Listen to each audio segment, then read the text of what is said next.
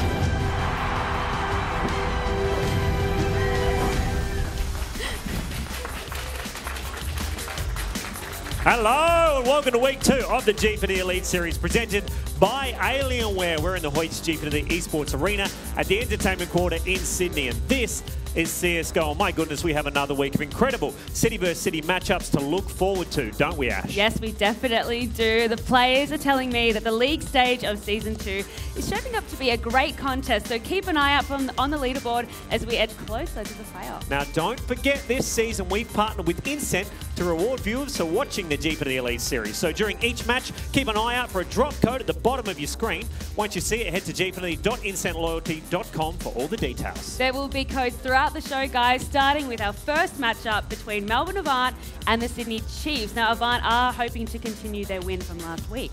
Yeah, it was a close win over a confident Brisbane Deceptors team. If you missed that or any match from the opening round, don't worry, here's a quick recap of what went down. Melbourne Order clean sweep last season. Is it going to happen again? Mac, what do you think? Straight up, yep. Why? Because they're the best. They need to make sure that Hats does not double up, and that is a great trade there. But again, they're going aggressive here. Imagine on point. Oh. Gets the no-scope onto Soldier. And the 1v3. Seen this before. On match points. Huge shot. The nice slow-mo handshakes. Absolutely lovely. This is an interesting match for me because round 0, this is theirs to lose. I definitely agree. Chiefs don't have their regular lineup. They're giving a couple of the young guns a chance. Prod being 12 years old, I don't think he should be up there at the moment. Maybe we can draw a moustache on him. Maybe. That'll age him. Yeah, he'll look we older. can do that. Yeah, Burn looking for a re-entry frag. Super important there from Burn that he held, but Pex has done the damage. Finds himself the triple. But again, this is the confidence of Void. Oh, the angle. So damn good. He's hunting for the frags. Extinct finding yet another. Destiny shutting that one down. We're pretty comfortable coming into this, especially after this week 1 result. We're looking pretty good for moving forward in the season. Mac, you're getting into the swing of things. I just like the music. Wait, these guys like to play heavy mid. I reckon a door bus would go hard. Ooh, where are the CTs looking? That is the question. Towski, good timing there on the peak. Will be able to hold no. Towski taking him down as well. Panic dropping the headshot. Huge play. Insanity isolating the angles nicely. Just needs to connect the shots. Running out of bullets in the clip. Although he's picked up one headshot. Can he find the second? Juice is going for the reload. They know that they're close, and he is going to hit the headshot on the retake. So Lush and Mizu looking to group up. Coming in from CT. Is this going to be the end of it? Yeti holding one. Getting the second. 8 HP remaining in the 1v1. Elusive pushing in, and Mini Pit will go down. What a hold from Yeti. Oh, the timing. Oh, look at this. Mizu not going to... Actually gets the info, and Doom will go down. Just staying passive there. Finish off the match. So that was definitely the closest match we saw here today. We've been practicing for 2 months. We haven't had any officials or anything like that. So we've just basically been practicing for Gfinity, and winning the first game is a good sign for us at least. So. Well, this week we have a brand new CSGO analyst, Kevin Zuma, like Kevin who, guys? No, please, if you're watching, Kevin, we miss you and love you. But we have a wonderful new CSGO analyst at the desk, Sean. Welcome to the desk. Give it up for Sean, guys. Round of applause for Sean. Thank you, thank you. Now, you watched week 1. What was your biggest takeaway from that? I think my biggest takeaway from week 1 is upsets can and will happen. So obviously we saw some blowouts in week 1 with Chiefs going down 16-2 to ground zero. I didn't see that coming. I think many people saw that coming, but it's definitely set the stage for an interesting season. Well, let's look at the standings after week 1. This is what the leaderboard is looking like for CSGO right now. Any surprises for you coming into season 2? Looking at that, Sean. Look, I think, like I just mentioned, Sydney Chiefs not even securing the 1 point for getting 10 rounds. Sitting there at the bottom. Obviously, Sydney Raw going up against the full-fledged Melbourne Order lineup was always going to be a difficult task. But yeah, ground zero, Avant and Order at the top there. Brisbane Deceptors sneaking that 1 point against Avant could be crucial going to the end of the season. Definitely. Well, one thing to note is that extra point awarded to Brisbane Deceptors, because it will be crucial towards the end of the season. We'll find out about how that plays out, though. Right now, here's their captain, Yeti Bacon, and his take on that 10-round bonus point from last week.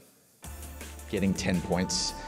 We'll get the extra point on top, even though we did lose, which is good because it currently puts us in 4th place over the other teams who got like 16-3'd and whatnot. So they kind of got stomped, whereas our game being closer kind of puts us in the lead a little bit. Means that if we can, edge out a couple of teams in the next coming weeks and get that W, it's actually going to put us into the top 4 at the end of the season, which, you know what, that's what we're here for. We're trying to make, name for ourselves, get us up there. So I think it's going to be a really vital point, especially if a lot of teams keep getting stomped, like Order's playing amazingly. If everyone keeps getting stomped, if we can try and even get 10 off them, depending on whether we're playing their main lineup, it should be really good. I mean, you can see the confidence in Yeti Bacon there, can't you? Obviously a big boost coming up against the champions this week. Absolutely, and I mean, this is a great week to go up against Order. Obviously, they've got quite a few of their draftees playing in this week, so perfect opportunity for Brisbane to take that momentum from last week. Obviously, they didn't get the win, but they did get that point, and if they can knock off Order today, that sets them up very well for the going into finals at the end of the season. Big upset. We'll see how that plays out later on, though. Right now, it's time to throw it to Ash, who's chilling with our casters, Jimmy Cowan, and we've got a new dude chilling with us this week. It's Chris Kozavas. Over to you guys. Hey, Chris, welcome to the team.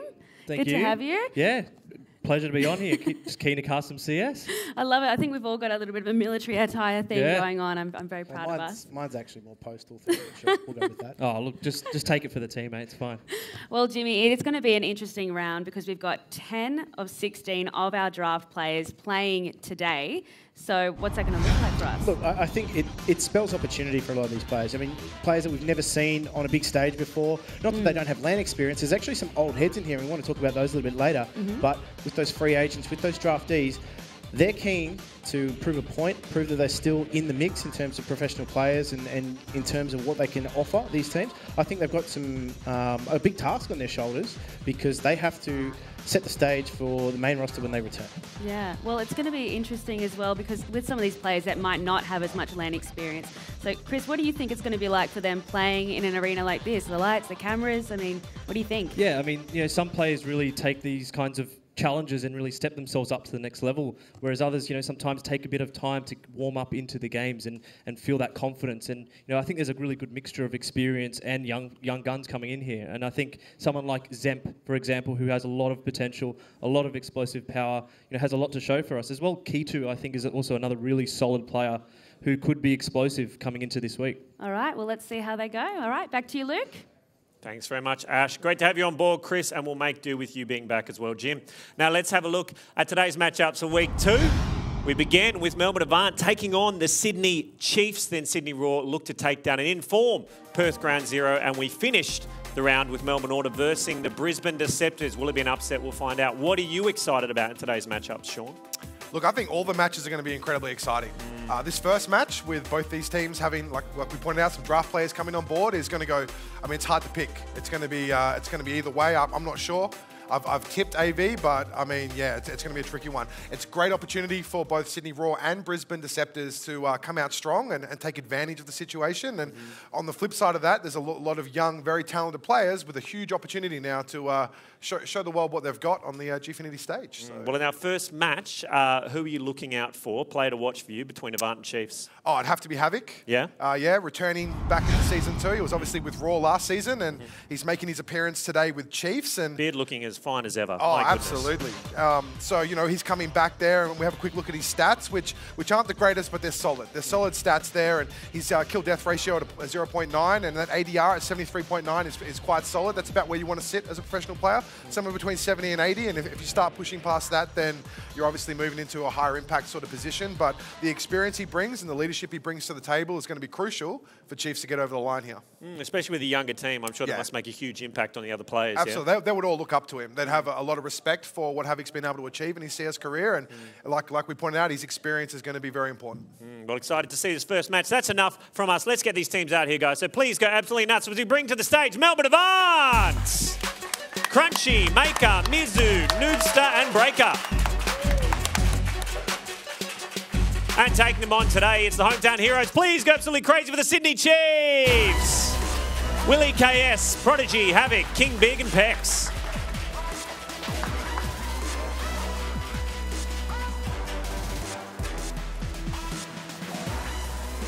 When I'm so excited to see you guys play. Now, Mizu, Avant took the win last week. Are you going to take it again? Yeah, I think we've got some better players this week, so I think it should be easier, I think. Nice. All right, well, we'll see how you play. What do you think, King Big? Do you think that this is going to be your week? Yeah, this is our roster. It's going to be pretty easy. Ooh, I like it. Oh, okay, I feel like I'm in the middle of this. I'm going to leave you guys to prepare, but right now you've got a break to get to, guys. But we'll see you back here when we kick it off.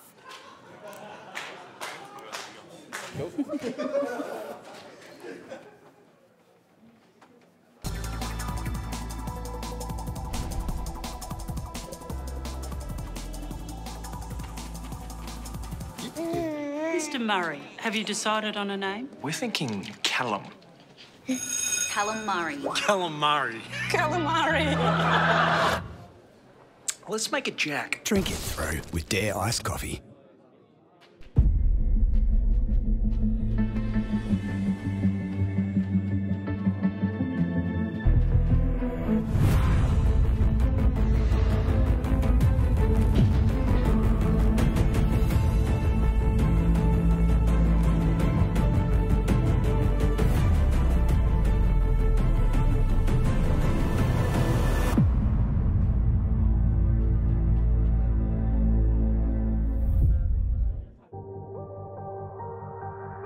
We create machines that make every experience more intense and real.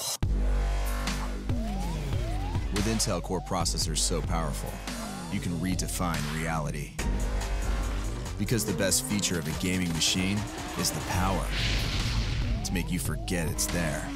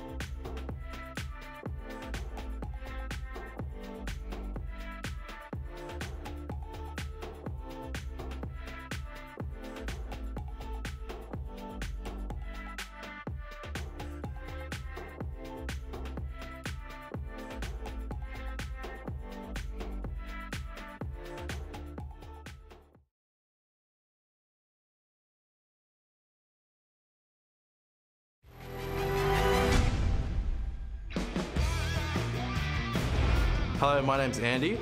In-game, I'm known as Noobstar, and I'll be playing for Avant Gaming for the Counter-Strike division. Counter-Strike's always been a passion of mine. I've played it since I was young, watched my brother play it. And then when you get to a point, you develop this obsession with the game. And once you get to that point, you just can't stop, and that's why I'm hooked. In my opinion, I don't think there's a game quite like Counter-Strike. I think it's very unique. The competitiveness is in other games, but there's nothing quite as skill-based as Counter-Strike in terms of first-person shooters. Traditionally, I'm known as an AWPer, but I can do a bunch of hybrid roles. I've done a lurker, I can do a second in, third in, I can do a lot of different roles. Quite versatile. Excited to see Noobster out here. First time here at the Gfinity Elite Series where CSGO is brought to you by Logitech G and Dare Iced Coffee. Now, our opening match of Week 2 between Avant and Chiefs is just moments away. We just heard from Noobster, who's been called up from the Avant subs bench. Sean, what other key changes are there for Avant this week? There's quite a few changes for Avant this week. Obviously, the only player that played last week will be Mizu. Alongside him is Noobster, who we just spoke to. Yep. We've also got Breaker, Maker, and Crunchy. And Crunchy's an interesting one. He's actually also on the Avant Quake roster. Right. So he's one of the few people that is able to be a dual gamer, plays professionally across 2 titles. So really excited to see what kind of impact he can have today. And I think the boys are quietly confident in their ability to really show up. So they're making me hungry as well. Breaker, Maker, and Crunchy. It sounds like a delicious breakfast cereal. Hey, we caught up with Mizu and Captain Panic about their expectations for Week 2. So we're looking forward to next week. I believe we're bringing in all of our sub-rosters. I'll be playing with a couple of the other guys who we've got in our drafts. We'll be going up against the Sydney Chiefs. So I think that'll be an interesting game because neither team, I don't think, is going to have much practice time against each other. So I think it'll be a bit of an explosive game. I don't think there's going to be much tactically going on, but might make for a bit more fun. I actually helped pick those players, so I know that all those players are competent, and Mizu will be playing with them as well, so he'll be able to help guide them. They'll also be versing a puggy team. They'll be using substitutes as well. So I'm pretty confident they can win that pretty easily. Like the players that we're using Crunchy, who's one of our Quake pros, and he's just really, really sharp. Like he can click a mouse. So I mean, Panic's someone who he looks like he's already taking this incredibly seriously, hey, Sean? Like he's just always in the zone. You can see his game face, hey? Yeah, Panic's very serious player, and he takes his Counter-Strike very serious. And he's a great player to have on your team. He does bring a lot of emotion to the game, which is great. Sometimes can be a little bit hard for him to rein that in, but incredibly talented player too, as you would have seen last week. He got the MVP for that match. So is he sort of the havoc of their team today, would you say? Like in terms of the more experienced one, bringing that kind of attitude, or no? Yes, somewhat. I mean, like the roster as a whole, there's a fair bit of experience across the board there with players like Elusive and particularly Mizu. Mizu's been around for a very long time, and the fact that he's here today with the draft players is very important for them. So, no, I'm excited to see how the guys go today. It's, like we mentioned earlier, it's a massive opportunity for these guys to show what they've got on the big stage and potentially earn themselves a place in some of the core rosters. Yeah, let's talk a bit more about Crunchy. Tell me why you're excited about him. Look, I mentioned it before. Crunchy is an interesting case in the sense that he's a dual gamer. So he's also on the advanced professional Quake roster. He plays in tournaments alongside his teammate in Quake Champions, and he's also representing Avant in CSGO. So it takes a very talented individual to be able to play at a professional level across 2 titles, and he's definitely one of them. So I'm hoping he has a great game today and can really lift for the boys. Yeah, okay. Well, it's a similar story for the Chiefs. Let's have a look. They've included a few of their substitutes as well this week. Sean, talk us through the lineup. Okay, first I'll bring up the Willie KS, who's come across from Ground Zero. Yeah, now, he was the in-game leader for Ground Zero last season. He's come across to Chiefs this season, and we're playing with them. But then you've also got to mention Havoc and King Big coming in as well, alongside the mainstays of Prodigy and Pex. Now, Pex is another player who has an incredible amount of experience. He's played with a lot of the top rosters and a lot of top players over his time, and we'll be looking to be quite impactful going into this match. Awesome stuff. Well, one of the many players that made their Gfinity Elite Series debut last week was Prodigy from Chiefs. Here's how he made it to the big stage through the Challenger Series. Chiefs is sort of the big deal, right? And when I opened my email and I saw the email from Chiefs, I was like, this is good. The draft series was 2 times a week, I'm fairly certain, where there were mini tournaments where you could play for prize money as well, but more importantly with the points. So every single week I would play with a bunch of friends, or we'd make like a fill-in team, and based on who who I'm playing with and the skill group, most of the times we'd come first or second, and because of that I'd gather up most of the points. And then towards the end of the season, there were 20 people in the draft, and I got an email from Chiefs saying they'd like me to play for their CSGO team, so that's when I got it.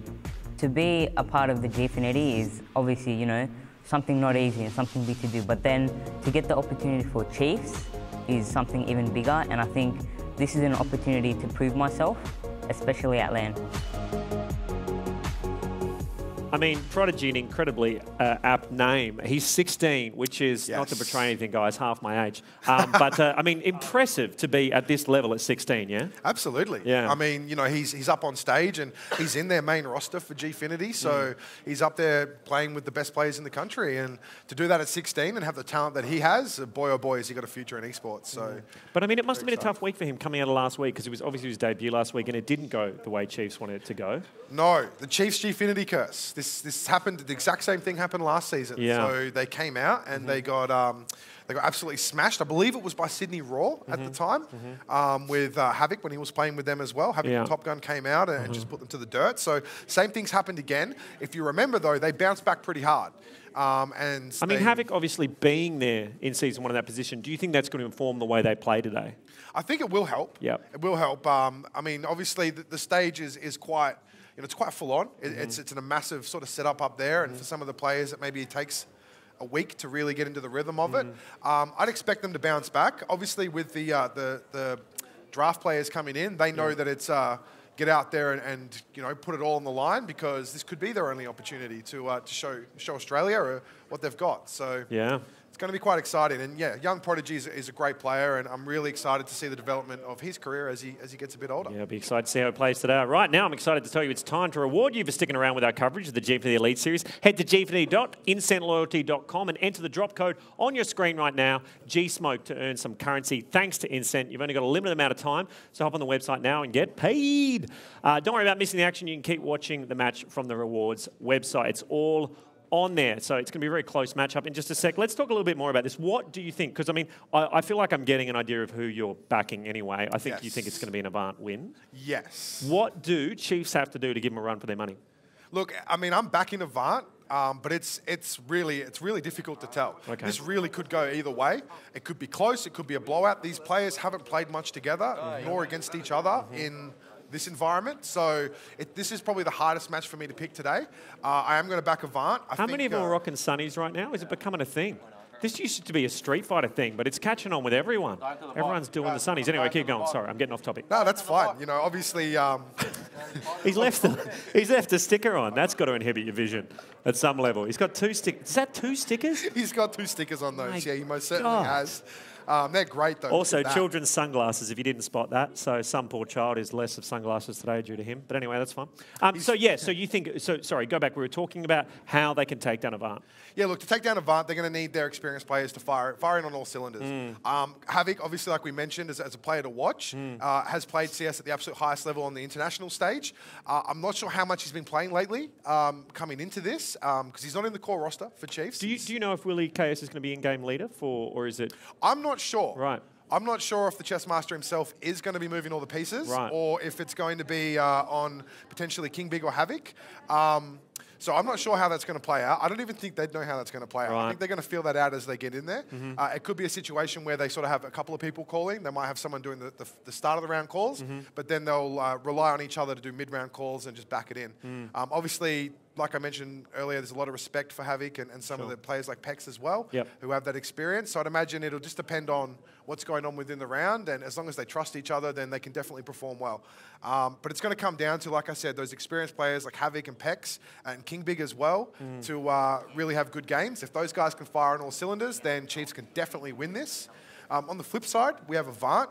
Obviously, Mizu is part of the core roster and will be leading from the front. Also a very experienced player, has been playing top-level CS in Australia for quite a while. He's got a bunch of really young, talented players around him.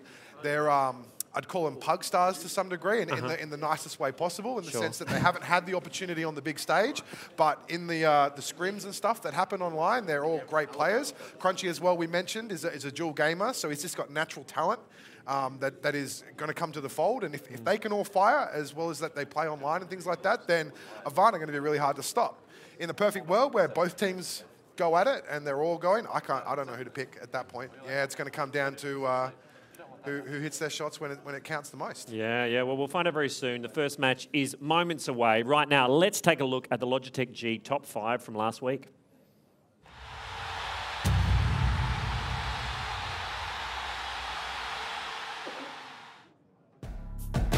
A good round from them. They were able to maintain numbers as well. But this again from Melbourne Avant. Streaming out of the door. Doom takes one as well as Plix, and they're combining for this bomb site defense. Doom's taken 2 so far, but they know where Panic is, so they need to be careful here, Melbourne Avant. They're not going to be allowed to have free reign. That smoke is just going to block him out. Doom! Let's take one, and that is a frustrating round for Melbourne Avant thus far. It is a 4 versus 1, and unfortunately not a lot Izzy can do.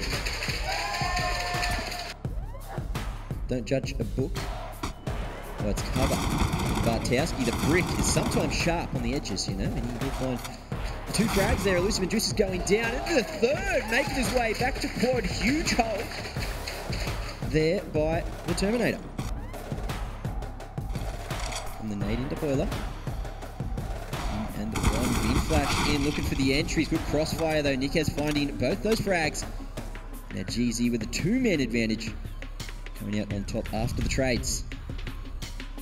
Still very much a winnable round, but that Molotov is just going to push back the T side. Choke on here, Moe just seeing if he can open things up, take Nikez out. That arch defense is only being held by Nikez at the moment, so the flash comes through. Nikez takes his 3rd for the round, so holding quite strong. That crossfire with Burn actually works really well despite Burn getting traded out. Nikez was able to clean up, and now it's just Pex. Now 1 versus 4, and Nikez with the 4K in that round. Got caught, but did not fall. Re-entry crack. Super important there from Bernard. He held, but Pex has done the damage. Finds himself the triple. Bernard done a good job of not overextending himself there and losing numbers early. They're allowed to retake the stage, but either way, Pex has just charged in. It leaves a 2 versus 1 for Void. He was feeling sharp last round, and he's not going slow. I think Moe's actually hurt him here. Oh, crosshair placement, beautiful. JD behind the fountain goes down, and so does Moe up on the barbecue, burning here in the heat. It's quite a spicy day, and that was quite a spicy play.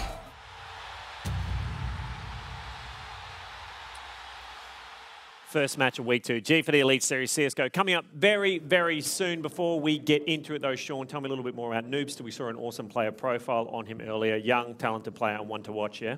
Absolutely. Noobster is a top tier player. Yep. So by all rights, you know, could you know, find his way into a core roster. For it's just so funny to talk about someone very seriously while they're in those sunglasses, but keep going. I'm enjoying it. Yeah, it's tricky, isn't it? It's distracting. No, go on. Yep. His future's very bright. That's why he's got the shades on. Obviously. Right? Very good. Yeah. So great to have you on board, Sean. Yeah, look, hey, I'm here all day. Yeah, look, Noobster, very talented player, has played with top rosters.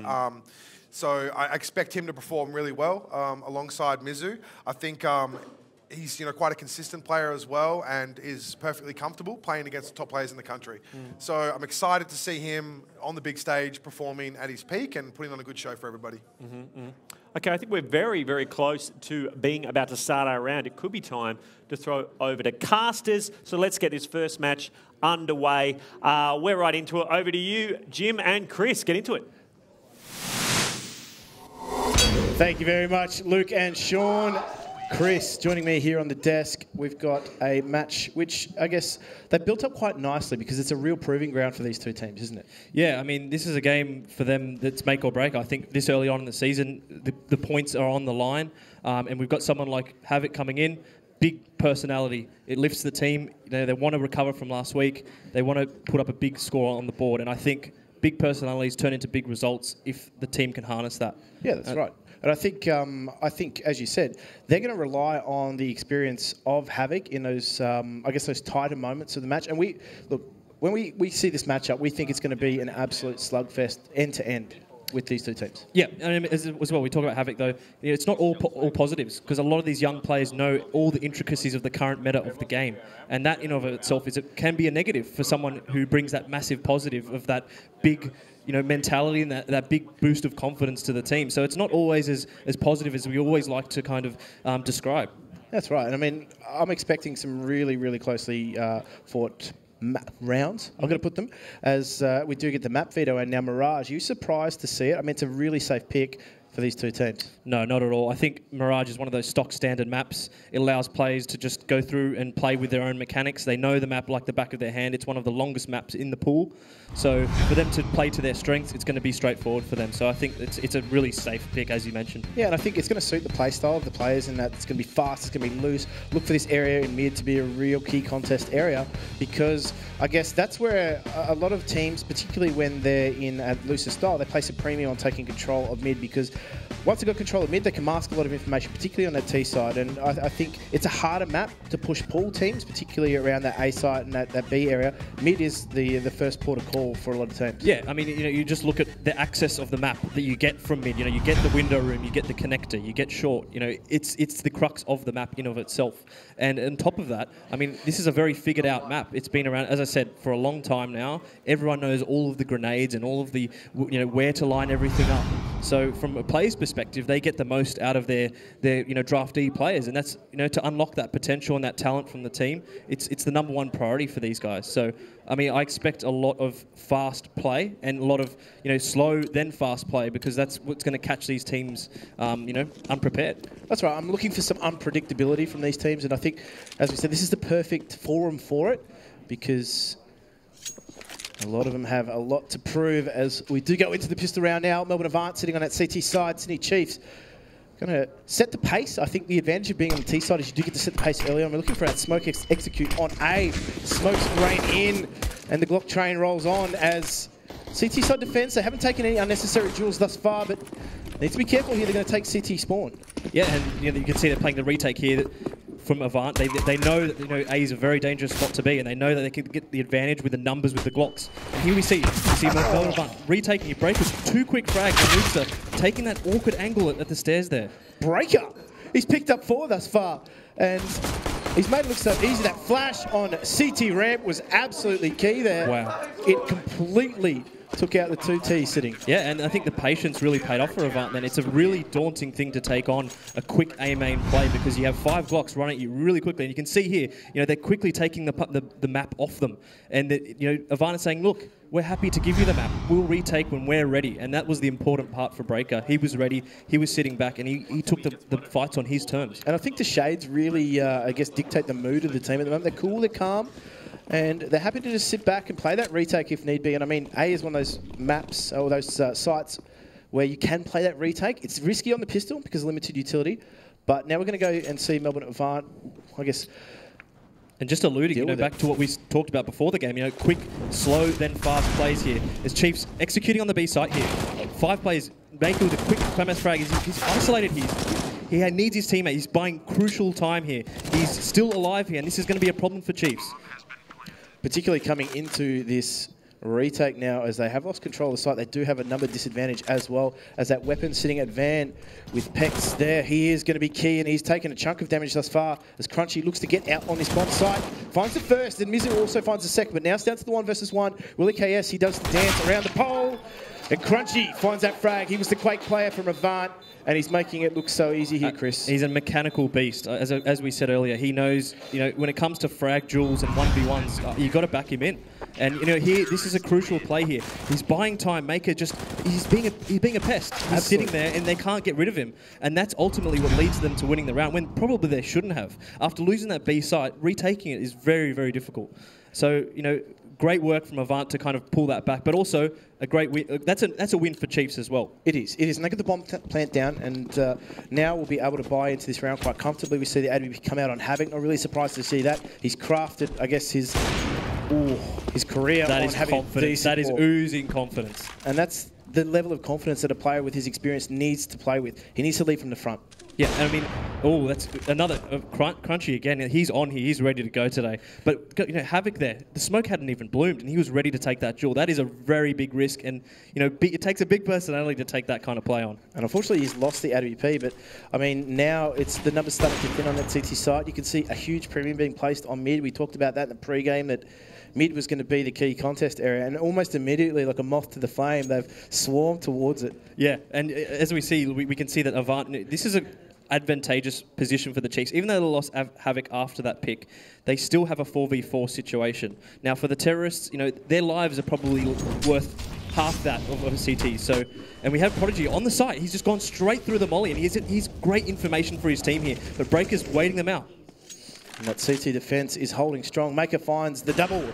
And Pex, and they're just caught in limbo at the moment. Pex is just trying to find him out. He can't find Breaker. And Breaker is the mover and the shaker in this round as Crunchy just finishes the deal. And you can see Chiefs, they got into that bomb site. That Molotov really put a timer on things. They pushed through it. Prodigy was unfortunately just caught in stasis. He was flashed. There's not a lot he could do.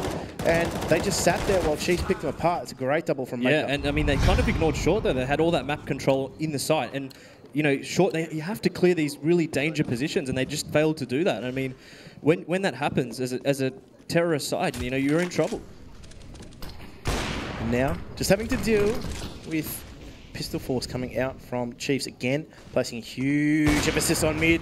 Attempted flick there from Crunchy, and why not when you're going to make shots, as Maker unfortunately falls. They do gain control of mid at the moment, though, and again, this is the issue. They've got control of mid, they've got control of short. This is where they wait for the push-pull on this A bomb site. Yep, and Avant, again, have to be patient here. They clearly know, that A's been lost here, and they're just going to give it to them. But Willie has a really crucial position here. This little murder hole here, it's almost impossible for CTs to go through that. So they need to ignore that part of the map. And it's up to Avant here to kind of recognize the danger and know that that position on the map is gone. If they just leave it, they're better off.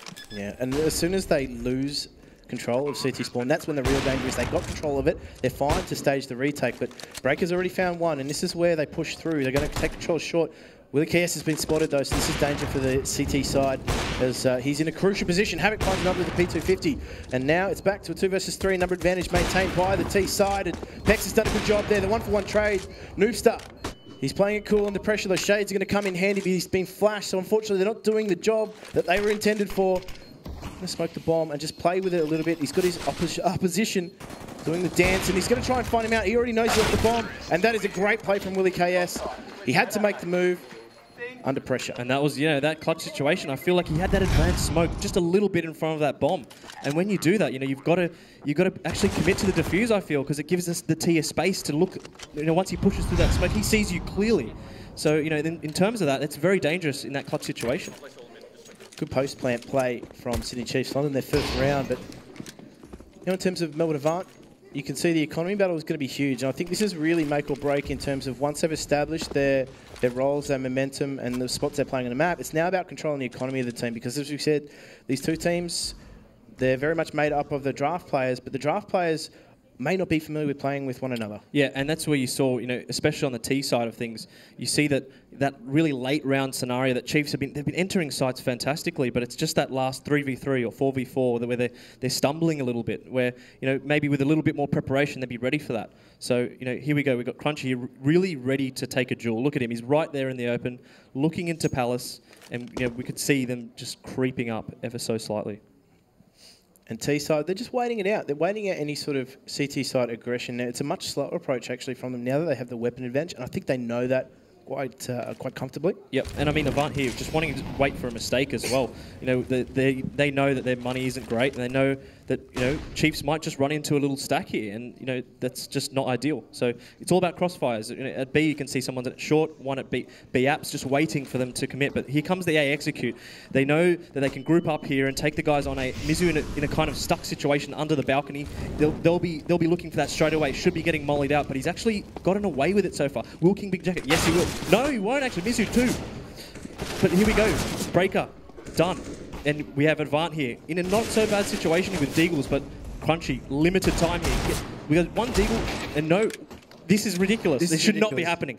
No. There's no utility. There's just Deagles on the floor. This is what happens. We talk about teams not actually preparing for this, and they have to know. They have to know the rotation's going to be coming. And the bomb's just sat there now in the bomb site. It's difficult for Melbourne Avant to lose this round from here, but all they did was sit back and wait. Yeah, I mean, the other problem is they've overused utility, and they've telegraphed that to Avant. Avant have been like, okay, here come all the grenades. We know you're not prepped. We know this is going to happen. And, they just sat there holding awkward angles. And, when that happens, that's where the pistols really can do big damage. And this is going to break the back of Chiefs early on. Oh, and they need to maintain focus here. As I guess from an Avant perspective, they've won a round where they probably shouldn't have. And Sydney Chiefs now need to go back to the drawing board. They're going to go back to that fast emphasis on mid. Noobster finds one. Crunchy getting aggressive, finds another. Traded well by Havoc, though. Yep, and Noobster still wants to control that con. He spotted the guy Tommy, but I think it was flashed for that split second. And Kingbeard, I mean, that's a bit of a dangerous call there. Just walking dry up the connector. When a team has mid control, it's probably not the best idea. You want to wait for your teammate to flash it out for you so you know it's safe. And, maybe just a little bit of haphazard play there. But Mizu, great mechanics there, great recoil control. We've got Havoc left alone here. He'll do well here to get 1 or 2 kills and get some damage on the CT economy. But no, Mizu just ready to go, ready to go. And he's someone, as we said pre-game, he's been around for a long time here. He's looked unfazed as well, but that's a great pick there from Noobster early on, opening up Prodigy. Just not aware of that line. Yeah, and I think he'd be annoyed at himself with that one because that's a very, very standard line, and we have to it's all about prepping, being ready for those kinds of peaks, and just Chiefs caught a little bit off guard there. I like the way Avant upped the ante in that round though. They were the ones that took control of mid. They didn't let Sydney Chiefs dictate the pace there. They knew that they had to do something in that round. That you don't always have to do anything as CT. I think that's sometimes a trap teams can fall into. But there's a nice little waterfall lineup here. And Mizu only gets one there, but Crunchy's ready to clean up the scraps there. Noobster, unlucky not to get a call out, but they should clean this round up. But really, that's 2 kills off nothing, really. That's not a bad effort for the Chiefs. That they're looking to take money away from Avant. But again, 6-1 here. Money should be back on the parity, and we should see Chiefs ready to buy out in this round. And again, mid control is paramount, and they need to cross their T's and dot their I's, because taking that mid the right way is the most important thing here. And Avant have been doing well in re-aggressing, but it looks like they're going to posture towards an A execute. Very stock standard stuff here. Avant, they've got double warp set up. This can be dangerous. If they wait out the smokes, they get the lines they want to sit in. I mean, yeah, it all comes down to this post-round or late-round situation. And we've got the execute coming in here.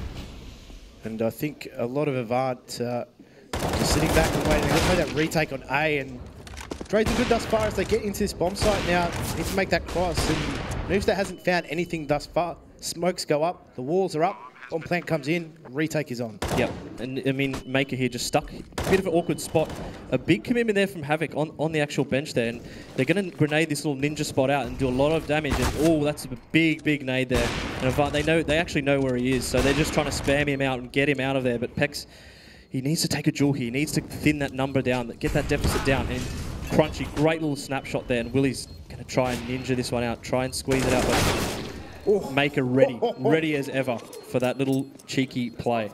So 7-1 Avant. Jimmy. They're looking so comfortable under pressure. I think the thing from Avant is that, I mean, the glasses, they were one thing, but how you follow on from that and how you conduct yourself in game. These guys have been absolutely rock solid in the retakes. Sydney Chiefs have done a lot of good work, but they're being read really well. And I think the patient game from Avant is paying dividends. Yeah, I mean, I wouldn't mind just seeing just slow it down, guys. Even just sit and spawn for an eco and talk it out. Talk about where it's all going wrong. And it seems like Avant just going from strength to strength, super confident. And as is with these kinds of games, younger talents, ready to take shots whenever. And Noobster really stuck here. He's going to get pressured from the con. He needs to get out, otherwise he'll be losing that ult. But he knows now. He knows where they all are. And he's communicated that to his teammates. And now Con is back under control for the CTs. That's the most important part. And they've gone with the double orb setup as well on a round where they knew that their opposition might not have the economy. And they're playing with confidence. Yep. I mean, yeah, again, middle control key, and an AWPer sticking around in con for that late in the round, that's cockiness, in my opinion. Like, it's a really dangerous spot to be in, and you can't overstay your welcome there because you will get flushed out. And that, unfortunately, did not happen whatsoever. There was pressure coming in from Sydney Chiefs, but the cover was there, the crossfire was there, they were pushing short, they were aggressing and taking control of mid. And I think Sydney Chiefs just need to take a breather here. They need to, and they have. They've taken a quick tack time out to talk things over, because I think at the moment the pace of the game is getting away from them. Yeah, I think Avant are dictating that as well, and they need to stop playing to Avant's tune and actually slow it down, play the way they want to play, stop going back to really stock stand and executes, and maybe change the pace. Do something silly, do something they're not ready to react to, because it feels like they're just doing all the stock standard things here without trying to break the pace of the game. They're going to get themselves out of spawn here, and by coming out and just trying to work out exactly which areas they're going to need to aggress, need to contest, and I think you can see Avant, they're going to take territory, and I think they just need to sit back and let Avant push at them a little bit, make them respect Sydney Chiefs, and get those frags as they push areas they shouldn't be. Yeah, and that's it. You said respect. That is the key word there. Crunchy, ready to take that pick, and again, almost no respect. They're just sitting around taking fights whenever they can. They know they will win these duels. They know that they will fight. And Noobs, look, straight away, that's an instant impact. That's a 4v5 situation. Avant can sit there and relax a bit, play more passive, take less risk. But look, Noobs still going. He knows he's on his game right now. And there you go, another one. And he just keeps going. He just keeps going. He does not care at this point. He knows that he's on his game, and there's nothing that's going to stop him. And why not? When you've got the confidence of just taking views like that, he's looking for the ace. Mizu, he was more about the business than the flashiness. I mean, the sunglasses are one thing, but the way he plays, as we said, was going to be another. But from Avant's perspective, they're in control. Their economy's great. They can take some risks. Noobster just, again, playing with confidence. Yeah, and that's what we call almost a one-way smoke sometimes, where the terrorists can't actually see you as much as where Noobster is currently. So he knows he'll win that duel most times, and he has. So a quick, nice little 3K for him there. Very neat. Very, very tidy, I think, is the theme that they're going for with Melbourne Avant. Now, we looked at these two rosters, and we thought there was going to be some very, very, I guess, closely contested rounds, particularly just because of the nature of the economy and the nature of the two teams and the aggressiveness that's going to come out. But Avant have controlled that quite well. They need to be careful. They need to finish off the half strong. So they will hit this A bomb site. Mizu, he's doing a good job of just staying alive. Doesn't need to overpeak here. Let his teammates pick them off, as he's the central focus point. And they are going to go those trade frags. King Big looking for another one, but he can't find anything more than that. That is brilliant from Mizu. Honestly, that you talk about highlight moments and things that don't get called out enough. That is an experienced player that knows exactly what he is doing.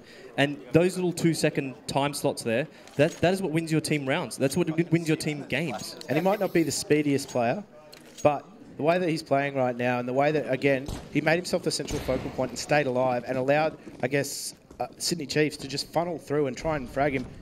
They didn't even care about the other guys on the extremities picking them off. Yep, and we've got Crunchy super confident here.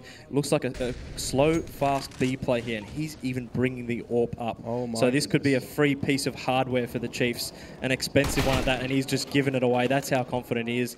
And Chiefs, I mean, they're going here, but I mean, they could have been a bit slow about this, but here we go. Breaker just going to buy time here.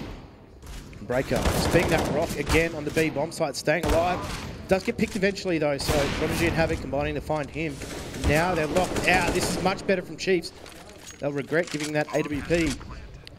And yeah, B's really tough to retake. 1v3 for Mizu. He's got a lot of money, so he will go for this. But I mean, we talk about that early instance around, and Havoc ready for that line. Great little shot there. That is what they need to get back into this game. If they can pick up the last 3, this game's on. Don't you worry about that. I mean, they will come flying into this last half, and that AWP was a disaster. Like, in terms of the gravity of big mistakes, that's huge. And teams doing that at 4-1 up, let alone, where we're at now, like, 10-2, that can change everything. A bit of confidence turns players, their mindsets upside down. And, that's a huge round. I think the question that begs to be asked is that going to affect them for the rest of the half now, as Havoc, again, gets some confidence, takes that duel in mid. He won it earlier, but Noobster gets away this time. Both players just retreat. As you can see, they're going for those early picks. They're looking for just the opening frag of each map, but that does a lot of damage there with that Molotov, and he's overwhelmed, unfortunately. Crunchy, very awkward position, had to make it work. Very difficult to do so with an AWP. Sydney Chiefs have got themselves into a great position now. They just need to get that bomb in and defend it. Yeah, and Breaker, he's going to come and rotate through the CT side. Not an ideal situation here for Noob. He has a lot of lines to kind of check and make sure that T's aren't there, and it's going to be very difficult without a large Chiefs mistake here. Maybe they look to do some damage and try and get the economy down, but dare say at this point, Avant probably should be saving this. I mean, even still with only a few rounds left, they need to just be a bit more measured. But great little shot there from Breaker, boldly taking that. Havoc. And that's it. Yeah, great little round there from Chiefs. We talked about last round. I mean, these are the small mistakes that can lead from a tiny mistake into something massive. And if this keeps rolling on, this will get into their heads. I mean, especially teams that aren't gelled together maybe, or not ready for those kinds of miscellaneous plays, that can be a disaster. And you can even see there that the fact that they're now able to leave lurkers in positions like top mid, Havoc with the AVP, just taking one as they rotate it through. This is, I guess, a much concerted effort from Chiefs to just stem any aggression from Avant. They've sat back a little bit more now. They're playing a little bit more push-pull. They're not placing an emphasis on mid, and it's yielded some results. Yeah.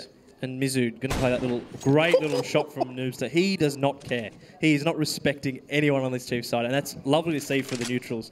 That is a brilliant shot. He didn't even need the ult that he probably should have saved last round. I digress. Anyway, Mizu, he's playing this little lurk role here in the sandwich. He's praying that the T's do not use a Molotov on him to flush him out, because if he stays in that spot and he has a teammate spamming and shooting at them, he could rack them all up.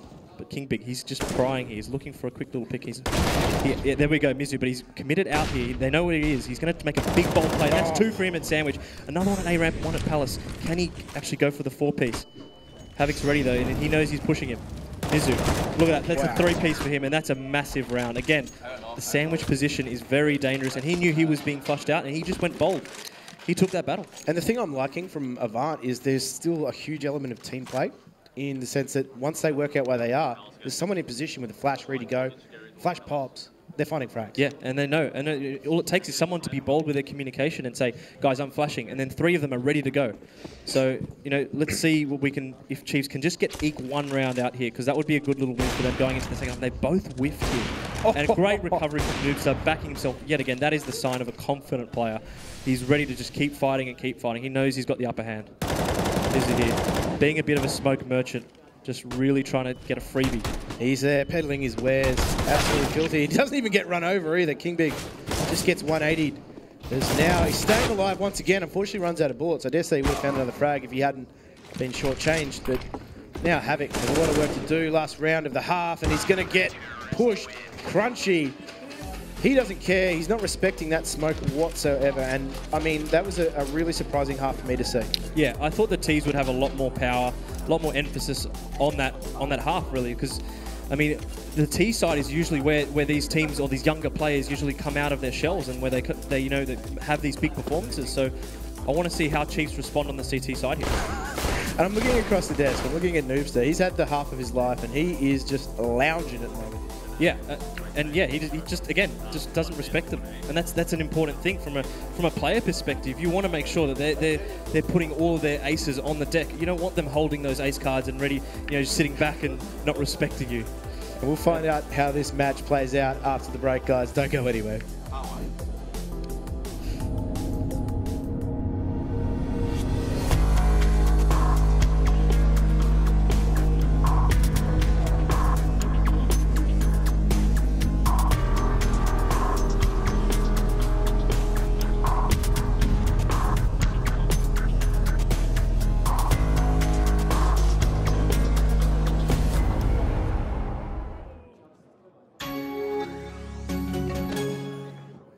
Welcome back to the Gfinity Elite Series Season 2. It's week 2.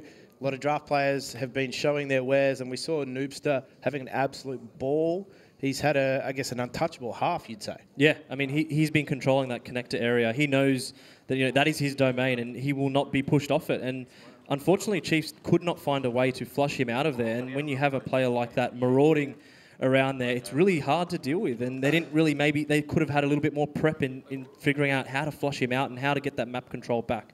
That's something that they have to put behind them now, because they're going into the second half as CTs, and they need to get that confidence back up again and get firing. And they need to find the pistol round. I think that's going to be really key for them, just in terms of confidence. And they look like a team that they were doing the right things. They just weren't rewarded for it. They had, I guess, a really confident opposition, Crunchy, pushing smokes. Same with Noobster. Yeah, and it could have been more of a deficit, really. We say that again. It was just one mistake, and it could have been 14-1. So Yeah, we'll see this pistol run. Havoc looking just to take a duel at top mid, but looks like Avant posturing towards that B halls. You know, a very stock standard play. You know, but it looks like they might actually go under instead. And we've got Willie KS jumping and spotting and getting that early information for his team to figure out where exactly they are. But again, Avant need to be quick here. They've heard the jump. Havoc's heard the jump. He's called it out for his team, but he hasn't made the shot. Noops is absolutely ripped him there, and now they take control of mid. They're through the connector, and the pain train is rolling on into his A-bomb site. They need to stake the post here, Chief. They need to stage themselves to the retake. Yeah, and that's a big deficit. That little dink onto King Big there, it's going to make life a lot harder for them. 5 alive, 2v5 now. There goes King Big. They need a miracle at this point. And again, Avant really just being aggressive here, knowing that they're going to win the duels. And yeah, 2v3, 2v4 situation. Great little shot there. Mizu cleaning it up. And that was on a timer too. You could see there was a T actually flanking all the way through CT spawn. And I mean, Havoc here, he opened fire and he was almost immediately preyed on. Yeah, and look, just from seeing what transpired there, in putting my critical hat on, maybe he just has one shot there and falls back and comms that to his team, assists them as they come out of that connector area. That's something, you know, by playing more, you pick up on those things. And I'm sure he'd know better than that, but, you know, kudos to Avant. Great little round there. And full eco coming out from Chiefs. They want to give themselves maximum gun rounds as Crunchy just on point with a P250. He's the money man. He's gone into the bomb site. Breaker finds that Deagle, finds a second. And again, things are just falling apart for Chiefs. There wasn't really anything invested into this round, so they really can't be too hard on themselves. Prodigy's actually done a great job of picking up the SMG, finding himself a frag. We just got to call him the Ferrari at this point because he's just flying around the site and he doesn't. He was on 1 HP from about 10 seconds into the round and he's still alive at the end of the round. Makes the kill at City Spawn on the right. Had no right to make it. So great little round there. But wow, I mean, this just goes to show that Avant are not caring and they're just winning those duels. What was that first shot? It's disgusting. I'd throw my toys out of the pram if that was in online CS, for sure. Goodness. And now the gun round comes out. This is what Chiefs were saving for the last round with that economy change. And we do see Breaker again, just knowing that they could be short on utility. He has just, I guess, torn out mid. They're definitely not going to be able to afford an AWP in that sort of situation, despite the economy change. There just weren't enough frags on the board for them. As now Avant, they're actually just shift walking their way into some very advantageous positions and taking full advantage of some holes in the defense. And Maker just, he's getting up close. Let Breaker up front. That's a quick little three-piece there for the Avant, but now looking to get a parity, but Havoc, oh, that would have been a nice kill to make. And they've re-peaked when it probably shouldn't have there. We've got a 2v3 situation for the Chiefs, and Noobs with that UMP, it's a weaker weapon, so he knows he can get arrogant. Text there. Get a nice little 2v for Chiefs there. And 2v1 situation, Mizu, he knows he's stuck on his own. He's going straight to B. He's going to try and get them as they rotate back to B. They've figured out that he's not A. It's all about timings here. And I think it's going to be Havoc here who's going to catch him. So if he gets that plant 1v2 situation, this is ideal because he can isolate them and get 1v1s on both of them. And that's where Avant can actually steal this one. Now it's all on Mizu. He's been playing so well, and I think his antics in the first half might give him some confidence to try things here as he's got himself into a great position. And I don't think if he goes down here, they have the ability to trade. There's just not enough HB sitting on Havoc, but they're going to go for it anyway. They're out the window. Best choice there. Pex will find the frag, and that is a nice little retake. And some breathing space for Chiefs, but I anticipate a buy coming in from Avant. Yeah, and I mean, I look at Mizu there. If the round count is 10-all or something, he's not making that kind of play. That is just pure confidence, and they know they have a lead. So, I mean, again, confidence coming out from Avant, and they should really be tightening those up because, I mean, these games can snowball. As you've said, we've seen massive comebacks in the past, but a good little clean up from Pex there to seal it out, and we go 14-4. We do just see Avant come out with a safer approach, just some pistols here. They're not really forcing into it, trying to keep their money high, give themselves a chance to win on the gun round, but Havoc will be smoked out of mid, and this is the first time we've really seen some utility usage from Avant, as they've just been able to walk themselves into positions, take duels, really prey on the fact that Sydney Chiefs have not had a huge amount of preparation as a roster. Neither have they, but I mean, they're fully taking advantage of the fact that there are some holes in the defense. There are some questions being asked of it. Yeah, I mean, the number 1 priority for Chiefs here is no deaths. If they can keep their head armor, keep their weapons going into the next round, get some consistency going, that should be their priority because they do not want to go into a tit-for-tat situation with Avant because they have that round deficit. And wow, Crunchy, massive shot here. crucial part of the map has been taken. Havoc, he's missed a crucial warp shot here, and he's recovered. And he needs some teammates to give him some space here, but he's going to repeat con. Mizu just, wow, massive shot on the ticket here. But Pex is fought back here, and Chiefs getting out of a sticky situation there. Dear me. They found that frag in the B, but they still need to reclaim the bomb. I don't think they need to get too carried away just yet, because there is still 2 more to find, and they've done a good job of just distancing themselves somewhat.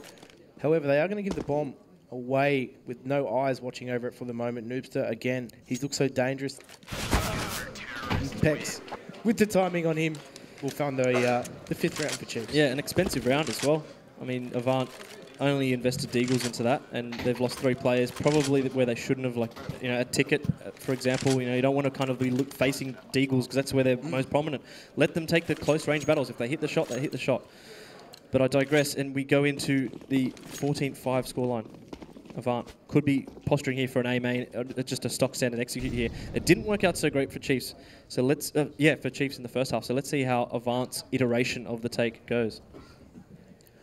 More notably, only 1 player on the A-bomb site at the moment, so they need to play a role similar to Mizu and just do the dance around the pole. Now, this is good information play coming out from Chiefs as well. I like this. They've taken advantage, and it could mean they might have a thorn in their back if they do hit this A-bomb site, and it looks like they will. Yeah, I mean, so they'll be communicating, okay, they're not B. We know what they're doing. Get ready for an A execute. And here it comes in. Great little pre-molly there. And King Big stuck with the CZ. Not much to be done here, but he stays alive. Much longer. He does get traded out here. Willie KS with a great amount of work being done as well. Pex, there we go. There's that flank coming through. There is a late mid-connected from Mizu, but it only finds 1. And maybe a little bit too late there. That was a great information play coming out from Willie KS, who pushed through mid. And his teammate, again, King Big, just holding down the A-bomb site. Great work. Yeah, look, I'm going to throw it out there. I'm just not a fan of straight A-main executes. It's a bit ridiculous. 1 player can ruin all your plans just by pushing mid. They're not mid. Okay, we know they're A. Cool. 1 player jump spots B, can't see them B, and all of a sudden, Chiefs are ready.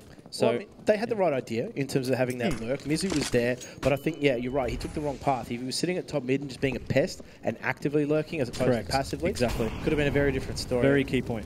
I think it is very risky to go into a full A execute without information, or at least making your team, the opposite team, respect you a little bit, and just sitting at the back of mid, making sure that they're not pushing.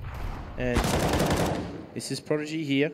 Just second as well. He is steamrolled by Maker. Good trade there from Pex though, and they're trying to keep it relatively clean here, as the keenness of these 2 teams to show their wares is exhibited as Willie KS finds 2. And now Mizu again, just looking to see if he can do some damage to the CT economy here. I don't like his chances. He might be able to isolate 1, but the trading has been good from Chiefs in this round. And a nice little clean up there for Chiefs. They're starting to string some rounds together, and I just don't like this. It could be getting a little bit dangerous for us. Still early days, but Maker here, really nice little shot here. But wow, just no chance for the young Prodigy there. But we haven't talked enough about Pex, I feel. This is a guy that has beaten the very best. He's beaten North. He's played at the highest level. He is such a solid rifler. He knows how to play with his teammates. He's been a heavy fragger. He's been a support player. And he's someone who I expect to roll on. I think he's currently topping for the Chiefs, and mate, if he doesn't get stopped, this could turn into a big old gravy train for the Chiefs. And I mean, we talked in the pre-game, we talked about how we expected the T sides to be really strong. Funnily enough, it was the CT sides that proved to be stronger, just they couldn't find that cohesion needed to break a map like Mirage. Everybody knows the smokes, the flashes. Prodigy knows where to place his crosshair to find the headshot. As Maker goes down, Mizu looking to see if he can get the trade. It's actually Breaker who finds it now. CT side retake is on. Noobster punishes Prodigy for being caught out at short. Pex, though, is going to be on that long rotate coming through mid.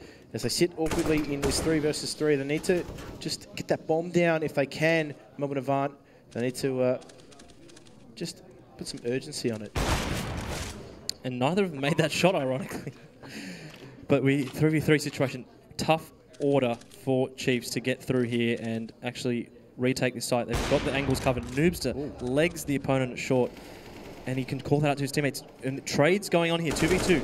A lot of damage done to Avant, 2v1 situation, and they could not do it. Great work from Chiefs. They are rolling. They were really, I'd give them about 30% to win that round. And that is all on the play from short as well. So unfortunately, Noobster He knew that it was, I guess, the retake was coming in from short. His teammate in the bomb site needed to just pivot if he could and put some pressure on short as well. I mean, he was lagged. There was a lot of damage already done. If he could find that frag and just remove that thumb from the pincer. Yep, exactly. And, you know, the crosshair placement for the T's, you know, they don't have to worry about it. They know they're not going to be there. So, yeah, really small margin there for Chiefs, but they've done it. So, 14-8. I talked about this before. That one round has a big snowballing effect, and people need to realise that. And Crunchy has got a frag that he probably should not have gotten. And I mean, patience rewarded. Yeah, absolutely. Just sitting in the right spot at the right time. Willie KS decapitates Mizu. And Crunchy is quick on the trade as Havoc goes down, but that should not have occurred. They should have still had some eyes, and I think this is the Avant not respecting any choke points, any smokes. Willie KS finds 2. It's been a solid player in this round. Maker now on very little HP as he needs to combine with Crunchy to find the frag. Crunchy, that is so sharp. And wow! He brings out the railgun. That is dead set Quake play if I've ever seen it. He's flicking across the map like he does not care, and that has just changed everything. Because going and losing that round, Chiefs are really going ahead of steam, and there we go. Now, Avant on match point. If I had to choose my champion, it would be Crunchy right now. I mean, he's sitting on 27 frags. The match itself has not been super close. There has been a few rounds here. Sydney Chiefs have started to rally, but he really set the pace on that CT side for Sydney Chiefs, just winning those opening duels, or for Melbourne Avant, should I say, winning those opening duels against Sydney Chiefs. And there's still some life in this match, I feel. I don't feel as though this could be done in this round. There is going to be a lot of emphasis placed here on this A-bomb site defense once again, and a lot of it is going to be key here for that man sitting in the A-bomb site, just sitting underneath the balcony, Willie KS. And they're trying to sell a bit of a fake here, but Chiefs are taking an aggressive angle here on the B-apps, and that will alert them immediately as to what is going on. But good little smoke there to delay here, but it still looks like Avant want to. They've pulled their A players back now. Crunchy wants to get a pick and keep the CTs at A, but it's slowly turning a bit ugly here for Avant. It's all going to come down to the entries. Did enough to rotate Havoc off that bomb side. He actually moves to here. There we go. Turn back the clock, Havoc. He can't quite find that second, but he's done some damage as Noobstar is hanging on by a thread. Mizu just harassing that short play. That's what we need to see. We need to see them just pivot and focus on that man at short to take him out of the mix. And there we go. A round for Avant, and they find the finishing touches on what has been one-way traffic in their direction. Yeah, I mean, Noobstar, Crunchy, just some really big individual performances there and getting the job done. And I feel like no one from Avant actually was lagging behind. They all did a great job. They're all pulling their weight and most importantly playing as a team. So, I mean, yeah, great tips. I tip my hat to Avant there. Really good game. I think the shades that they were wearing really pays homage to the fact that they played it cool throughout the entire match. Chiefs there, they had some rounds, they rallied. It was probably a little bit too late. 12-3 is a really rough drop. Yeah, I mean, really small margins as well. Yeah, that leg shot at short from Noobstar, you know, that turns into a Chiefs round win. Havoc, you know, AWPing really close and tagging and legging players and not killing them. They're the small margins that make a difference for a round, turns it into a round loss, into a round win, and vice versa. That's right. So, yeah, I mean, good little game there. And we're going to go over to Luke next to find out what him and Sean thought about that match. Look, there were signs of life right at the end there from the Chiefs, but Avant just too strong. We're going to break it all down in just a sec. Before that, don't forget this season, Alienware is giving you the chance to win a brand new M15 laptop. It's the thinnest and lightest 15-inch Alienware gaming notebook ever. This is its beautiful self right here. Ta-da! Now, there are 9 different ways to enter, so head to gfinityesports.com.au for all the details. After the break, though, we're going to break down all the action from Game 1, Avant Gaming just taking down Sydney Chiefs. Gfinity Elite Series. We'll see you in a sec.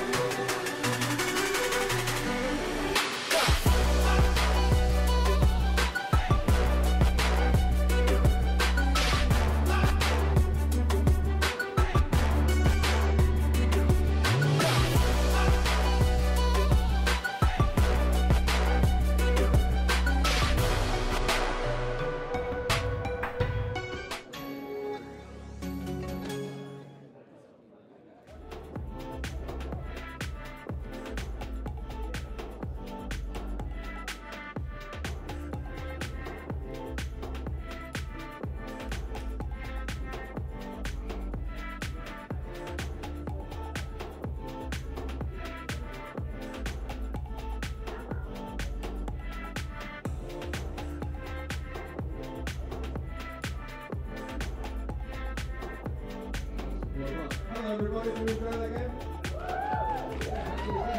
Yes. Fantastic. Where did you get that cowboy out from? You got this today? Round of applause for the birthday one here.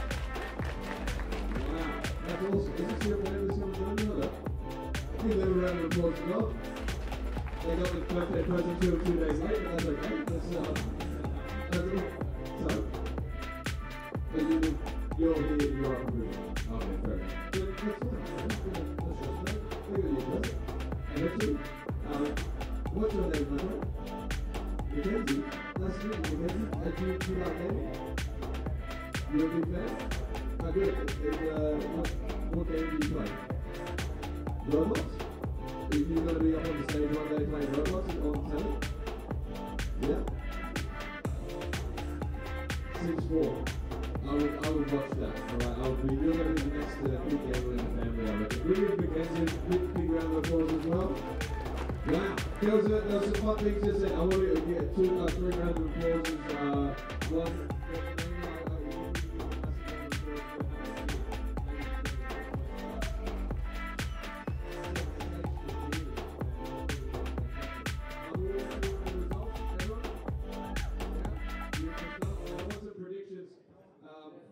For this next game, who give us a yell?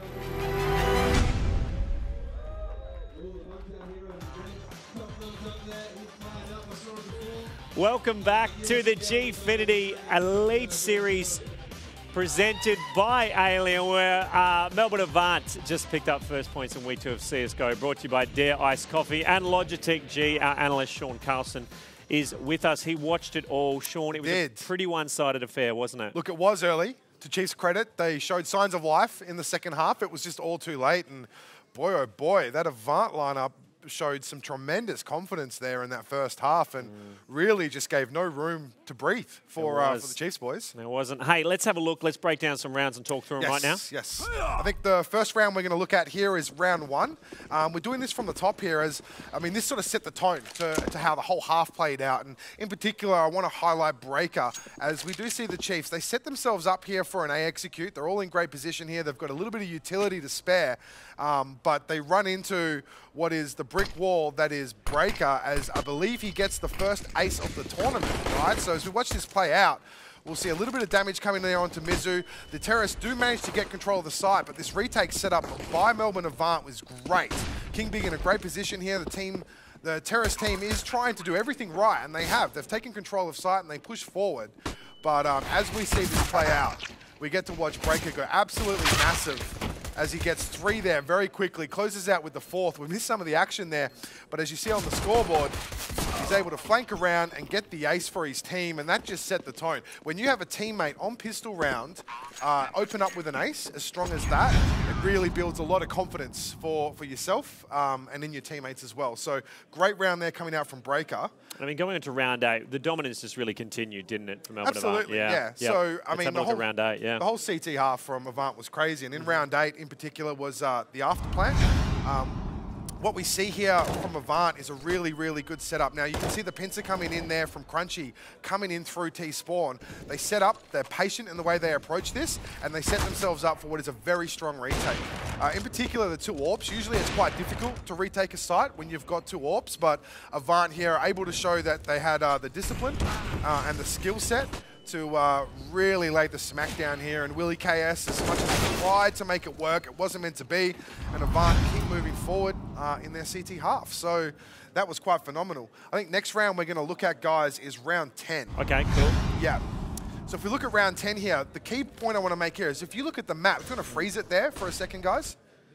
If you look at the map there, look at where the CTs are positioned. You've got the B-side player pushed all the way up into B-halls. Now, the intel he's able to gather from that about where the terrorists aren't is incredibly crucial. But on the other side, you've also got the A player playing very close to stairs. The Ts basically can't move anywhere without that sound cue being relayed to the rest of the CTs.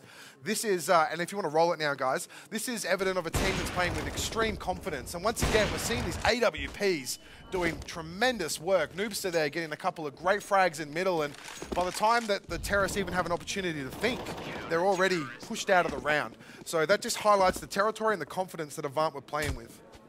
I mean, it was huge, the amount they dominated. We did see signs of life, though, later on from Chiefs. Are we looking at any of those rounds? No, we're not. Chiefs did start sort of mount a comeback. I think the last round I want to look at is round 14. Okay, let's look at that. Yep. From about 125. And this, once again, just reiterates the point I made on the last round, is the confidence that Avant had on their CT side. Yeah. Really crushed the Chiefs early. And if we watch the way this plays out, we had the scout push in mid, which took care of Prodigy early. Noob was able to make that pick. But if you watch Mizu here, he's playing incredibly forward. Now he gets that first frag. Does he back off? No, he gets that team flash coming through. Gets the second one. Moves even further forward here to keeps playing aggressive. And watch this. Molly goes down, doesn't matter. Pushes straight through and gets another frag. That is indicative of a team playing with incredible confidence, and that's what set them apart from Chiefs. They just put the foot down and didn't let go. You lead the way. Look, it was a rough match for Sydney Chiefs right now. Ash is hanging out with King Big, losing captain backstage. How's he doing, Ash? Hey guys, welcome back. Look, I'm so sorry about that loss there for you. I mean, those first 15 rounds looked like they were going to be really tough ones for you. What happened then? It was just we couldn't get momentum, and like we kept losing a round after another, and it's just hard to pick up from there. Well, you did look like you were clawing back. What do you think maybe lost it for you today, strategy-wise? We just weren't expecting the random pushes and the repeaks, and yeah. All right. Well, best of luck for today, for the rest of the day, and I'll see you next week. Okay, we'll just see you then. No worries. Thanks, guys. Back to you, Luke. Good stuff, Ash, but we are with the winning captain right now, Mizu. Mates, it is bright in here, I do understand that. Now, Mizu, look, you were all confidence up there today, but was there a moment in the latter half of that match where you got a bit nervous? Because I heard you guys popping off, having a yell. Got very quiet for a while there, though. Were you nervous at all that it was not yours to take? Absolutely not. You were going to say that no matter what I said, weren't you? I can see you're ready. You're ready. Go on, Sean. Look, Sam, you must be incredibly proud of the boys. They've all rocked up and played incredibly well, in particular Crunchy and Noobstar with those AWPs on the CT side. Playing with the confidence they played with, I mean, were you surprised at that, or were you expecting it coming in? I thought it would be a bit more difficult. The guys in the Chiefs lineup could show up any day and just go off. I don't think you can not credit them that way. But as for those two going off, I was micromanaging them, so it's kind of to my credit. I was just telling them to run around and just kill everyone. They just managed to hit the shots. I mean, they weren't really thinking, so they only had to do half the job. Yeah, so you did the other half for them. Exactly. Yeah. No, I completely understand. Well, I mean, the other thing I wanted to point out is you guys looked really cohesive in the way that you're approaching it. Your retake setups were very good. There was a lot of teamwork as far as utility usage.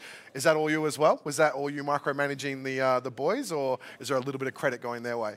A bit of a silly question. Of course it was them. We've all played about 1 million pugs each, so it's just a culmination of all of that coming together. Yeah, perfect. All right, well, congratulations on a very dominant victory. You've definitely put Chiefs to the sword there, and looking forward to seeing more of the Shades throughout the season. All right, I'll be bringing them back. Yeah, lovely. Just a very shy, humble captain sitting next to me there for Avant. It's intense because I just don't know where your eyes are the whole time. It's freaking me out. I can't look anymore. Hey, right now it's time for the Logitech G MVP of that match.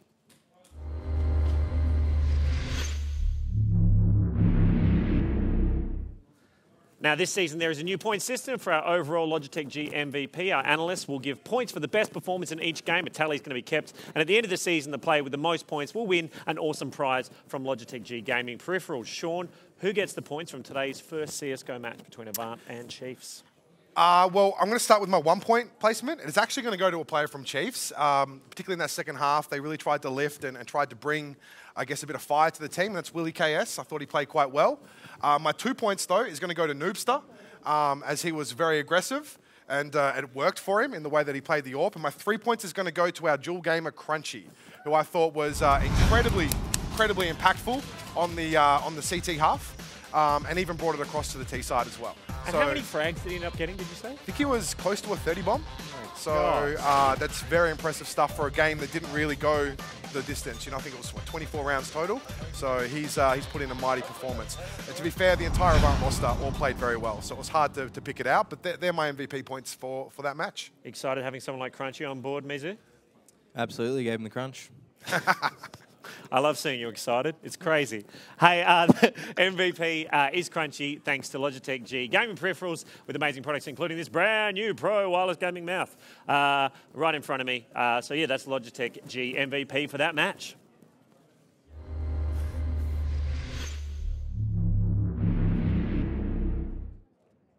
Right now, let's have a look at today's schedule and the results of what has played out so far. So we have seen a very, very dominant display from Melbourne Advance 16-8 taking down Sydney Chiefs. Sydney Raw up against Perth Ground Zero next. And then rounding out the day, will we see a new look Deceptors take down last season's champions Melbourne Order? Who knows? Stick around to see more of that. Now, if you missed any of that first match, don't worry about it. You can head onto our socials and catch up with everything that went down. Follow us at Gfinity AU on all the socials to be notified when CSGO, Rocket League and Street Fighter go live. We still have 2 matches left today though, so it's okay. You'll see some more CSGO action coming up very soon. We're going to be right back with Sydney Raw taking aim at Perth Ground Zero. Don't go anywhere.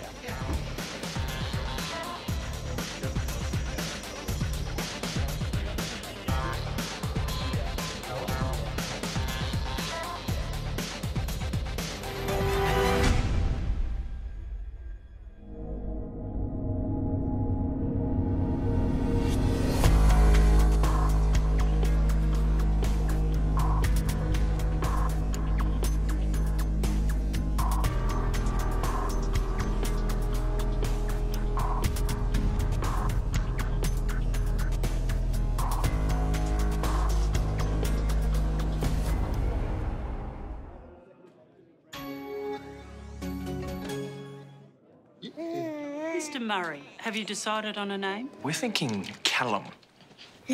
Callum Murray. Callum Murray. Callum Murray. Let's make it Jack. Drink it through with Dare Iced Coffee.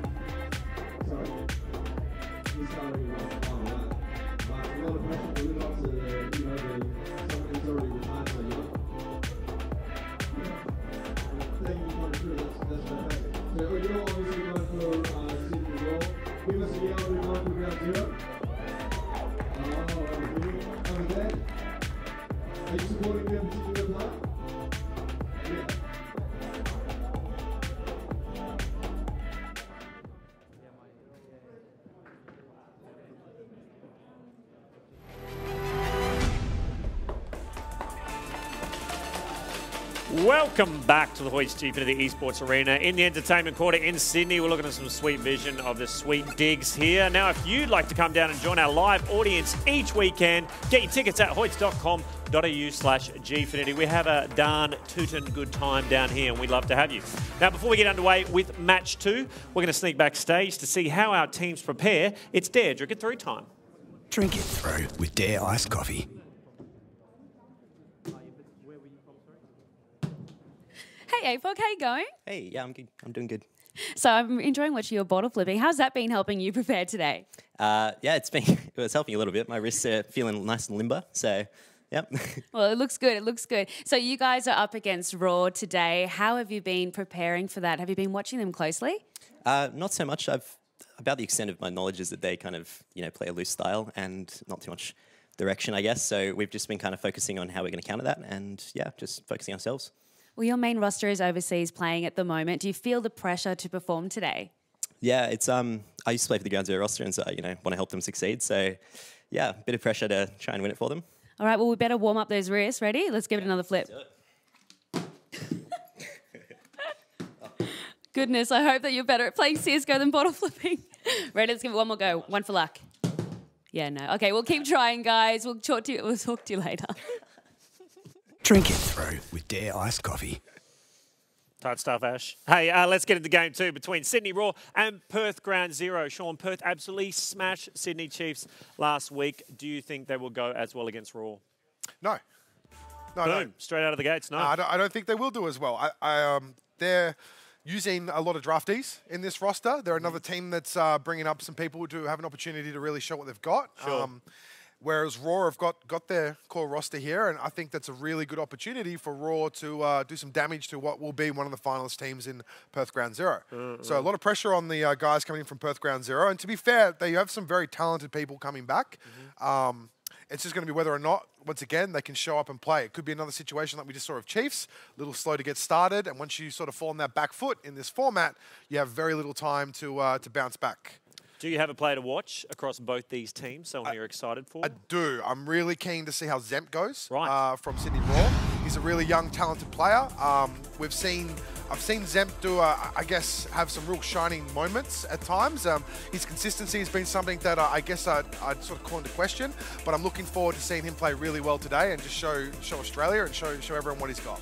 It feels like we're getting a lot younger players this season in general at Gfinity. It's pretty exciting stuff. A lot of prodigious talent coming out, hey? Absolutely. I mean, Zemp's only 17, as you can see there, and he's got a very long career in front of him if he keeps on the path that he's on. So, yeah, really looking forward to seeing what kind of performance he can pull out today and if he can get the boys across the line. Yeah, exciting stuff. Well, that's enough chat from us. Let's get these teams out here right now. So please go absolutely nuts, guys, for the Sydney Raw! Zorbot, Dell, Top Gun, Gots and Zemp. And taking them on, please go equally crazy for Perth Ground Zero. Chaotic, Inject, Apoc, Dutch, Skull Hunter and McCarlis.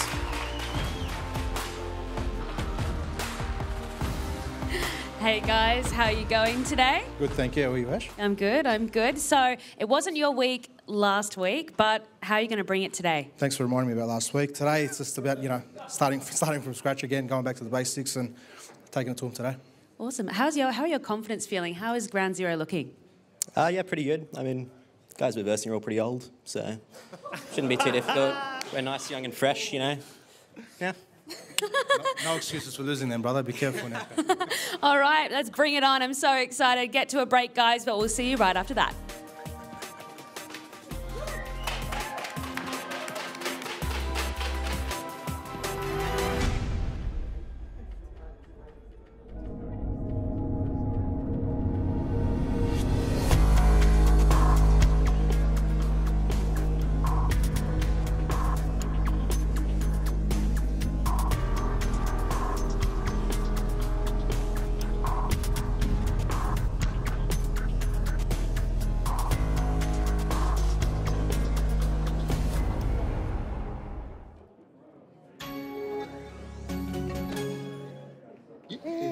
Mr. Murray, have you decided on a name? We're thinking Callum.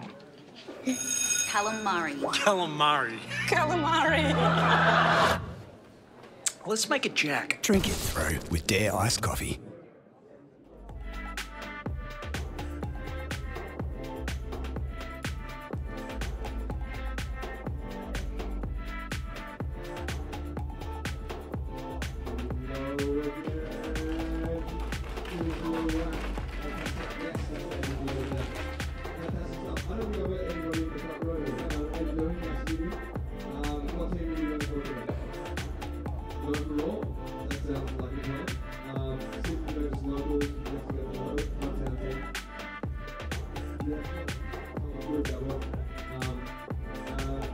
you're playing, right?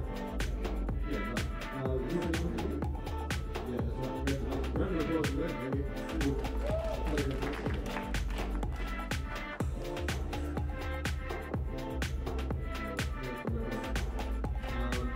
Good stuff. So, who, lads in the middle here, have you got predictions for who's going to win?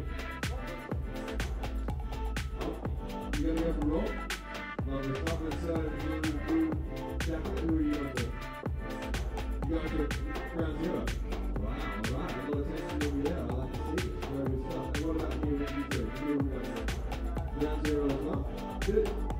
Ground zero for a team over in Perth. We've got a lot of support. Can we get a round of applause here, please? Very good. Mackenzie, you excited for this one? Yeah, ground zero? Yeah, ground zero as well? Okay, I like to see all of this kind of stuff. We're going to kick off in 1 second. Ground zero supporters, who's the player that we're looking out for? Yeah, that's not his secret, don't worry. That's a round of applause, ladies and gentlemen. Let's kick this off.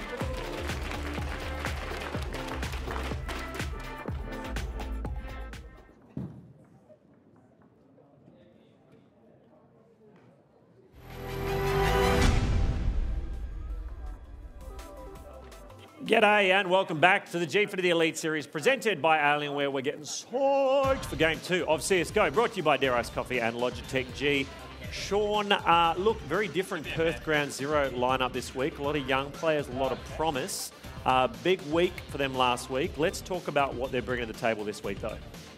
Yeah, look, different roster from last week. Last week's blistering performance is sort of doesn't really factor in this week. So, but an interesting point is they do have Inject and Chaotic coming back from last season in their roster. And I mean, Inject in particular is someone who I rate very highly as a player.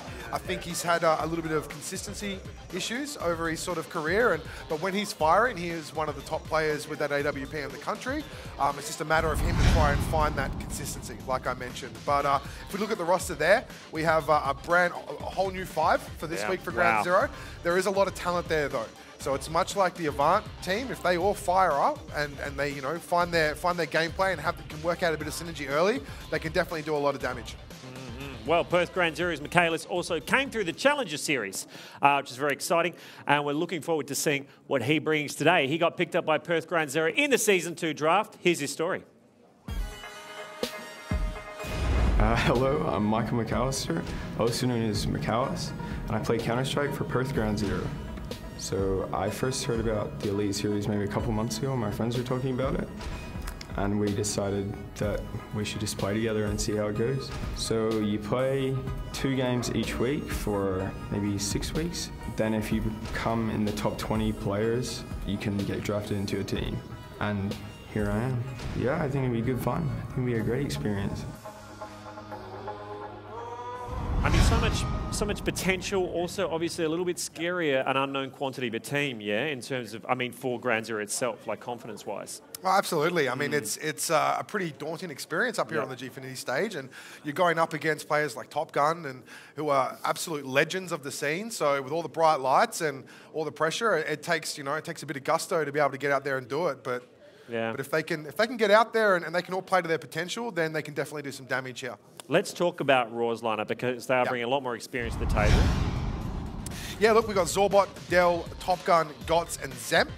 And look, Zemp being one of my players to watch as a young up-and-comer, alongside some of the experience there of Zorbot, Top Gun, and Gots, is a really good opportunity for him to show everyone what he's got and really take the opportunity by the horns.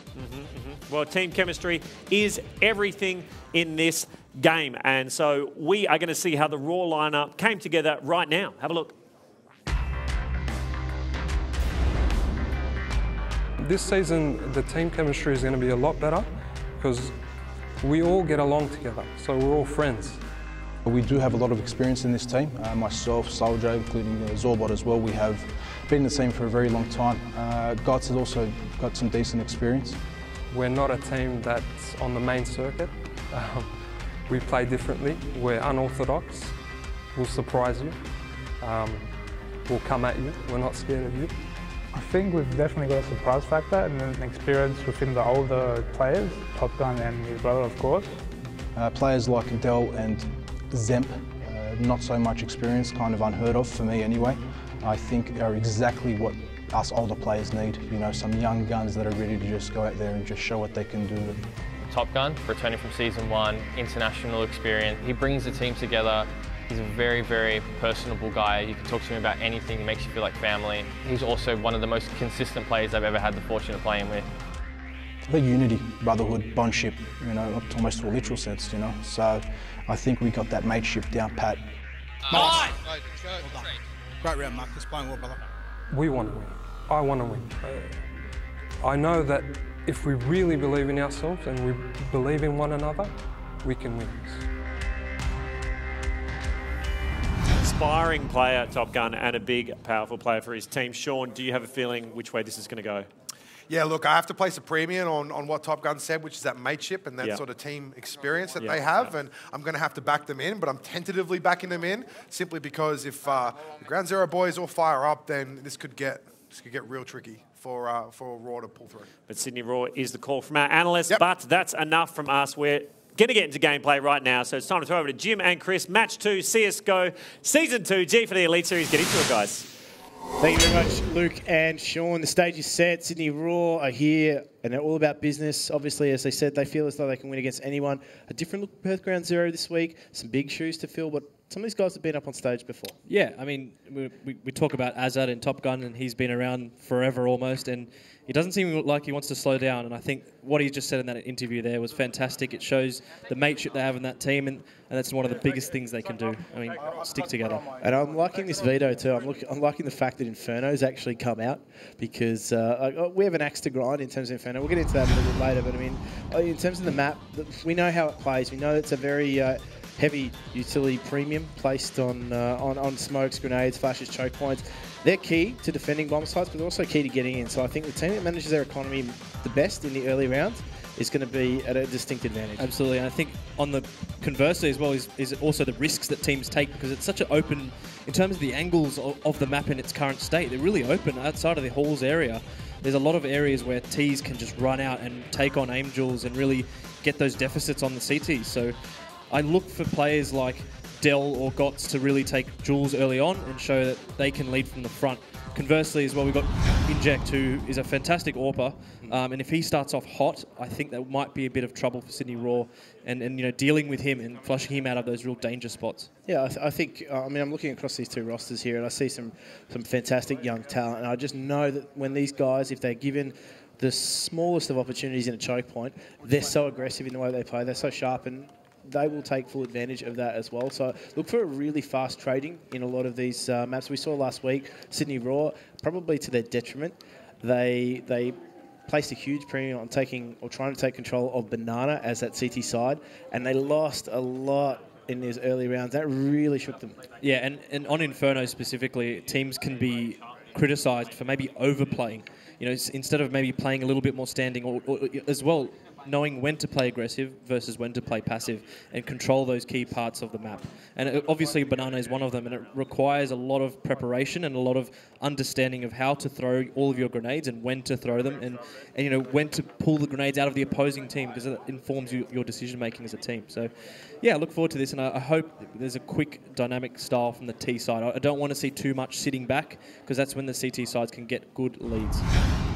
We are going to go into gameplay here very, very quickly too, and I'm keen to see how these first few rounds actually pan out. Now, I mean, communication is so important, and getting the calls right is a huge thing. Making sure you get the right call at the right moment, the right spot, comes down to everyone being on the same page. Now, I'm going to take this quick pause to make a point, Chris. Yes. Now, there's been some discussion amongst the veterans in the scene and those guys that I guess are a little bit fresher to Counter-Strike as to the naming conventions of the bomb sites, particularly in A.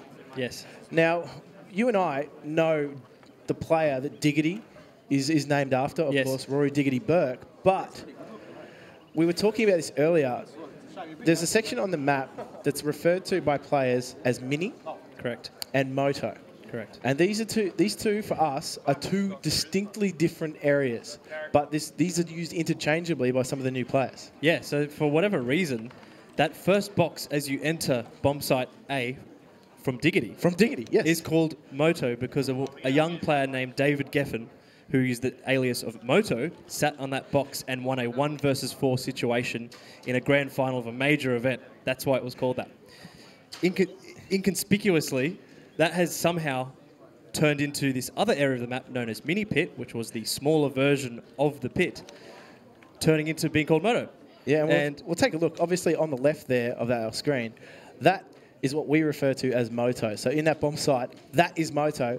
And further up on your screen, I guess near where Gotz's player model is visible through the wall, that is what we call Mini because there was a mini pit there. Yeah, it was a exactly. miniature version of the pit. And it was pretty straightforward, but I think, yeah, we're looking at Motorsport there. Like, he won a ridiculous 1v4 situation there, and it's stuck ever since. But it seems in that time frame of 2005 through to 2018, a little bit of time has transpired.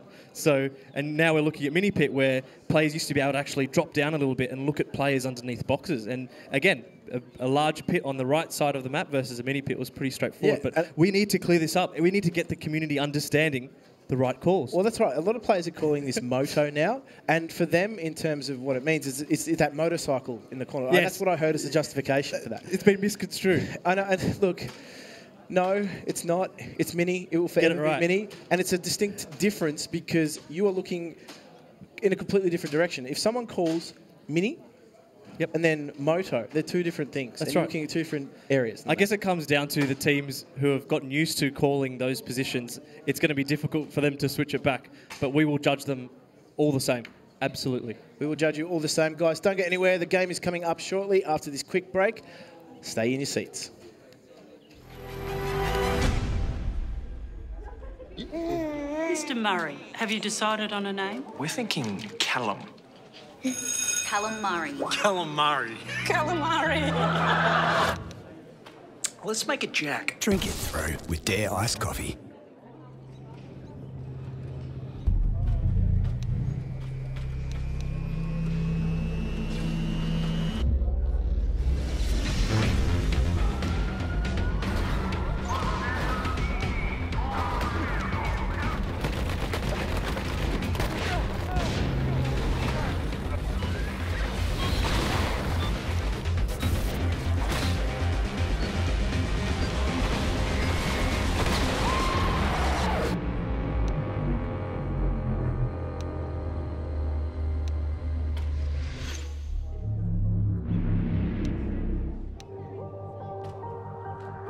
We create machines that make every experience more intense and real.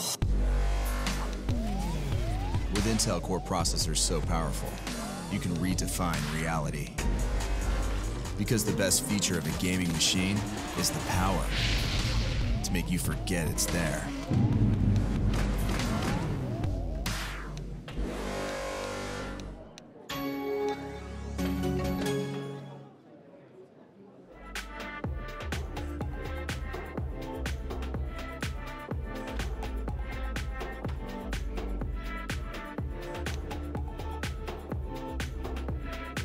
Hello everybody, if I gave you one of these things right here, can you just pass it out for me? You just looking out. Yes! Lovely stuff. Good, that's all I want to see. Nothing like this little thing right here. We can throw them on one another. Just make sure you don't get it onto the cameras. That's what's on there. Yeah, that's what I'm talking about. Look at this, man. It's like a music festival here. Okay, not so good. You can get the name on that one, but that's all right. First time playing with the ball on floor. There we go. And careful, we do have a couple of people in the front here with knee injuries. So just avoid them, avoid your cameras. Yeah, just all give it a few throw. What are we talking about? Over here, any predictions? We have a score prediction.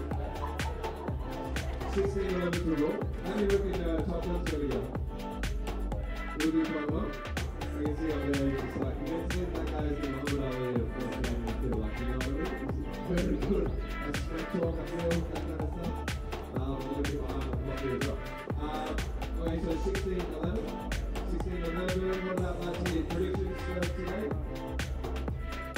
What score-wise, what do you reckon? 16-9? 16-5?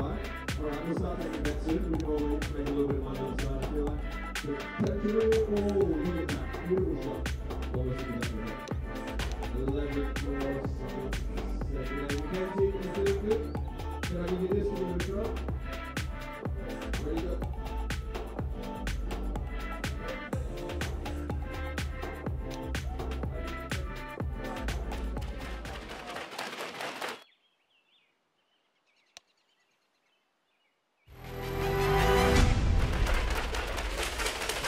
Welcome back to the Gfinity Elite Series. We are just, well, look at that crowd. They're going nuts. We're moments away from our second match of the day. CSGO action, Week 2, Season 2. Really exciting stuff. But right now it's time to reward you for sticking around with our coverage. Head to gfinity.incentloyalty.com and enter the drop code on your screen. It's GACE. You can earn some currency. Thanks to Incent, you've only got a limited amount of time. Don't worry about missing the action. You can keep up with everything that's going on the rewards website. Now, we are about to get stuck into gameplay in just a sec. Few tech things, we're sorting them out as quick as we can. Just want to ask you, Sean, talk a little bit more about Sydney Raw and the different teams we're about to see face each other. I mean, it really is a lot of experience on Sydney Raw's part, isn't it? And I think you can't underrate what that chemistry means playing at this professional level, yeah? Yeah, you're dead right. The experience there on the Sydney Raw roster is probably the most experienced roster. If you were to add the CSGO hours and years together on that roster versus any other roster here, they'd probably have the most experience. So I think that's going to be very beneficial to them going into this match. The fact that they've all played together now for quite some time and have that chemistry that takes basically years to build together. Versus, I guess, what's almost the polar opposite. We've got a bunch of young, talented players who haven't had much time to play together, but still have those quick reaction times and a point to prove. Yeah, and I think that's going to be it's going to be interesting. You know, it's that young hunger that they're going to have. Is there someone in Perth Ground Zero's lineup who you think is almost an equivalent of Top Gun in terms of being a leader, being strong, being... That's hard. See, right. In my eyes, there's only one Top Gun, right? Sure. Obviously as Top far Gun. as, you know, the experience that he brings to the table, the years of Counter-Strike knowledge that he has across all the titles, it's really hard to sort of equate someone to be sort of a Top Gun, but... I think that's the difference, though. I think that's the point of difference, is whether or not the old heads, the experience is going to overcome the young, sort of agile, talented, kind of quick reaction time players of Ground Zero. Do you see a big, because we heard Jim and Chris debating new school, old school terminology before. Do you see a big difference in styles of play? Because, you know, we've got Prodigy, who's 16, and then we have players in their 30s as well playing. Shout out to people in their 30s. Keep it on. Keep gaming, that's it. So keep it on, I say, having a mental breakdown. But yeah, go on, man. Look, there are some stylistic differences. Often you'll find the older players tend to be a little bit more patient. Sure.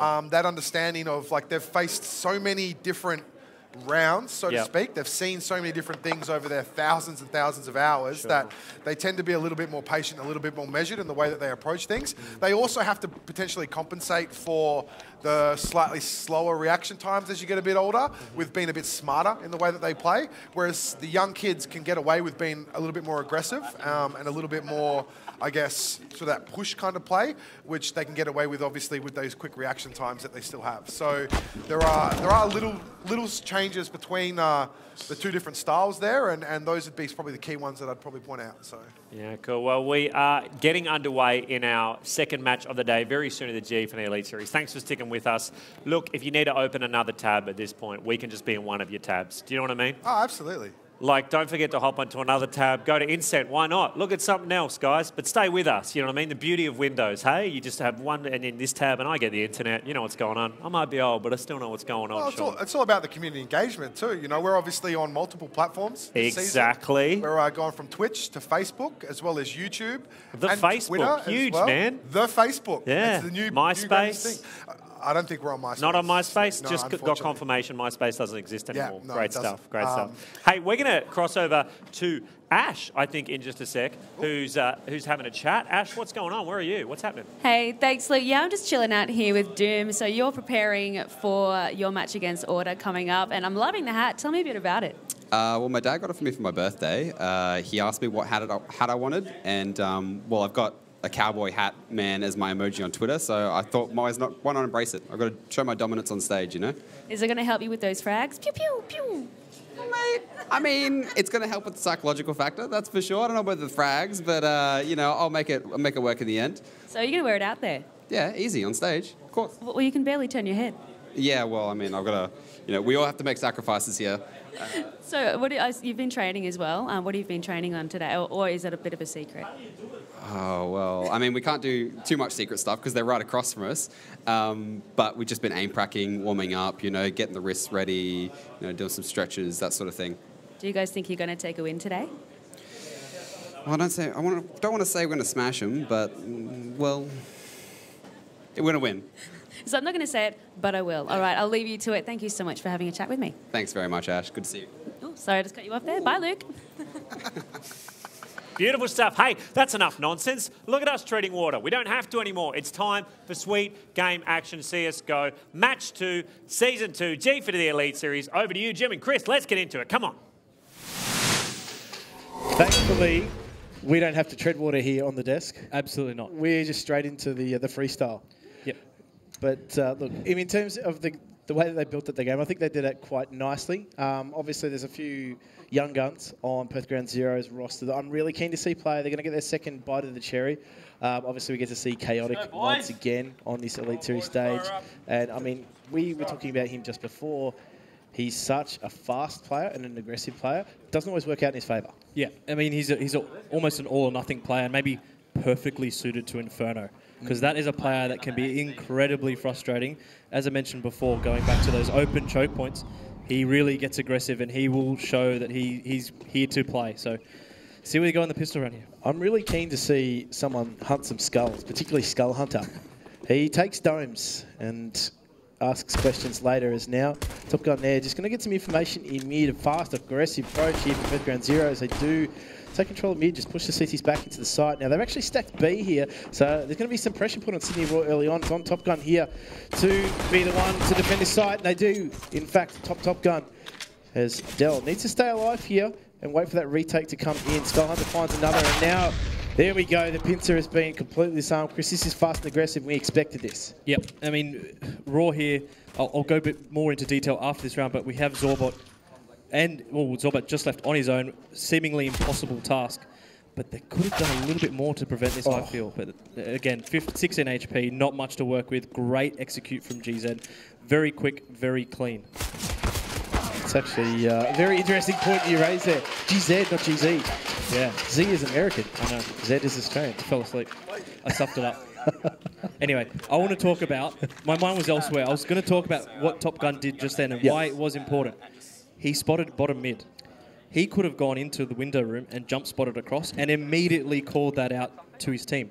Now, what that does is it buys an extra 10 seconds of rotating time, and that could stop a quick execute from happening. Well, that's right. I mean, that's the difference between rotating through CT and having 3 push banana immediately on the flank. So, yeah, we were talking about key differences in game styles, and I think a lot of players, when they're spotting mid like that, they get baited into an aim duel that they don't have to take. It's more about getting information and, I guess, sitting in a dual position. Yeah, and he backed himself in, and that's something that Azad in Top Gun does. He knows that he can win that duel, and that's brilliant. And I don't want him to change any of that, but just small tweaks like that are the small key differences that can turn around rounds like that, and just would have been nice to see. And it's something that I know that he's very diligent in the way he plays the game and the way he approaches it, but I like what they're doing here, and they're just sitting back and probably talking about what happened there and what they can do going into the next round. Yeah, that's right. I mean, it's an opportunity for them to use this round as they've not really invested anything into it. It's more of a tactical pause. Yeah, they don't get to dictate the pace of it,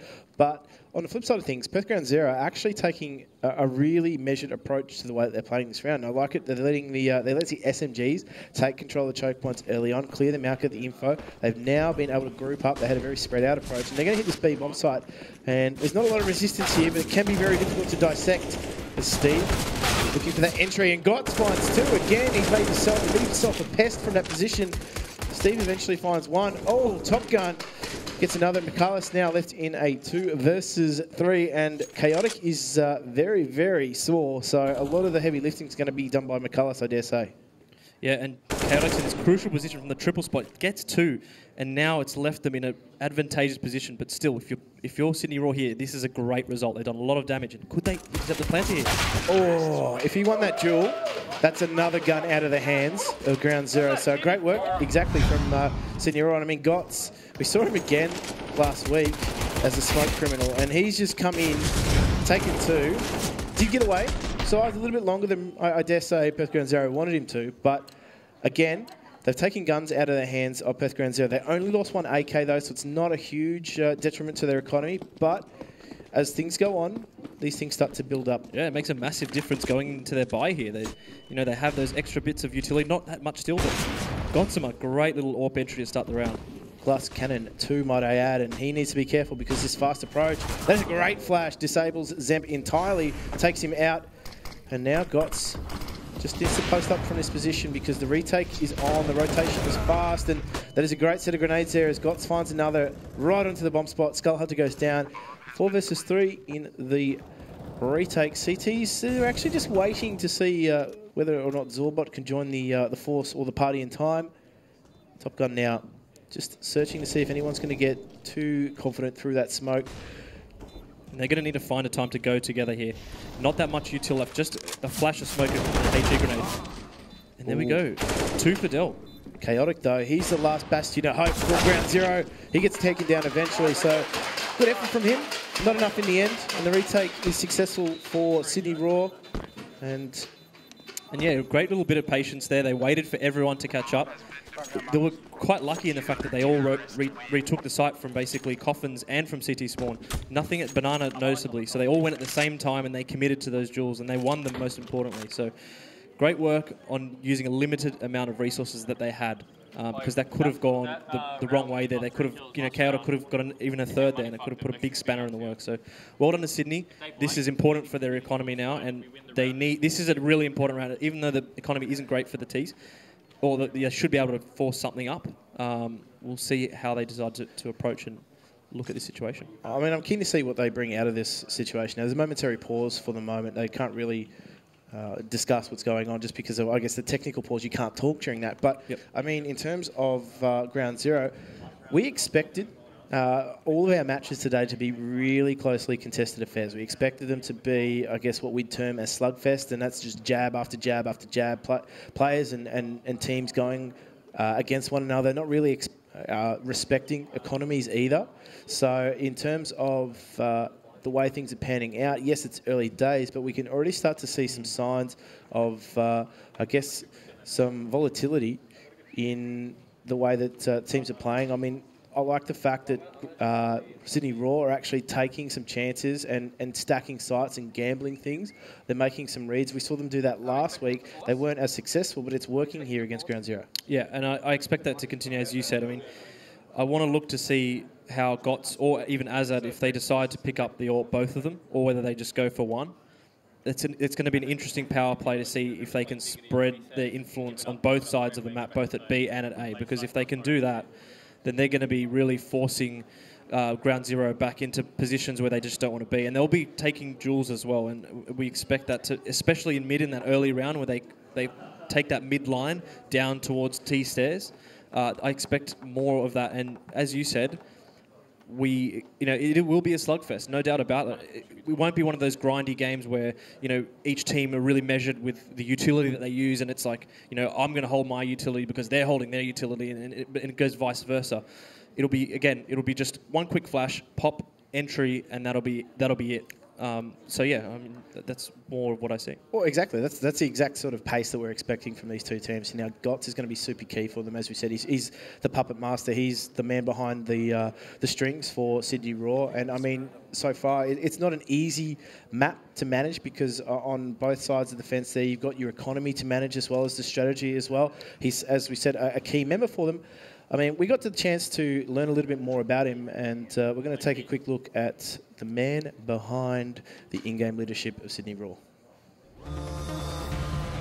My name is Marcus. I'm 26 years old and I'm the in-game leader for Sydney Raw, previously of Brisbane Deceptors. I go by the in-game name of Gots. So Gots is pretty much a professional soccer player. His name's Mario Götze and he was one of my favourite soccer players. So I shortened it to Gots and then it's sort of stuck. Counter-Strike is probably a game that I've played more than any other game and something that I found more success in than any other title. A lot of my very close friends now are through Counter-Strike and it's taken me to places that I probably wouldn't have gone on my own. When I was asked to play in Season 1 for Brisbane, It was a bit of a shock. I wasn't expecting to be called up last minute, and I definitely wasn't expecting to be called back for Season 2, although after experiencing, I definitely wanted to be a part of it. Gots is probably one of the best leaders I've ever seen on Counter-Strike. You know, I've listened in on some of the comms in professional games, and Gots he's just got it. I want to lead this team to the finals where they deserve to be. They can get the best out of me, and in turn, I can get the best out of all of them. And as a leader, that's really all you can ask. Great round, Marcus. Playing well, brother. I want to win. I'm here to win, and I'm happy with the players that I've got around me.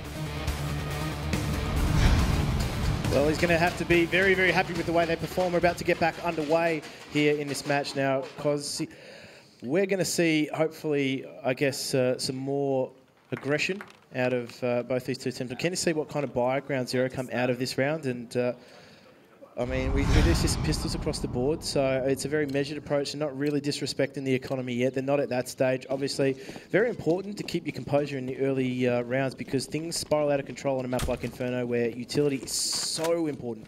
Yeah, I mean, especially with the Deagles here, you know, it's going to restrict the amount of time they have to get close.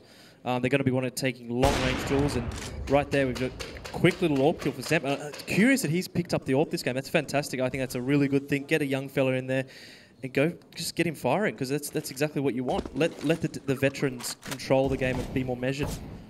I mean, you look at this lineup for Sydney Raw. There's a few players that can pick up the AWP. Does get taken down. McCallus, great trade from him.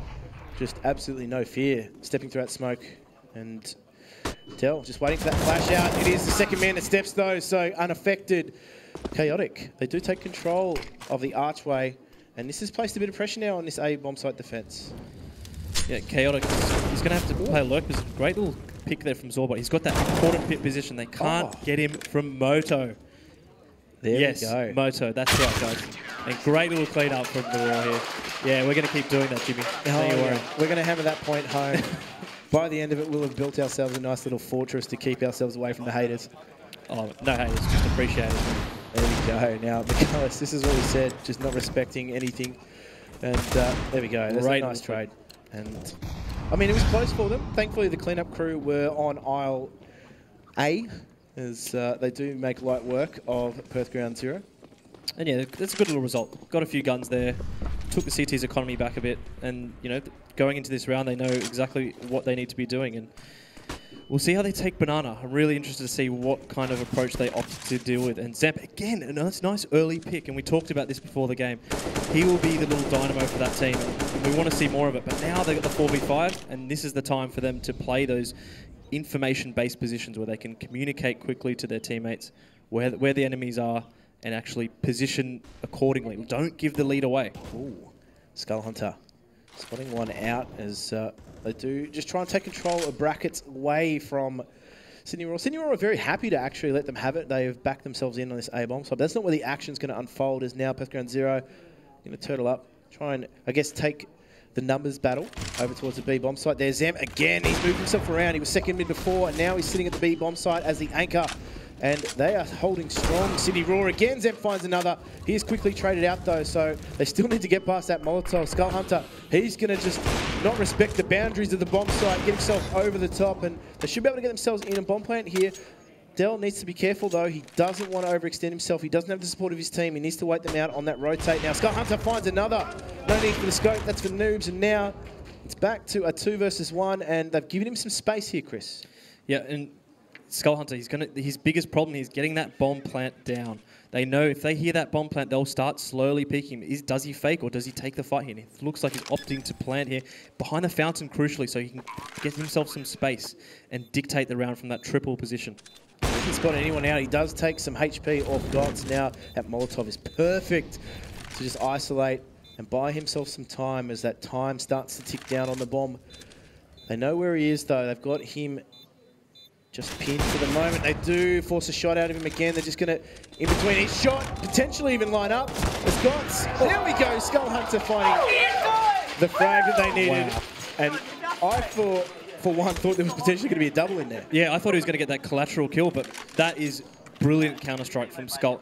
I can't emphasize enough the movement, the really fine movements there. He only showed the CTs a little pixel of himself and made himself very difficult to kill. You know, some inexperienced players sometimes strafe out way too wide there, and they offer themselves. Massive round. Well done. And obviously happy with himself in that instance. But that's ground zero now. They've done enough to break the economy of Sydney Roar, and we see them back on just P250 pistols where they can afford. Gots aggressors finds no success. And we do now see APOP dud again. Just letting those SMGs roam. And it's important to farm, but also they're very, very expendable. Yeah, and the money is the most important part, right? That's the main reason you go for those, SMGs, because they give you that higher kill reward, and it's important to let your heavy gunners go last. But very clean round there for Perth, and that some of the rounds like that are ones that really put a chink in the armour, because it just really hurts, because Zemp did such good work getting that 3K to open up the round. And to lose it like in that way, it's really frustrating. But hopefully, the Sydney Roar guys, close-knit team, I'm hoping they're not too mentally rattled. No, that's right. I mean, we're looking across at their bites. It is very, very, I guess, shaky in some instances. But, I mean, there is some utility. There's some smokes to just slow progression down from their opposition. Steve misses that frag on to top mid. But Skull Hunter taking a very aggressive approach. This is the downfall of Sydney Roar that we saw last week, where they were getting maybe too aggressive in Banana, and they've left Zemp here on his lonesome, as now he has the tough task. He finds one. That Molotov's really going to pin him down. And for the moment, he stays alive, but for how long? McAllis tries to take that duel. His teammate's going to come through. He needs to push that smoke. Zemp actually takes McAllis down. That is a stronghold, as now they just take those duels. First round zero. They didn't get themselves into the bomb site, and it has hurt them somewhat. They do have time, though, to just explore their options a little bit more. They're going to go back towards A. And it comes down to Zorbot here. How much time can he buy for his teammates here? Because maybe the kill isn't so important, but he's got that, and he couldn't wrap up the last kill with Steve. Really good situation for him. He can dictate the positioning of this round. He knows where they are. He knows where they're going to rotate from. But again, he's going to look for that early advantage to turn into 1v1. Brilliant little flick there. Now, Steve, we talked about him in Season 1. He's got some of the quickest reaction times, particularly on that AWP. And now Zemp, the youngster, going to be called into action. He's going to take that bomb. That Molotov is actually going to just hopefully delay the defuse somewhat, but Steve has taken that duel. Zemp tries to pursue here, and Steve already knows he's got the upper hand in this situation. Misses the frag, though. Zemp will not be able to return to that bomb site and defuse in time, so he's done enough to win the round. First round zero find themselves a very, very crucial 5th round. And as we said before the game, these early round rotations, just like that, really crucial. They're going to be going for those quick peaks. They're not going to be really, really articulate in how they take the map and which pieces of the map they take from each other, because they need to be a bit more measured. I feel like Gots just kind of got stuck in no man's land. You never want to be there. You either want to be behind the sandbag or the entry of the site where you can get those little flicks through the wall. So it was curious that Zemp didn't get the AWP then after his first round on not getting a 3K with the AWP. So interesting little decisions here from Sydney Roar. Hopefully, they can sort it out. And again, is this a force buy? Oh no, just he saved his weapon from last round. Now, the interesting thing about this for me is the fact that yes, Zemp has the AWP again, but they have not chosen to back him up at that bomb site. There's a few players that you could cycle through with the AWP on the Sydney Roar side, and if that AWP goes down in an early contest in Banana, like Perth Ground Zero have been doing, they've been taking the aggressive stance towards B, pushing them back into the bomb site. There's no one to recover it, so it's lost, and it's a retake with pistols then. So not really a great situation, but Top Gun finds one, completely flashed, he's traded out, so damage is done as Gots finds one with that CZ, and Zemp has found another frag with that AWP, and he's got the bomb down in Banana. And that's Zorbot just quickly dies there, but the bomb is down. That's the most important part here. They can communicate to their teammates, and even if they can even give up A if they really want to. They have the AWP at B, but Gots is going to take the duel here, and unfortunately goes down to Skull Hunter. So 2v2 situation, a lot of real estate here for Perth Ground Zero, and Dell's just running onto A here, just trying to get that information for his teammate, because he knows that if no one's there, they don't know where they are. Now what they need to do here, Sydney Roar, I dare say, is just put numbers towards the bomb site. Very, very close here for Zemp. He finds another. Needs to be careful though. Goes toe-to-toe with Steve, and Steve gets the better of him now. That opens up that bomb site completely, so it's back to a 1 versus 1. Dell now, he has the pick of the bunch in terms of weapons. He could run through spawn here and find another, but this round is going to get very, very tense. There's that frag from Gots, but a bomb will go down in the B bomb site, and this is on Dell to just see if he can isolate Steve in this duel. And he's got a lot of spots to check here, and this is the big pitfall as a CT. When you're retaking that B-bomb site, there's just so many danger areas, and there you go. Steve just takes that off angle, at the connect area, and very difficult. I'd put Dell at about 10% to win that. Zemp did fantastic work in that round. Yet again, if we're being hypercritical here, maybe he knows the position that he's in, and if he dies, his teammate has almost no chance of winning the round. Maybe he falls back that few extra meters and plays that safe line where he can spot the enemy and then regroup with his teammate and play the clutch accordingly. And I mean, there's so many different options. You just cycle through a few of them then in that sort of situation. And I mean, a few things changed in that round. He goes the way of Sydney Raw. So, I mean, these rounds, despite the fact the scoreline 6-2 right now, very, very close. And we're seeing another gun round come out from Perth Ground Zero and now Sydney Raw. They're going for the dual AWP setup. So, a very, very expensive round for them. And I mean, this, if it doesn't pay off, it could set them back even further. Yeah, I mean, again, whoa, Apoc did a great little shot there. He's rudely dispatched of Zemp, and this is a problem. Because they know at this point in time that Sydney Raw only have one on the site. Unless they be stacking, which is a very low percentage, they know that is what will be happening. And again, very smart of GZ to take multiple areas of the map. Real contest here at Brackets. They do disrespect that smoke, and they pay for it. Top Gun finds another. And now the A-bomb site is looking a little bit more secure. Perth Ground Zero caught in stasis right now. They have no territory whatsoever, but they're being afforded some opportunity, Banana. Yeah, I mean, I feel like they could have, in taking mid there, they could have made a little less noise because it just tipped off Sydney Raw that they were trying to take mid control. And if they just sat there behind the smokes and let the CTs take the initiative and then respond back with spam of their own with their own rifles, that would have made a bigger difference in the round. So still not unlosable here for Sydney Raw. GZ just have a lot to do, and they're going to look like they're going to start taking B. 26 seconds left. They have to get in the site quickly. It's a great Molotov, though, and it's masked by a smoke as well. So they're going to have to hit the button as they hit this bomb site. 20 seconds remain now, and there's a double lineup. Can't quite finish the second. It's actually a TK in there as well, but Dell has held strong too. So it's back to chaotic. Low HP, 10 seconds left. I don't think he can win this, Chris, and he's just going to try and do as much damage as he can. He will get the bomb down. He has opted not to, so he will not win the round unless he killed two.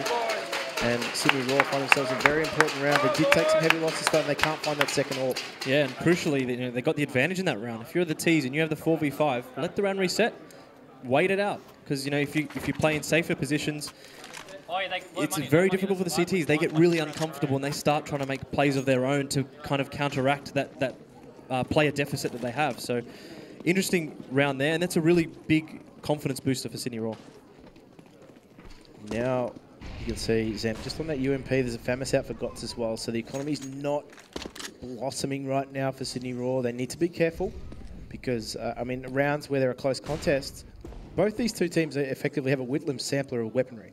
Yeah, it's a bit of a smorgasbord, isn't it? I mean, this will come down to Top Gun being efficient with his AWP, and he's been caught out in a really dangerous situation. Dell, great little revenge frags there. Gets two, but crucially, I think GZ might get that AWP. But yeah, unlucky for Top Gun there. Would have been a nice little pick-off. And that's an absolute freebie there. I think he communicated to his teammate that he had it covered, and he didn't, and Steve gets two, crucially. Steve getting away with murder as they do take this A-bomb site. Now, that round was in the balance as they just allowed Steve way too much space, and I mean, you can't leave an area of the map like that open, particularly players like of Steve's caliber sitting around the site. Yep, I mean, it's still, I mean, it's a very difficult situation here, isn't it? I mean, they really have limited options, only a little bit of utility. I dare say saving that AWP is the #1 priority for the CTs here. They shouldn't be able to do it. If they can find another one, maybe even Zemp, seeing if he can collect something there. I mean, there's not really, there's pittance on offer for them as they get into the bomb site. But I mean, in terms of Ground Zero, they're looking the goods. They're looking confident, go off to a good start on that T side. Traditionally, it is very difficult sometimes, particularly when your opposition don't respect you and try and restrict you. It can be difficult to get some wiggle room on that T side, and I think they may have just given themselves enough. Yep, and I think Azad in Top Gun just got caught with his pants down in mid there, way too open, and easy access for the Ts to get that advantage. And on an average buy, that's not what you want as a CT side. And I mean, Skull Hunter here, he's sitting on a very, very healthy bounty of 13 frags. And he's very light on utility, and I mean, that's playing into the fact that he's not a guy that they're going to put on point and then make him throw grenades. He just needs a simple maybe flash or smoke to get himself in a position, and he'll do the rest. So in terms of the economy for Perth Ground Zero, it's very, very healthy, but you can just see that the roles are starting to play into to factor here. as Sydney Raw, again, Whitlam sampler across the board in terms of what they offer, but there is some danger with that AWP still in play. Yeah, and Skyhunter's just going to creep up mid and see what information he can get for his team. He's been leading the line for them, hasn't he? He's been getting those entries very, very crucial, and just pre-frying that line because he knows a player will generally be there, and he's been doing some great work and leading the line from the front. Here he goes against Top Gun. Has lost the duel. Huge from Top Gun. Oh! Top Gun takes 2, 3, and Zulbot will find the 4th as well. And that was a very, very awkward little crossfire. And they do make it work for now, but still the danger is up. APOC Dud just looking to find anybody who's willing to overextend themselves in this sort of situation. So that really went pear-shaped quickly for Perth Ground Zero. Yeah, and he knows he hasn't got too many options at this point. If you can get a gun, maybe that's fantastic, but missed shot there from Gotts. But yeah, I mean, little to do here. I mean, there's so many angles again to cover, and that's the essence of Inferno. He made his way through mini pit there, just looking to see if he can find someone at Diggity. Does catch Top Gun out though, so 15 seconds left. He is cleaned up eventually. Zemp finds that AWP, and they're back in Duck Fourth setup for free in this round. So Sydney Raw, they find themselves some important frag. Now this is all on the back of Top Gun with his triple. Yeah, great trigger discipline here. Just getting in for those one taps there. It stops you from committing yourself to one duel. He just knows that more of them are coming, so he just goes. He knows which line to hold and how quickly to shoot the weapon, which is an art of itself. And I mean, if he found that 4th there, that truly could have been something special. But it did really rally the troops behind Sydney Raw's cause now, as they do find themselves in the ascendancy. Pistols on Perth Ground Zero. Great shot from Zemp as well. Not an easy shot to make with that flick, but takes down his counterpart in Steve, who has been actually taking the duels towards Zemp as well. Not afraid to take that battle. I'm keen to see how it develops further into the T side as to whether or not both of them can maintain aggression, but there's still a lot of Counter-Strike to play before that. Yeah, I mean, it'll be interesting if Perth can actually ascertain where both of those orbs are. They can inform themselves and make a decision based on that, because at the moment Zemp's lording over Banana, and it's a lot of information. Scotland has just come out quickly and carpet here. 2v3 situation. And they're going to need to call cover because that is very, very, very messy. It is eventually cleaned up though. They're letting him out carpet for free, and that's really hurt Sydney Raw. They can't afford to take losses like that. It's going to hurt their economy over the course of the game, but you can see there should be enough money to distribute across each of them. Yep. And I think as well, we've noticed Sydney Raw have really been shuffling the ops around.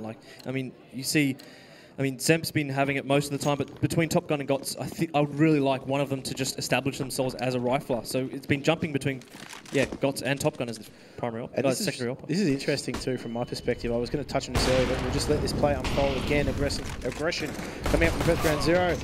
They don't really care. A lot of grenade damage actually. Good utility damage from Sydney Raw as they do hold strong here. Only one left. A lot of work to do for APOC Dud. There's not a lot he can do in that situation. Sydney Raw have really got the crowd behind him here as well, and that is helping them. But the point I wanted to make earlier was against really aggressive teams like Perth Ground Zero, you need to change something up on that CT side, because if you want to take those contests, you need a good spawn. So a lot of those AWPs have actually been shuffling to whoever's got the good spawn.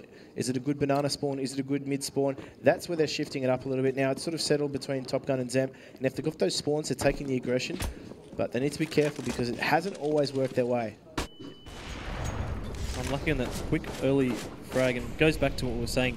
This is a slugfest. We're right in the middle of it here. We know they're not using all of their utility all the time to take parts of the map, and great little quick scope from Zemp. Another advantage for Sydney Raw, which they've been doing fantastically well through this half, and a lot of teams struggled to do this. And you highlighted it earlier too, the movement of Zemp as well, with that AWP being unpredictable. 1 minute he's taking the aggression at top banana, next thing you know he's at top mid, and just to keep things fresh, he's sitting at the back of pit sometimes. It's really quite dynamic. Yeah, he reminds me of a young little Ricker. He's backing himself in these awkward lines, and it's fantastic to see because he's so confident. And he's opening these rounds up. Fantastic crossfires here from one. They're really heating up. Sydney are really feeling it, and this is the type of half where they look back at it and they think, man, we could have probably won another 4 rounds here. Yeah, and it all comes down to just getting those little things right. And This is what I like from Zemp. He's changing things up again. He's changing. Oh, that shot on Skull Hunter. Great little flick. Great flick. But more importantly, in those sort of situations, is that you see players miss. They're very hard shots to hit. And under pressure, he's looking cool, calm, and collected. So maybe he's not physically wearing the shades of Mizu, but he's certainly taken a page out of his little. Oh, this is danger. Yeah, that's rough. But you know what? Take risks. It's fine. It's the last round of the half. I think it shows that the player, is confident right now.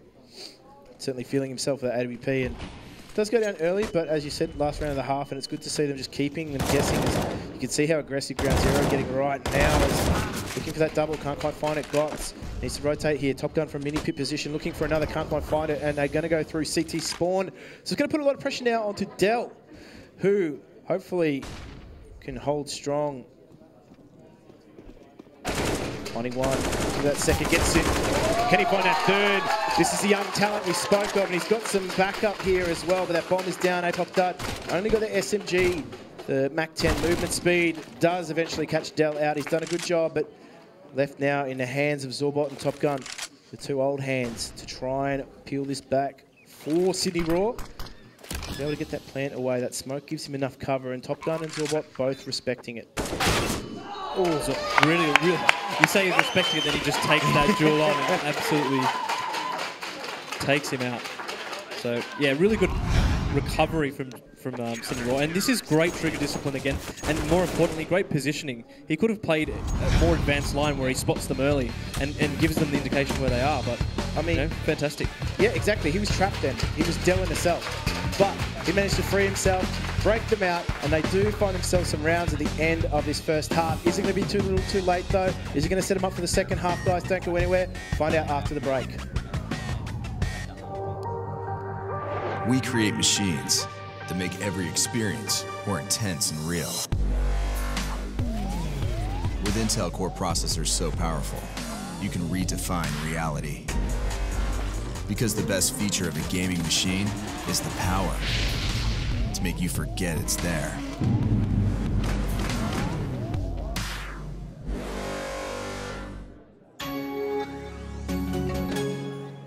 Welcome back to the second half of this thrilling match between Sydney Raw and Perth Ground Zero. It's been blow for blow in the early exchanges, but Sydney Raw, they were under the pump. Perth Ground Zero streaked away for quite a bit of that match, but they managed to reel it back now, Sydney Raw, so looking more confident, looking themselves, and they've got the crowd behind it.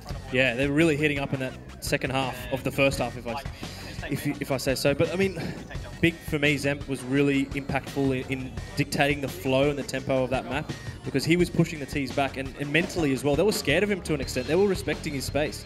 He was winning those duels. He was showing that he was the guy that wanted to control this game, and it was really important for Sydney Raw. Maybe if you're Sydney Raw, you can look back and think we shouldn't have lost as many rounds as we did, but I mean, good momentum going into the second half, so important pistol here. Very important pistol. It'll either launch one of these two teams into that second half, and hopefully to that victory as well, but there's a lot of Counter-Strike to be played before then. You can see the scores across the board, a lot of production out of the Sydney Raw, but Skull Hunter really standing head above the rest. As fast approach, equally as fast here from Sydney Raw, just taking control of pillars again.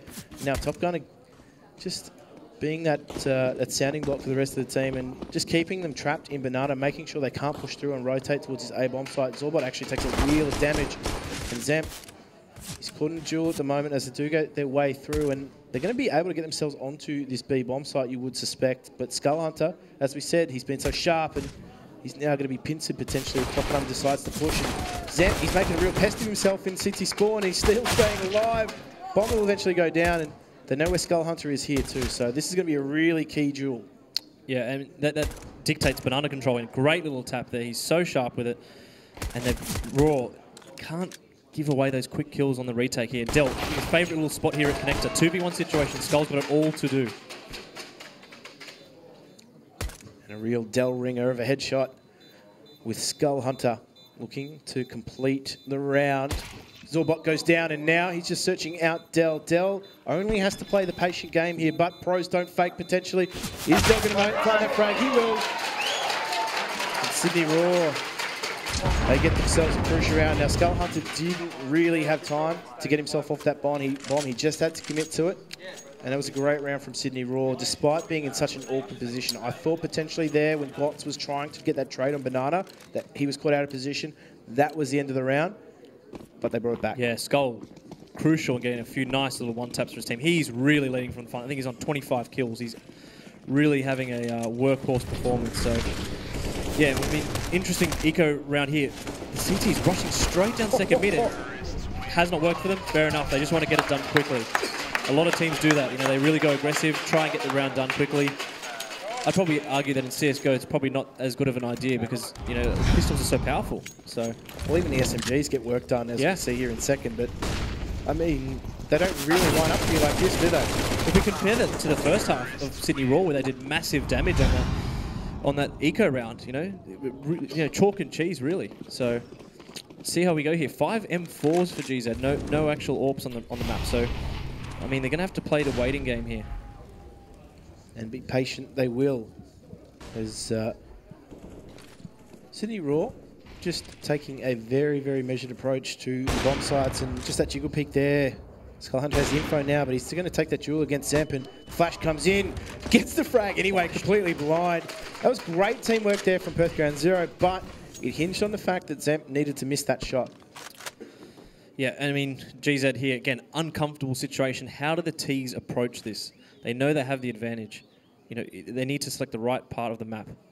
Great information coming out here too from APOC that there was no action from Zemp once he got that frag. He needed to potentially push there and maybe force a rotation out of that, but it's just meant that there's 3 Perth Ground Zero defenders on this A bomb site. And when you get that opening frag, you need to exert a bit of force. You need to push, you need to pull, you need to make sure that you're getting people off that bomb site. But there is a great piece of teamwork there. Chaotic finding 2. Carlos chiming in for 1 as well, but Top Gun just fighting at that broken wall, circular, if you want to call it that. They're holding strong now from a great opening start. Sydney Raw have been pressured. Yeah, and I think this has been the essence of their game so far, getting into advantageous positions and not necessarily converting. Great little shot there from Gotsuma, and Top Gun, he has command of the A site, but Perth are happy for him to have it. They know they've got the numbers advantage. They can just collapse on him at the right timing, and they're already going 2v1 here. Chaotic again, finding that frag, but I mean, a nice piece of teamwork at the arch, at mini pit, finding a real breakaway moment for Perth Ground Zero. It's a round that they needed as well because they're behind right now.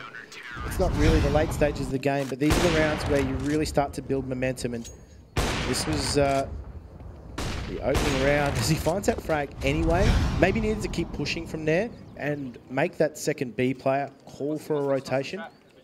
As it stood, they had 3 on that A bomb site, and that made the defense really hard. Yeah, I mean, this is one of the things where, as Ts, traditionally, a lot of players used to partner up.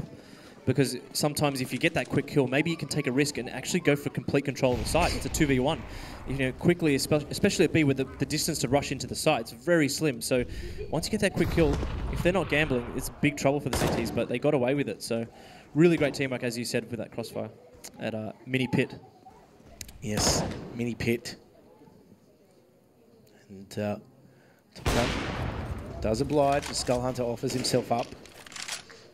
And again, though, this is the difference. We need to see some action here out of Sydney Raw. Just do a little bit more to sell the fake. They haven't surrendered banana control, and I think that's really important. And it has paid dividends because you see that little dot on the radar rotating through towards that B bomb site. And where their pitfall from last round was they got caught in mid. They didn't. They were caught in 2 mines. They weren't decisive in where they went, and crucially, that lost them the round really because they were stuck, you know, in the jungle area of the map. And you know, now it looks like they're going to be really measured in how they hit B. And just waiting that little pop flash out there. It does flash one to the team, but not the entry point man. Zemp finds the double, opens up the B bomb site like he can. And all Perth Ground Zero can do here is hope to save their weapons. Yeah, and as I just said, like you see what they just did. They were measured. They were decisive in their take. They knew they had the advantage. It was most likely going to be a 2v5 situation as they entered the site, and you know it worked perfectly. So hopefully they learned from that previous round where they had the advantage and then lost the round because they weren't decisive enough. And that's a great sign for them going forward. So again, GZ here saving the 2 weapons, maybe they can work something from it, but yeah, we'll see. No bombs left unattended here. It's because we have Dare on the desk. As Perth Ground Zero will not be able to find anything else in that round. They will save their weapons. And this is what I like from Zamp. He's showing some flexibility. On one side, he's got the AWP. On the second side, T side now, he's got that rifle in hand. And he's able to open up that B bomb site. Yeah, and this game's been every bit of the slugfest as what we predicted, I think. I mean, I think there's an opening pick hitting the round in the first 30 seconds. So, I mean, for the neutrals, great stuff. You want to see those duels. You want to see that high action, high intensity early round situations. And Zamp, just be careful here. The floor is lava in Banana. And Skull Hunter, just obliging as well. I like this from Perth Ground Zero. It's a good change-up. They've actually placed a premium on Banana, pushing Sydney Raw out. And what I like too is that they've actually retreated somewhat. They're not overstaying their welcome in Banana. A lot on Apoc Dud's shoulders though, if he does have to take a duel. Yeah, and it's smart for them because they haven't smoked it off. And without smoking it off, it poses a massive risk. And you know, here we go, Raw slowly trying to retake it. Very, very slow. It's very intelligent as well from Top Gun. Knows that the potential danger. They might re-peek it. Ooh. A lot of damage there. And Zemp goes down, and it's very well played from Apoc Dud. And when you get that perfect line in Banana, it's like shooting fish in a barrel. You only have to line yourself up and let her rip. There's Skull Hunter there, just playing that key rotation position. Actually, key for me is the fact that he doesn't actually have a lot of utility, so if he has to rotate to B and stop something, he's not able to do so. There is still 3 on this A bomb site, and that's where they're going to chance their hand, Sydney Raw. Yeah, and again, they're opting to go heavy at the Diggity side of the map here. Got some rotating up to Palace, but you know, I think Perth Ground Zero know what's going on here, and they know that the rotate coming on. Great little kill from McCullers. Great little one-way too in that pit, as he does not find a second. Dell now hoping to find something else. Glut's actually combining really well. And the in-game leader turned entry fragger does find another frag as they take the A bomb site off the hands of Perth Ground Zero, and that was looking really dire. Great work from McCullers in the pit, but it wasn't enough. Yeah, Raw just cut and thrusting there. Just when they knew it was time to strike, they were just entering the site quickly. No one stopped. They were holding each other's angles. You know, and that's the most important thing when you're entering A. You know, as a secondary player you're watching the guy in front of you who is leading the charge, and you're covering what he's not watching, and that's the most important part of teamwork in this game. You know, that is the crux of Counter-Strike itself. So really good stuff. Got some very good individual display of, you know, opening that bomb site up. So again, Sydney Raw on a nice little tear of form. Really starting to rally right now. Perth Ground Zero, they controlled the pace for a lot of this match, but Sydney Raw have really found that turning point in, I guess, the later stages of the first half, and they've looked comfortable. They've had the crowd behind them as well. It definitely helps, that hometown advantage, having your friends and family get behind you, I get in a clearly visible fashion too as well. Like when they sit on that stage, they're able to look across the crowd and basically see the faces of anyone that they choose. Now, this is going to be interesting. Apoc Dub is the only one to save out Perth Ground Zero, but they've really left him to... oh, actually, I like this, I must admit. He's not the point man. He's left everybody else with just pistols to gather information for him. He's the cleanup crew if he's needed. So this is a good use of weaponry. Would have liked to maybe seen them, I guess, do what Threat likes to do in his calling style and his coaching style, was traditionally just stack sites on these sorts of rounds, because generally your opposition are looking to farm, they're looking to gather information, and if you're sitting in the back of the bomb site, you can catch teams off guard. Yeah, and a good amount of patience here from Sydney Raw. They haven't committed anywhere. They've slowly taken a bit of information. Godsummer doesn't need to run in here. He knows that. I think he's just slowly clearing every angle. But Skull, he's also respecting him a little bit, knowing that, you know, the superior weaponry is there, but Godsummer too quick, too sharp. There's not a lot that Ground Zero can do right now. They're going to be locked out of this B bomb site. Zorbot, if he's not careful, actually might surrender a weapon. He could be overwhelmed, but I think he's just going to do the smart thing and retreat back into the cover of the B bomb site. So Perth Ground Zero might be able to pilfer a weapon or two here, but I don't think their chances of being able to do so are actually going to unfold, because McCarlis is a long way away from the action. There's no guns down from a Sydney Raw perspective, so at this stage, they're just hoping to save what they've got. Yeah, I wouldn't mind actually seeing some really left field kind of play from GZ here. Like, you can often, you know that there's a lot of emphasis in mid, a lot of emphasis on banana. You're often only going to see one player at B. A good little pick there. Nice little economic damage. And you definitely won't get the gun, but Apoc could be in trouble here. He's getting close down, he's done. Oh, no. That's a big loss. It is a big loss. And, I mean, looking at the money there, they should be able to buy into it if they choose. Are they going to optimise their utility spend over weaponry? That's the question. And I think at this stage, yeah, they're going to potentially just skimp on some a flash or two here. There is still a relatively healthy buy coming up from Perth Ground Zero, and it's getting to that stage of the game where they need to really start stringing some rounds together. Yeah. And, I mean, they need to take... Again, we need to see risks at this point. I feel like kind of going between rounds and interchanging rounds with T's is never a good situation for counter-terrorists because, they're at a deficit. It's easy to lose weapons. It's easy to get trudged down in that economic game with the terrorists where they're a lot more effective with fewer, guns. So, yeah, interesting here. And again, they're playing passive. They don't have that much information on the map. If you look at on the radar here, they're doing some sort of apps kind of crossfire, but not much more outside of that. So what is the end game here? Is it to get information? Is it to get an early duel? It doesn't seem like it's either of those things, and that's a bit of a problem. I mean, that apps push is generally only really effective if your B team is actually having some form of information gathered. And, I mean, at this stage, they're just sitting there, they're crossfire, and not really taking too much more information. And it's a long way to rotate towards that B bomb site. So, real pressure coming in here for the B site defenders.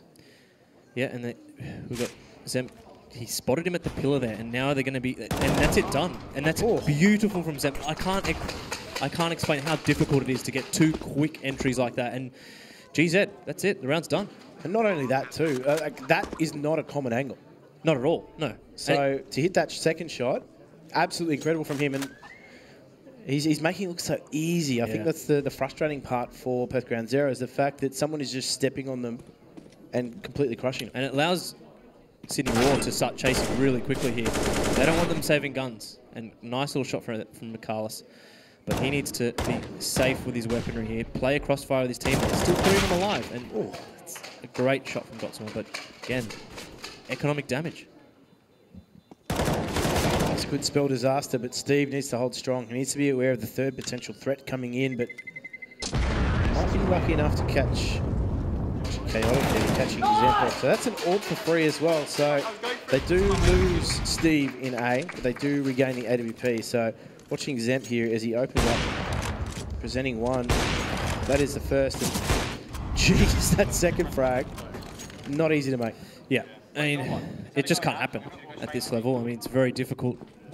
There's nothing you can come back from when that happens. Your A defenders are just sitting there thinking, well, we can't come back from that, and we're just going to have to save. And as a result, their economy's in absolute tatters.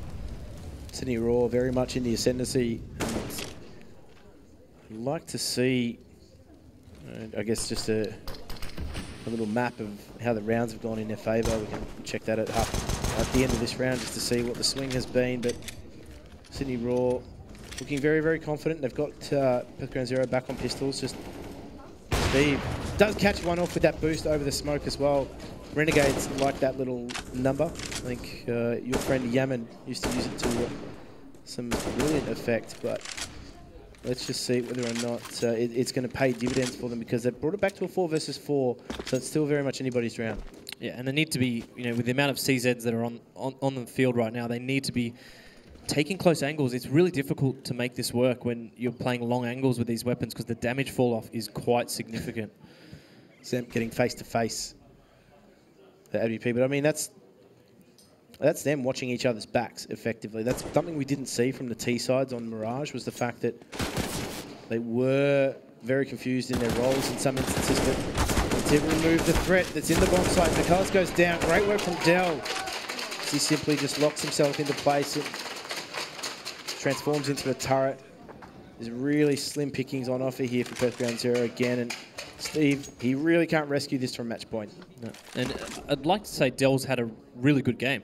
We haven't really talked about him that much, but as someone who is a young fellow who's come through the ranks, and he's you know, he's going through not the traditional way. You know, he's come through the draft system. It's fantastic to see. It's lovely to see these players really putting a big individual performance and a lot of good key clutch rounds from him. Steve going to dispatch Gotsuma quite straightforwardly there. But yeah, I think Dell's been playing really well. Certainly been a key player for them, and you're quite right. He's been playing fantastic and product of the draft system as well. Steve should be able to hold on to his AVP. I don't think they're going to be able to find him in time, or are they? This is a question. He does save that weapon, but Chaotic definitely not pleased with the way things are panning out for Perth Ground Zero. So they're on match point, Sydney Raw. And I mean, I didn't pick it in this instance. We saw them play on Inferno last week, and they were simply just shut down by, let's be real, a very good order. Very good order team.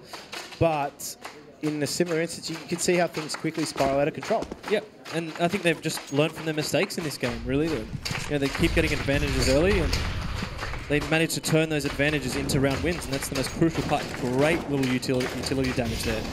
Oh yeah, that's a massive chunk, and that's ideal for the CTs, but. No first blood traded. And one overly excited fan. Can we find a second overly excited fan in the crowd? That's the question. Okay, maybe 3 or 4 of you. Fantastic. But Sydney Raw are a match point. They've taken a lot of utility damage. Skull Hunter, very, very, very lucky to be alive at the moment. And there's not a lot of utility on Sydney Raw at the moment. Oh, they've actually managed to pick up a little bit. Gots getting a smoke for free in that instance, but they have lost that opening duel. And at the moment, they're very much in stasis. They haven't really progressed towards top mid. Steve misses that shot on the Top Gun. Top Gun gets away as he finds that opening frag. And you can see now, this is what I like from Sydney Raw. They've actually just put their foot on the accelerator, gone towards A. Yeah, they're really advancing up the map. They're not letting GZ get their foot back into this round.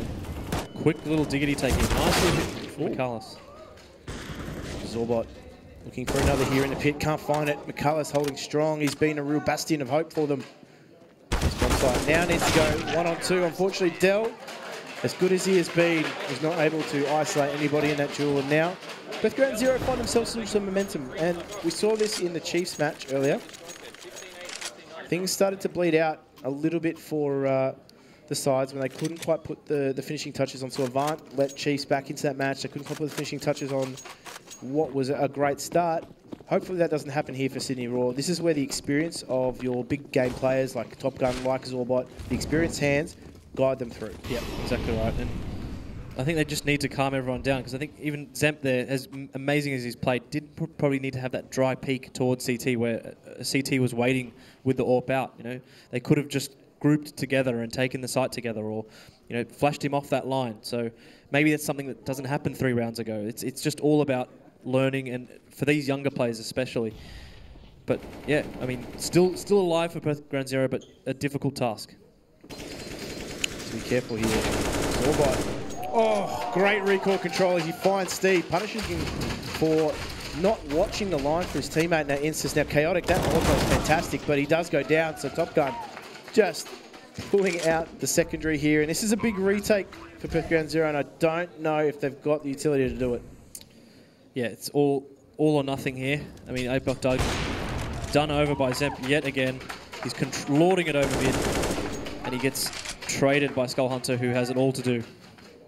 He's been great for them, Perth Ground Zero, Skull Hunter, but this is a big ask. He can't deliver. And Sydney Raw find a very, very important win in their season. Yeah, they really turned it around. They really knew, where they were falling short. They knew, turning those, as we said, those round deficits into round wins, and kudos to them. They bounced back after that first week. And I mean, we're going to leave it to our experts on the desk to break it all down for you guys. Don't go anywhere. Their analysis is coming up after this break.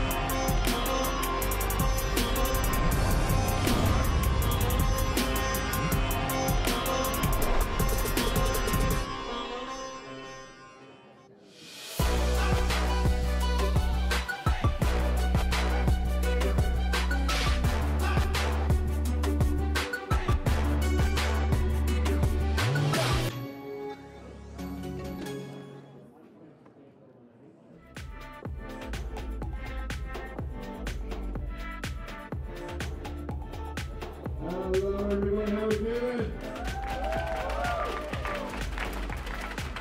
Wow, what a game. Give it up for Sydney Raw.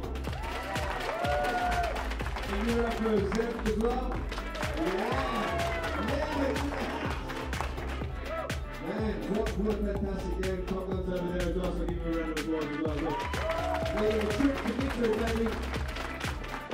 Fantastic stuff. Do we have a serve here with a jumper on? Do you have a favourite moment of the match?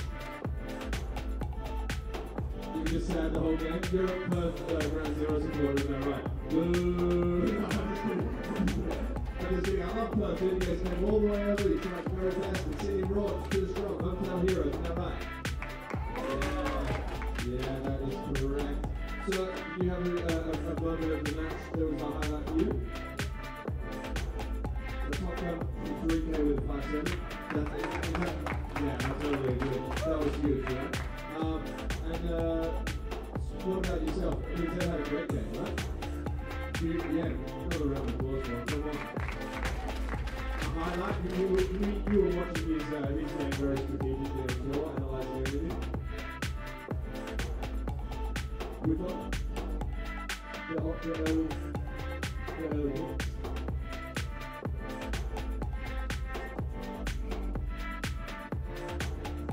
Sorry, I was just looking at that, but that's exactly right. Let's get a massive round of applause. You're doing so well with these things, so please just slap them together, ladies and gentlemen. Congratulations.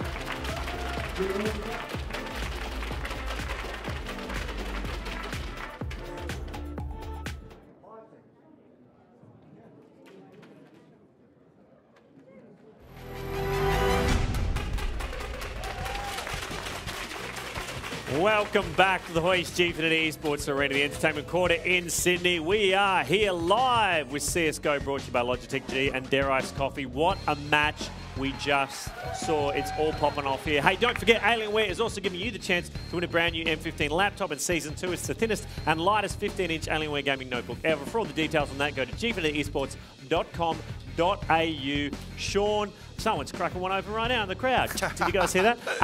Sean, what's, I mean, that wasn't what you expected, was it? You were sure. Well, no. Well, it was, yes, yeah. Bit of both, sure. Well, I mean, I picked Raw. Yes. But it was definitely a seesaw match. Ground Zero came out hard early. That was the surprise, wasn't it? Well, I think, I mean, to be fair, I think it was Skull Hunter that came out early on that T side, and he was leading the way for his team, creating a lot of opportunity, a lot of entry frags, and they were pretty specky as well. A few, there was a clutch in there as well, which we'll touch on in a minute. Well, let's jump into some analysis right now. We're starting at round 5, I think. Yep, round 5. We will look at the man I just mentioned. Yes. So we're going to watch Skull here. Now, he's in a 3v5. His teammates are trying to take this B site, and they do make their way through. That's where he opens things up. That first frag onto Zamp puts him into 2v4, and it's not looking good for Ground Zero here. But Skull just starts to pop off and manages to land some really great shots. Now, he loses his teammate. He's now in a 1v3. I was ready to write him off at this point. 1v3, hasn't got the bomb down, needs to lock down the B site, makes that frag happen. You start asking questions, you're going, hold on a second, is this kid going to pull out a big clutch here to keep his team in the game? And as we watch this unfold, he is able to get the bomb plant in a minute. So we are going to see him scoping towards CT. Now, we have the luxury of seeing the CTs. Now, they're playing this correct. They're waiting for each other. They start to push as a team. But Skull Hunter, with this AWP, oh, he gets the tag there on the GOTS as well. He's just not missing, Luke. He's just hitting every shot here. And I mean, we were talking off air about this as well. Like, he wasn't someone that was even on your radar until this match. No. But now you see what a talent he is. Look, that's exactly it. I don't know too much about Skull Hunter from my research, so to speak. Oof. But look at him go. He's turned that 1v4 into a clutch win, and that was really the story for Ground Zero in the first half was get behind Skull Hunter, and he sort of dragged him through. But I will say that Raw started to fire up towards the end of that first half, and they carried that momentum into their T side. Well, let's have a look at round 11, where I think is where we were around here. A bit before is where we saw Raw really start to play. Yeah, look, this was Top Gun's 3K, and if we watch this, they have a bit of a force buy here, and Top Gun showing some of that aim that makes him such a superstar, really locks down that top mid there and sets his team up to lock down the round. And it was all left on APOC, and he wasn't able to get it done. If you look at the score, Perth Ground Zero 7-3.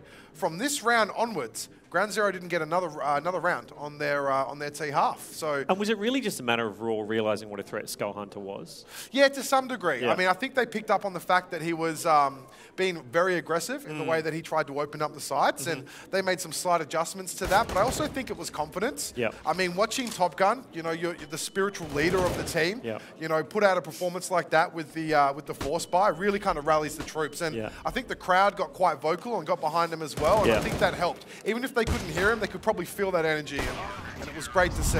So do we have any other rounds we want to take a look at here? We do. I want to have a look at round 15. This was at about 1 minute 15 there, and this is going to be Dell. Now, a lot of pressure on Dell here.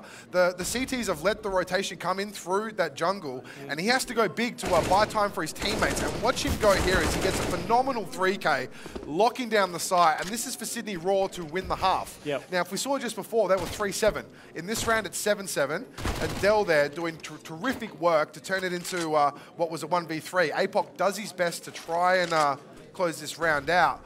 But we will see Sydney Raw manage to close it out here as it sort of comes to the end. But look, terrific stuff from Raw to rally towards the end of that half. And, I mean, yeah, quite phenomenal. And I think... Round 18, I think, is the final round we're going to take a look at. Yes, it is the final round. Yep. And we're going to have a look at Zemp here. Yep. In particular, look at the way he entries onto this B bomb site. The spray transfer straight onto the second player. Now, that goes to show Zemp was doing a lot of that throughout the game, where he was able to create entries and create opportunities for his team consistently. And it wasn't just him. There was great stuff coming out of GOTS. In fact, the entire Raw roster on that T side, which is the less favourable side, were doing amazing work. So, great stuff there from young Zemp. Yeah, awesome stuff. Well, look, a huge game there from Sydney Raw, but Ground Zero put in a valiant effort. Right now, it is time to hear from APOC Dud, who is chilling out with Ash. How's he doing, Ash? So, APOC, that was an unfortunate loss for you guys, but you started so well. It was 6-2 at one point. Tell me a bit about that. Yeah, came in strong. Couldn't keep it going, really. Just not enough kind of practice and, you know, teamwork together. So it's unfortunate, but yeah, it was good. Yeah, so why do you think it turned around for you guys that way?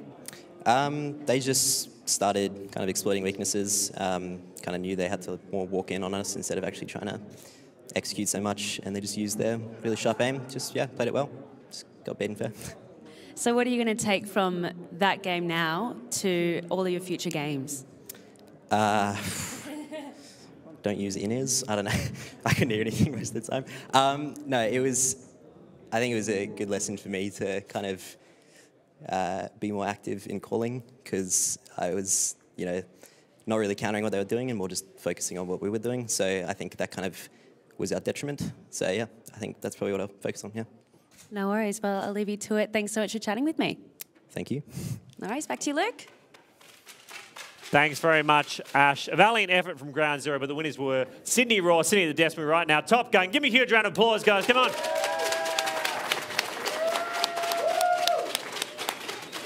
Dude, it must have felt good out there. The crowd really got behind you today, hey? Yeah, it's huge. You don't think it makes much of a difference, but when you know, those crucial rounds when we come out on top to hear the crowd scream the way they used to do it, we appreciate it, fellas. Keep it up.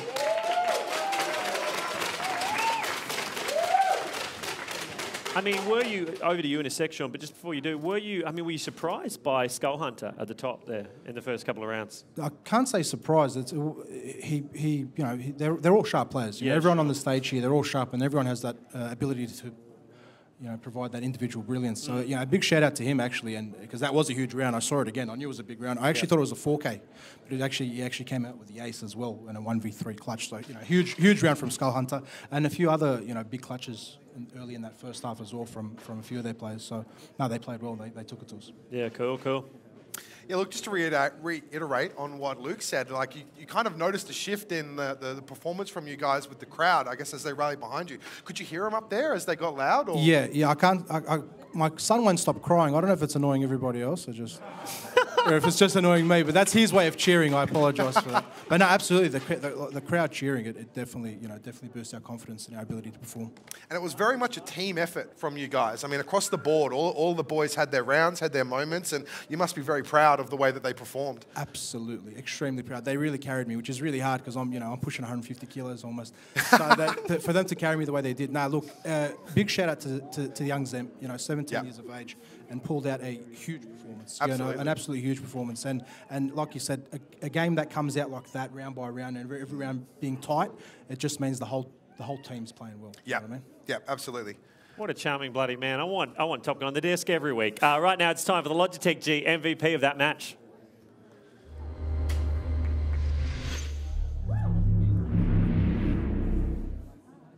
Sean, who gets your Logitech G MVP points for this very close match? Well, I will start with the 1 point. I am actually going to give it to Skull Hunter for his first half performance. He really did carry those boys with a lot of, the frags he were getting as well was cracking open sights and things like that. So I'll give him 1 point. I'm going to give 2 points to the young gun from Raw, Zemp. He played phenomenally well. It was very tight between him and my MVP, which is Gotts. I believe Gotts also played phenomenally, and he's going to be my MVP for that match. Yeah. We're seeing Gotts there doing a great job. All right. Congratulations to Sydney Roy, and congratulations in particular to Gotts, who is your MVP. For Raw versus Ground Zero in Week 2 of G4 Elite Series, your MVP is thanks to Logitech G Gaming Peripherals, whose products include this brand new Pro wireless gaming mouse, sweet keyboard, and various other paraphernalia. That's your MVP for this week.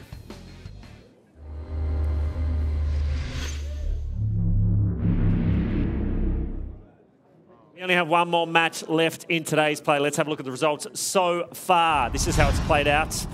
We saw Melbourne Avant dominate Sydney Chiefs. Look, not a greatly dissimilar scoreline, but a very, very different match between Sydney Roar and Perth Ground Zero, a lot closer. And finally, Melbourne Order taking on Brisbane Deceptors. Who knows? Who knows who's going to take that home? We'll find out in just a sec. Now, Sean, do you give Brisbane Deceptors a chance of taking out Melbourne Order? I'm backing Brisbane Deceptors in this next match. Yeah? Yeah, I'm backing Brisbane. They're my pick.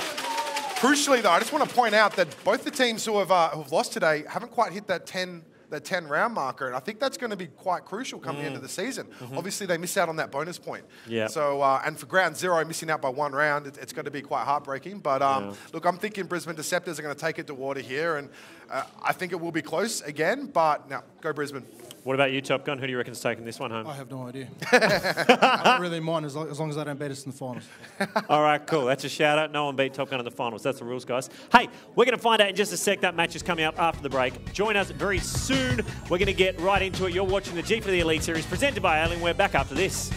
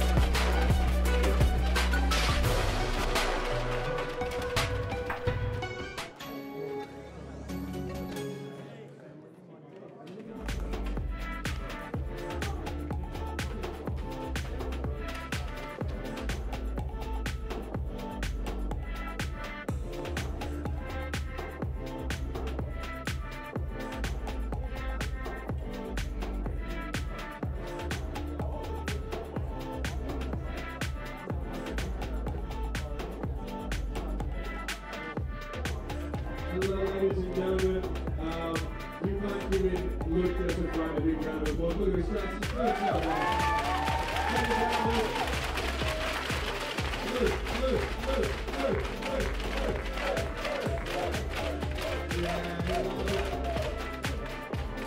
What a great evening for Luke, to be honest. His birthday's coming up this year at some stage.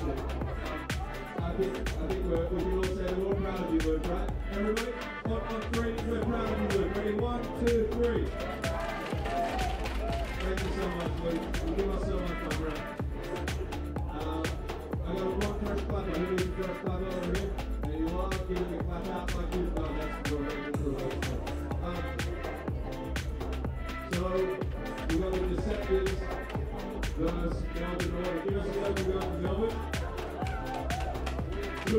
thumbs down. We got a thumbs down from Melbourne Order. And the Deceptors.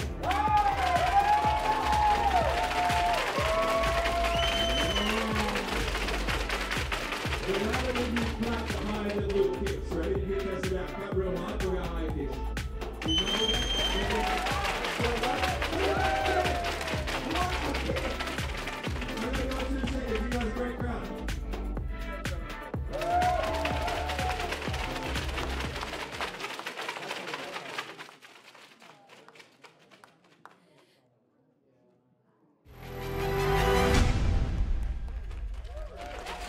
Hey guys, and welcome back to the Gfinity Elite Series Season 2. Now check out this awesome laptop. This is the Alienware brand new laptop. You can get a chance to win it. All you need to do is take a selfie and post it. And I think let's grab a selfie with these guys. What do you guys say, yeah? Woo! Jeez. All right, awesome. I'm so excited to get down to gaming. So Luke, take it away. My day, selfies where you had to have a big thing that pressed it from far away and had the flash and you had the thing over the top of your head, man. Isn't it crazy? Technology. Oh, boy. Hey, that's enough nonsense. Let's get stuck to our final match. Melbourne Order versus Brisbane Deceptors. Sean, you're back in Deceptors, yeah? Yes. Yeah, I'm back in Brisbane. Yep. Now, is there a player to watch on either of those teams that you're keen to see? My player to watch is actually from Order. I think he's going to be a key player as far as if Order are going to be able to steal away this win, and that'll be Rats. Yeah? All right, let's have a look at some of his stats right there. Yeah, look, he's got a positive KD there as well, and he's in that 70 to 80 ADR range, which is damage per round, essentially. He's got international experience, Raz. He's, at some points in his career, been probably the best AWP player in the entire country. But he's also had consistency problems. Another player who's sort of up and down. If he's firing, watch him destroy this match. Yeah. He'll carry his team through it. If he's not firing, though, it can be quite grim for him. So it'll be definitely my player to watch. He will be the deciding factor whether or not Order can steal away the win. Yeah, okay. Well, that's enough chat from us. Let's get these teams out here for the final match of the day. Please go absolutely nuts for Melbourne Order! Keto, Raz, Sonic, Spooker and Jello. And attempting to take down the reigning champions today. Please go absolutely nuts for Brisbane Deceptors. Plix, Yeti Bacon, Doom, Tauskin, and Sanity.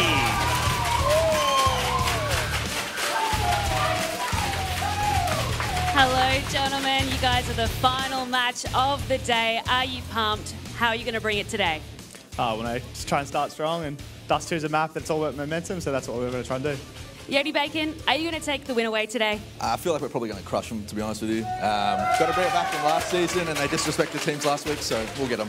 All right, let's see how it goes. You guys have got to get to a break, but we will see you here soon for some more Gfinity action.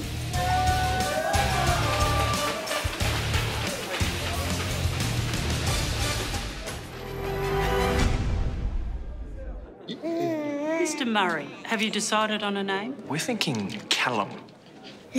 Callum Murray. Callum Murray. Calamari. Let's make it Jack. Drink it through with Dare iced coffee.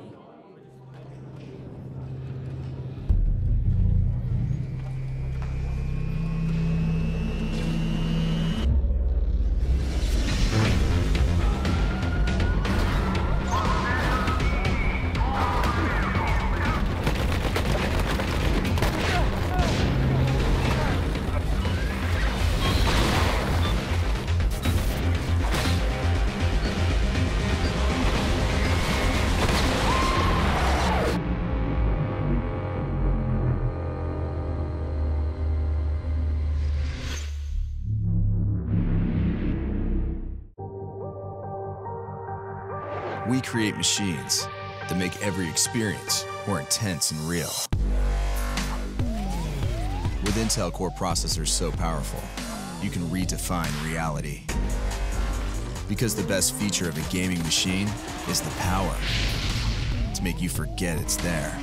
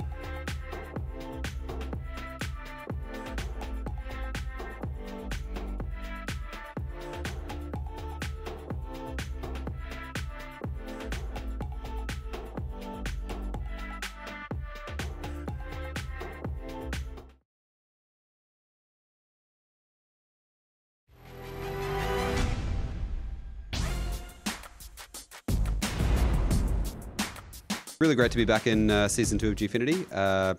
Missed it. Really great to be back on stage, playing LAN again. It's it's a great experience with the new team as well. It feels a lot better than last season, that's for sure. Well, I know these guys have played together outside of Gfinity, so this is going to be a more structured team. This is going to be a team that wants to prove themselves, especially on LAN. It's really good for us. It's actually first time together playing at a LAN event base, so in person. So we've been playing online together for a few months now with our roster change. I feel chemistry is one of the most important things that you need for a good team. And just building that chemistry is very hard to do, especially in Counter-Strike. I've been playing with Doom, which will be our IDL, for about 2 years now. So like we've been great friends, great teammates for a long time. He played for Chiefs last season. He's an AWPer. He's a fantastic player, really smart, puts in a lot of work for the team, so he's going to do a really good job as always. He's known for the guy who does the shoey. Block him out, Doom! There are 3 teams probably in contention for 3rd and 4th, and so that last spot is really important. In the 1v1, Elusive pushing in and Benny Pitt will go down! What a hop from Yeti! Means that if we can edge out a couple of teams in the next coming weeks and get that W, it's actually going to put us into the top 4 at the end of the season, which, you know what, that's what we're here for. Welcome back to the Hoist Gfinity Esports Arena, the entertainment quarter right here in Sydney. Now, if you'd like to join our live audience, having a sick time at the moment, every weekend, it's super easy. Yeah, why not clap for being here? Woo!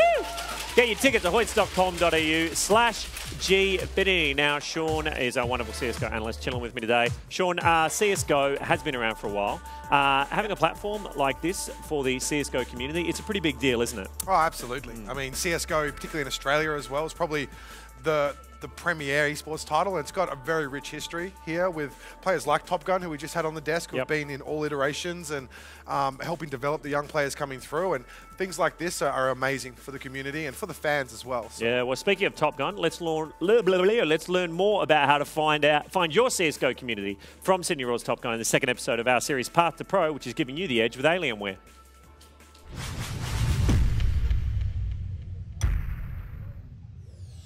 Hi, I'm Azad Top Gun Arami, club captain for Sydney Raw CSGO division. I'm here to guide you on your path to pro, thanks to Alienware. Community is all about trusting each other and knowing that we all just want the best for ourselves, and to get that you need to compete against everyone and anyone. Nice. Let's go. Great round, Marcus. Playing well, brother. Counter-Strike is a team game built on relationships, on friendship. At the end of the day, you need 5 to play. If you're a good young player, it really counts for nothing if you can't gel and meld into a team and listen and respect your elders, your teammates, and the needs of the whole team. You'd have to go through online forums and look for communities that actually are looking for players. There's a lot of forums and things like that, like Twitters and YouTube channels where they need or want players. The best place to go would be hltv.org. Reddit's another site where people give up all sorts of information. For me personally, I find a lot of young players that turn my head that I almost accuse of hacking. Funnily enough, 2 of my players that I'm really happy with that I've picked up have actually come through the Gfinity draft series. I'm excited to have them on board. We've created our own communities. We've got a big Facebook group for CSGO, Oceania region, and there's all sorts of levels of players, the lower tier levels who stick together, the pro players that like to stick together. The good thing about these big communities, it's a one-off and it gives everyone a chance to mingle with anyone. Best of luck on your Alienware path to pro.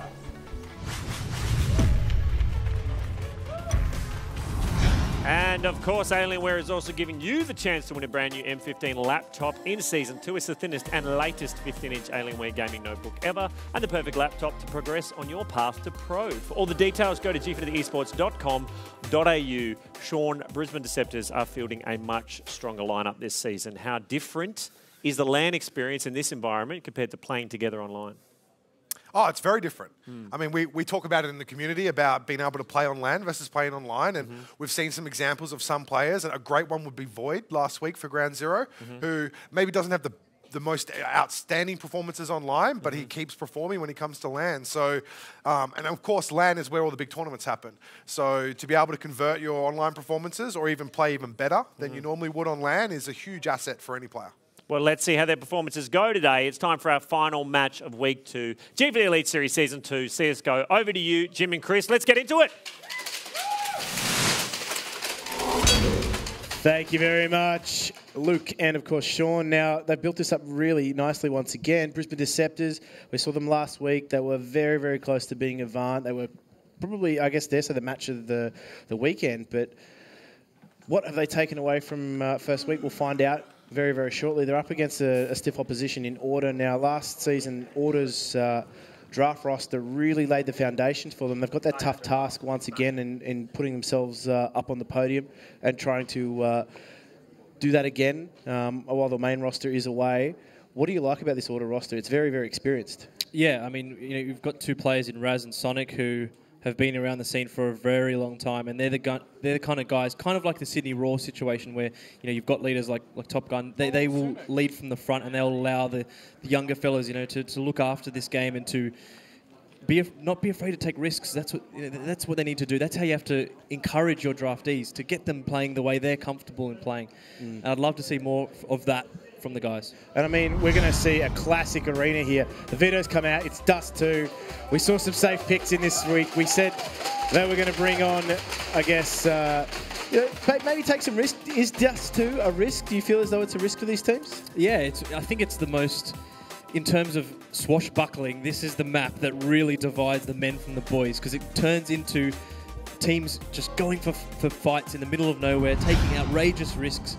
And that's what you want. That's what you want to do from the spectator's perspective as well, because it's a lot of fun. It's a lot of AWPing, a lot of risk taking. Well, it's one of those maps that are synonymous with the Counter-Strike franchise. Everybody that has dabbled in Counter-Strike would know of Dust 2, and I mean, it's a fitting theatre for battle between these two teams. There is some interesting storylines that we're going to massage into this match, and we'll see how that goes here as we do head into our final match of the Gfinity Elite Series Week 2.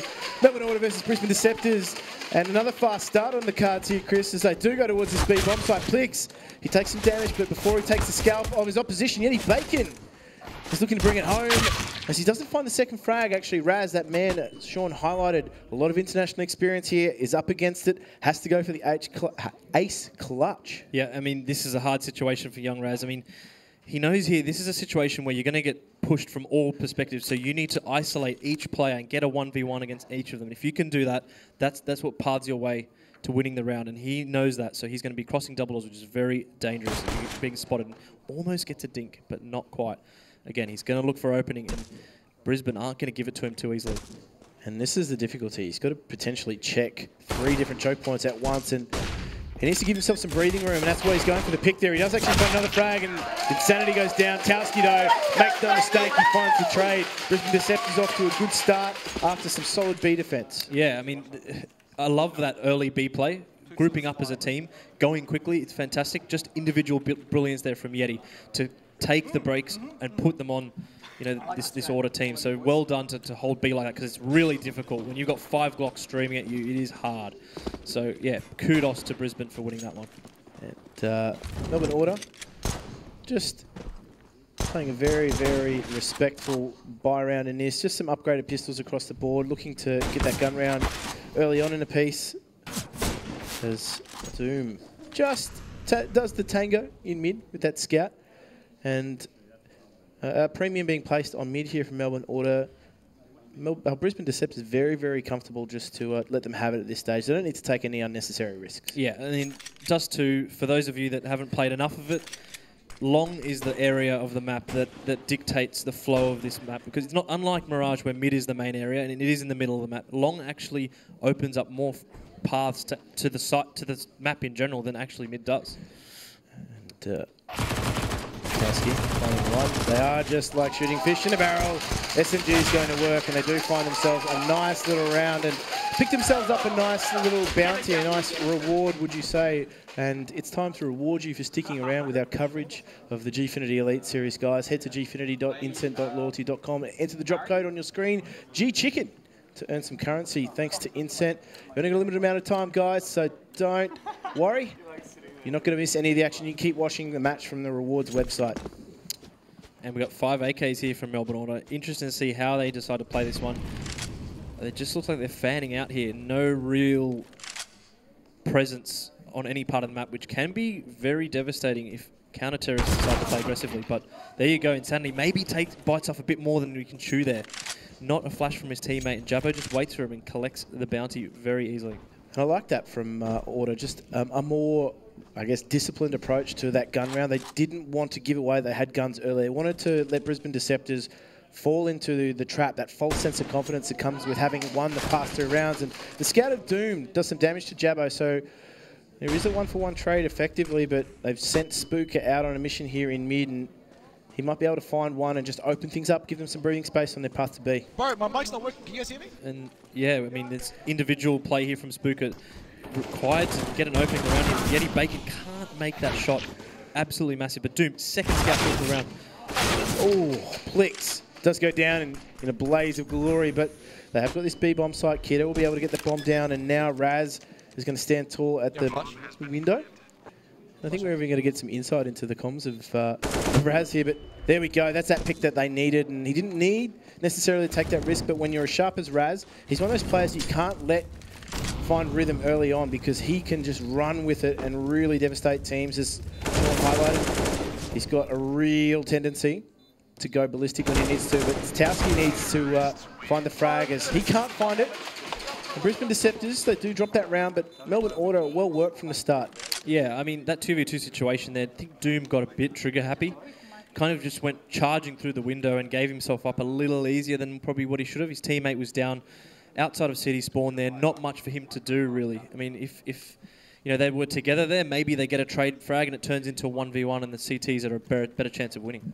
And yeah, he was gallivanting around mid, wasn't he? Absolutely. Absolutely making a nuisance of himself. Yeah, or a meal of it. It just depends how you want to say it. What a pest. Get him out of here with that scout. But I mean, in terms of that particular round, that's I mean, it's less of a bonus round now, isn't it? In that instance. Well, yeah, I mean, the money's coming out quicker. You know, you get that 1.9k as opposed to the 1.4k. I mean, yeah, it just depends how the CTs want to play it. You can wait that extra round and get better utility, which I argue on Dust 2 is probably better because it allows you to get that maybe even a naked AWP out there and start making more impact rather than having to rely on a scout. Scout's still pretty good, but it's not going to give you those free entries that you do see with the AWP. So, and I mean, from I guess that perspective, yeah, you're exactly right. The extra $500 has made a big difference to at least the way some of the teams approach these rounds. And I mean, we've seen in the Elite Series here, the only real team that has consistently bought after that change in terms of the second round has been Order. And it has been their main roster that's been the main culprit of that. But, I mean, here, it was a little bit of a different flavour. They respected it a little bit more. They ecoed that second round out. They brought the AKs into play, and they set that trap quite nicely. And that's what set them up for, I guess, the following round. And I mean, we're going to see Brisbane Deceptors potentially buy into this. And in terms of what they're going to be able to bring to the table, it's not a super healthy economy on the CT side. They're going to be limited in something. It's either going to be weaponry or utility. Yeah, I mean, again, here we need to see Order. I think I like the fact that they had 5 AKs then. That's a really good speed plus for their team. Basically, they can hit sites really quickly and react to picks really quickly, whereas you have an AWP on your team and you labour around a bit. So we'll just see how they kind of posture on this, because it's very important on Dust 2 to see where players play, because it stops avenues of attack very early on. Key 2 already out mid, making a statement here. Very fast approach from Melbourne Order again, just looking to see if they can just suss out what sort of weaponry their opposition have. Now Plix may be able to spot one out if that smoke falls his way, as he's just going to sit back and try and get himself into that secondary box boost. It really is a powerful boost, a good counter to that smoke, but this is a really, really tense standoff here in mid Eldorado, if you want to call it that, but that boost over the smoke attempt does not prevail, does not find Doom, and there we go. Need to get rid of Plix in city spawn. He finds 2 and retreats back into the smoke, so that Pizza has been punished. Plix finds the 3rd, and Raz, he's got a lot of work to do, and I mean, it's a simple 5v1 from here. Yeah, I mean, they used that quick pace for nothing almost at the beginning. They got the mid control, and they didn't know what to do with that map control. You know, they were pulling players into CT spawn, but not, you know, conversely taking short or taking long. And, you know, all it took was the CTs to focus on mid, and that was it. They profited massively from that, and maybe something that takes a bit of time to pull together for a team. And, I mean, you just saw then Plix in CT spawn. As soon as that second smoke came out and it was too deep, he knew that he could pounce on at least someone who would not be watching that line. And in the end, he picks up 3 and maybe got a bit too confident pushing for Raz through lower dark for that 4th, because Raz simply made light work of him. But Now we find an interesting situation in terms of economy, because I don't think Order are not going to be able to buy into this, I would suspect, because they haven't massaged a bomb plant in some time. Yeah, I mean, and that's a problem, right?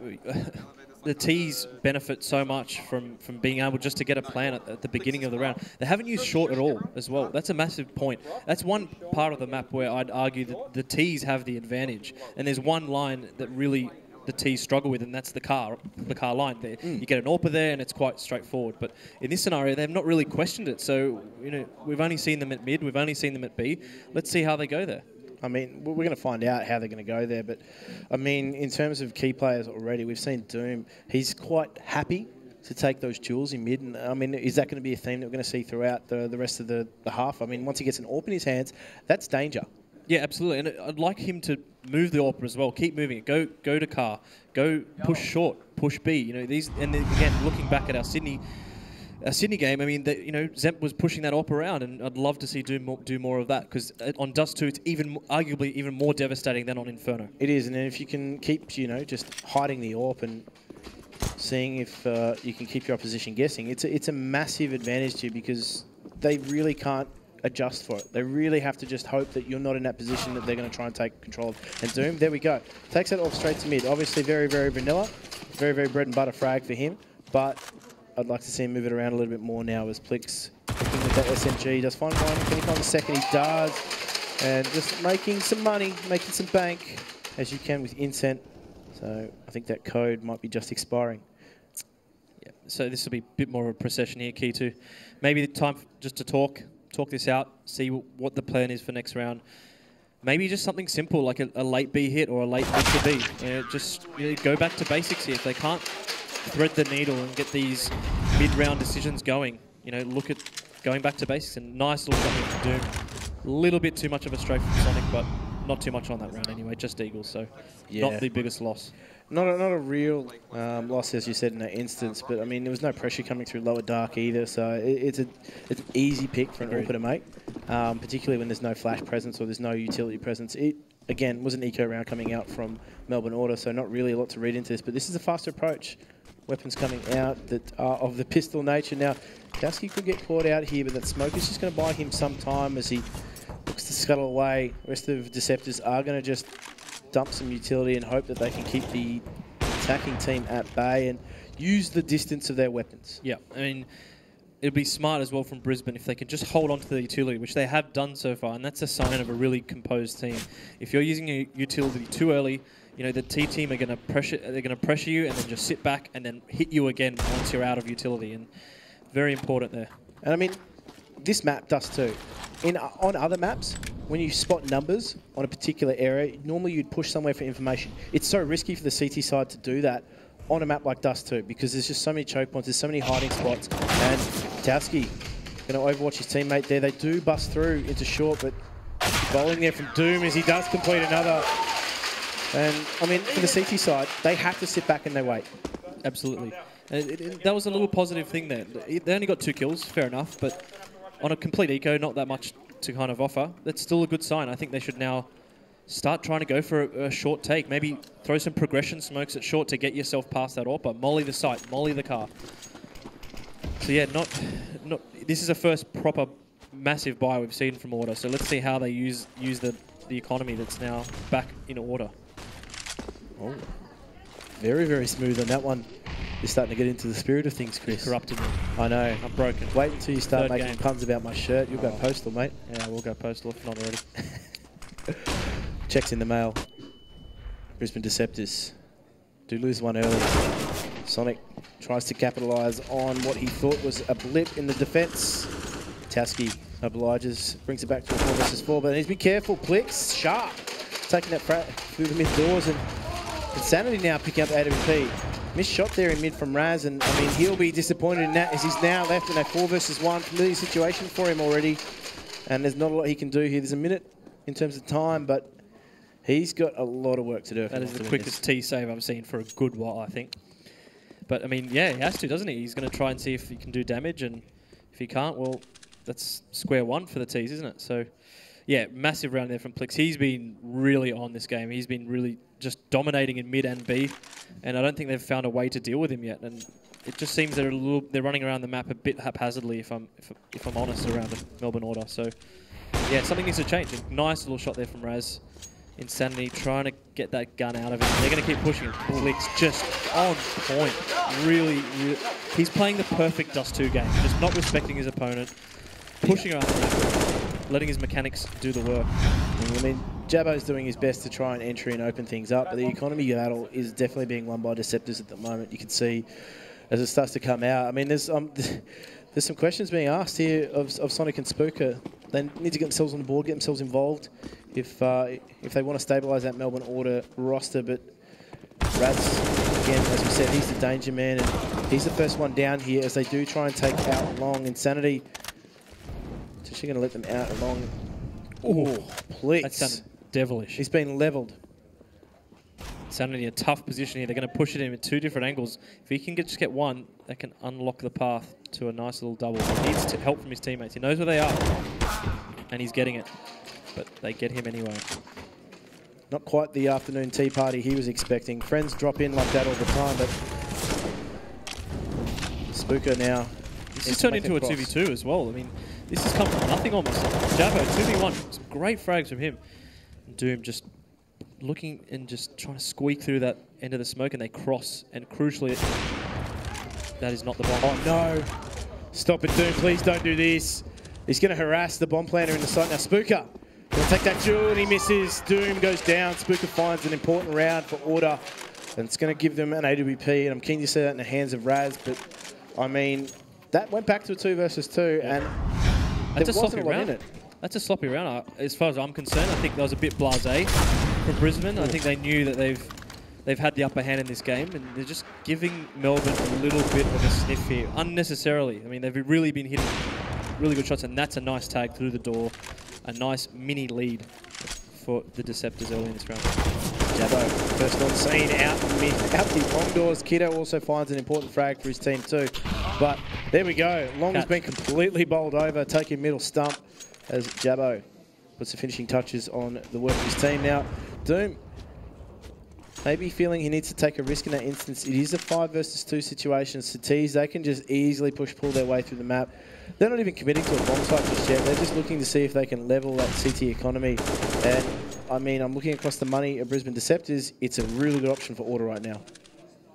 Yeah, absolutely. They should be pressing here, I mean, especially with that AWP. You want to take that off the CTs, especially on Dust 2.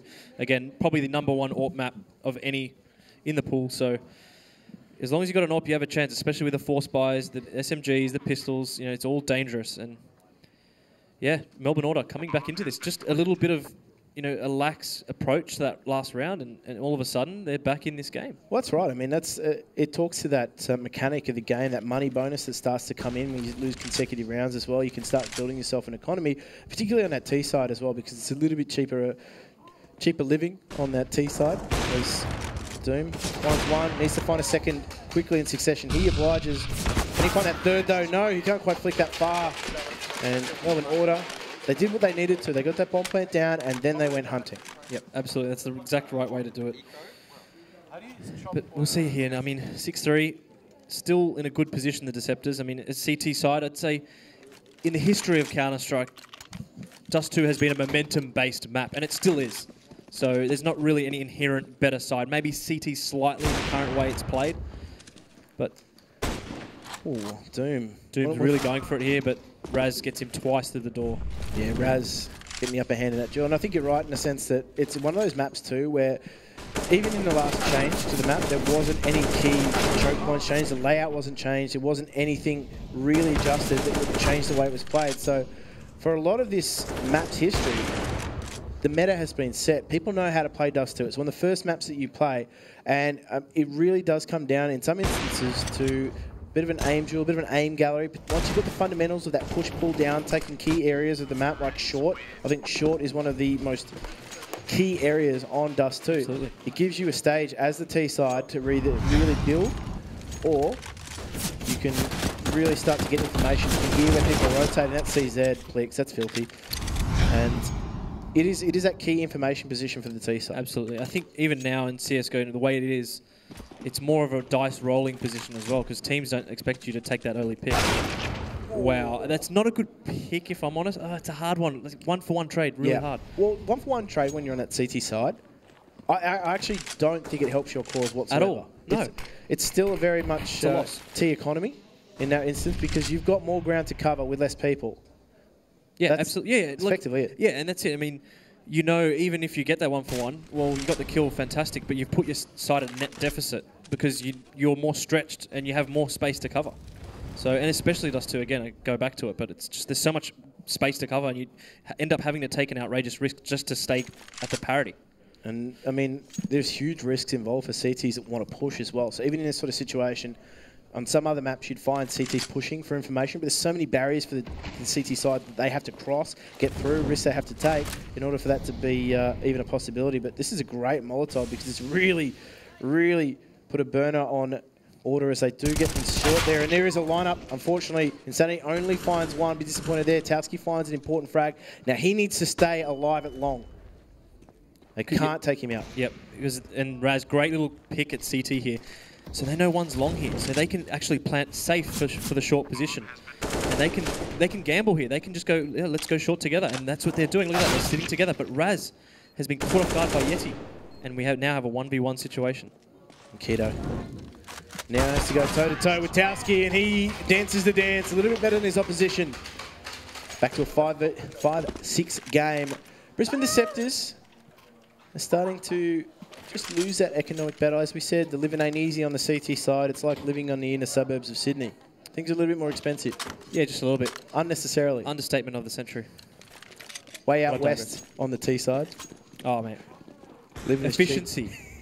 With those AK-47s. Yeah, the commute to the bomb sites may be a little bit longer. The traffic can get a little bit congested in those choke points, but we're really drawing from a long bow at the moment with comparisons there. Brisbane Deceptors, though, just trying to make those pistols work. And you can see Order trying to get those SMGs out. Information from Sonic. But Towski and Insanity combined. They don't get any territory, though. And it could have been dangerous if they got out long there unopposed. Yeah, 3v3 situation here. Again, on a low economy buy. But Jabbo's crucially taken long control, and this can help his team out. He can start getting some map control. He can start getting his teammates to come with him and really scare the CTs. Bombs at long, so where they decide to take it from here is still a long while, and it looks like they're pulling back out from long. They've taken control, so the CTs are scared, but a little gamble from Yeti has not paid off. Insanity, though. Oh, he could not quite get that weapon. It was a real risk v reward there, and he pulled out his knife at the wrong moment. But Plix here, he's been sharp. If he can isolate some duels, he can definitely go a long way towards winning this match. Not ready for this, but he is. Great flick. He knows his opposition's there, but he can't beat him to the punch. Spooker, well-deserved round from him, and of course a little bit of emotion shown too because they bring it back to 6 apiece. They were under the pump early on. They were 6-1 down. Oh, give me that slow-mo every day of the week. Yeah, he tried to sell him out with a little bit of a fake flash there and peek with the flash, but he just had to wait a millisecond. That draw time on the weapon, unfortunately. I don't think, there was no response to that flash yet, so Spooker was ready to shoot him.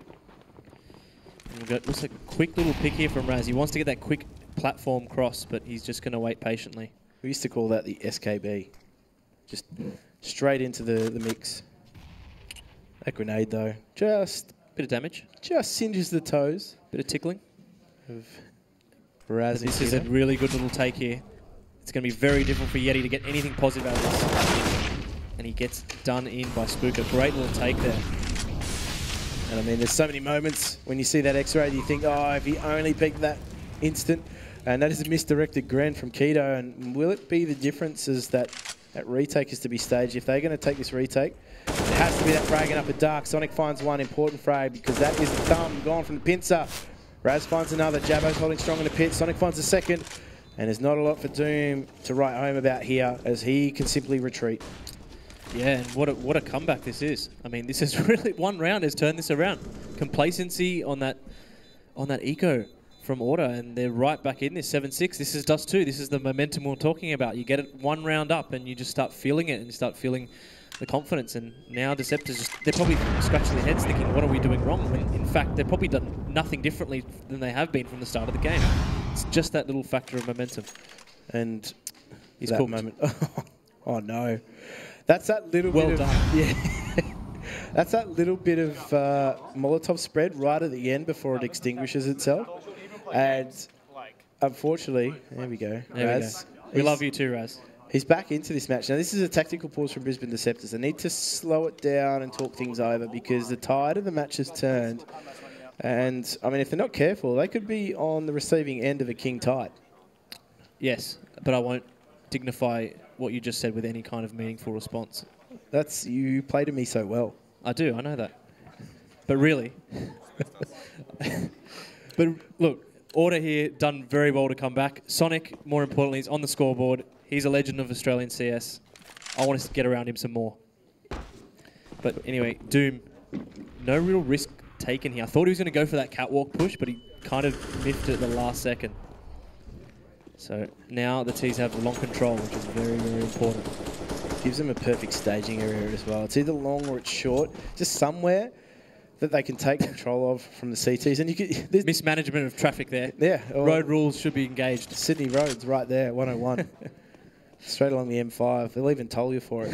They'll toll you for the inconvenience of being on the road. And Brisbane Deceptors now just happy to sit back, happy to let the fight come to them. Doom has that AWP, and I mean, at the moment, he's just darting between bomb sites, see if he can find that pick. And I like this because it might be able to just yield them some results. They do take a frag. Keto does also oblige with that trade quite quickly, and Towski might be able to pinch one here. If he does catch Raz out, he should be able to get that AWP. And if he can stay alive, even better, because there's only 3 Ts coming into this bomb site. They do spot him out, so they're going to put pressure on him here. He's going to try and take that duel. He didn't pick up the AWP. Actually, he did, sorry. And Plix is also taken out in the mix as well, so great shot. Towski chancing his hand with the AWP. Back to a 2 versus 2. And let's be careful here. Should be sprung. Oh, Jabbo.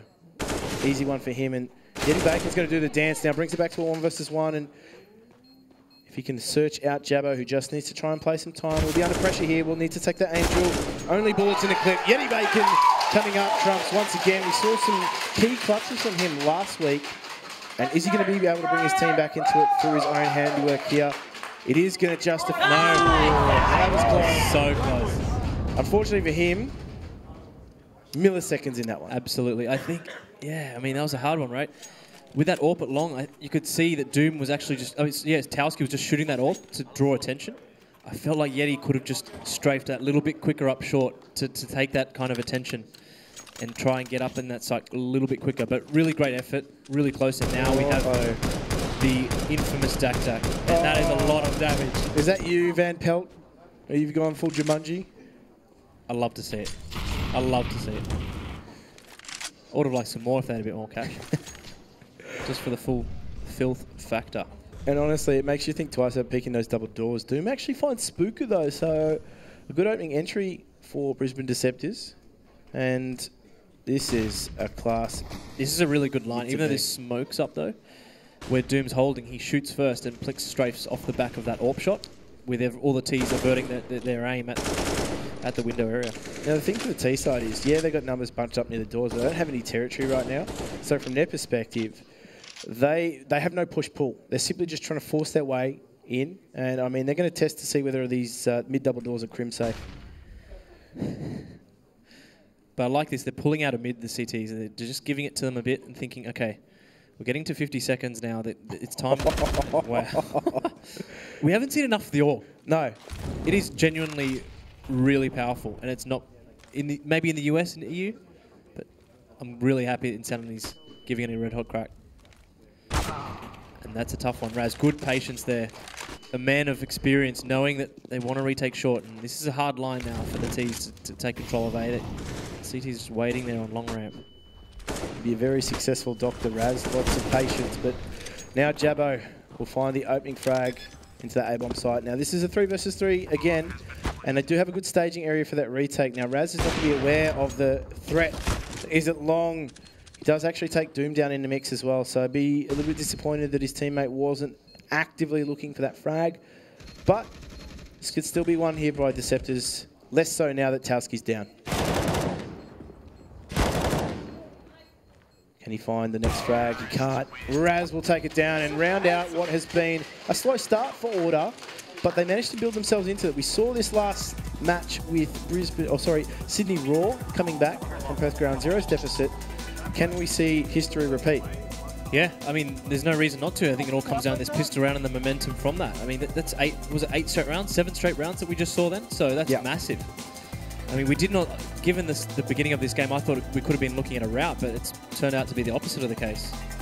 And we are going to see how the action unfolds after the break, guys. Don't go anywhere. Second half of Melbourne Order versus Brisbane Deceptors coming up next.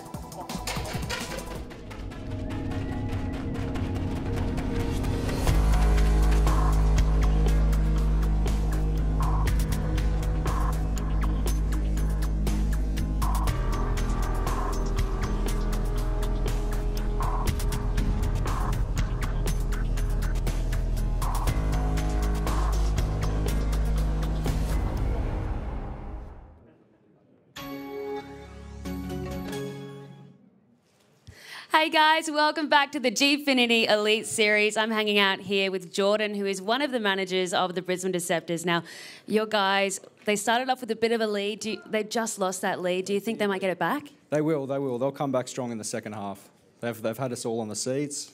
We're ready to go, boys. Let's go.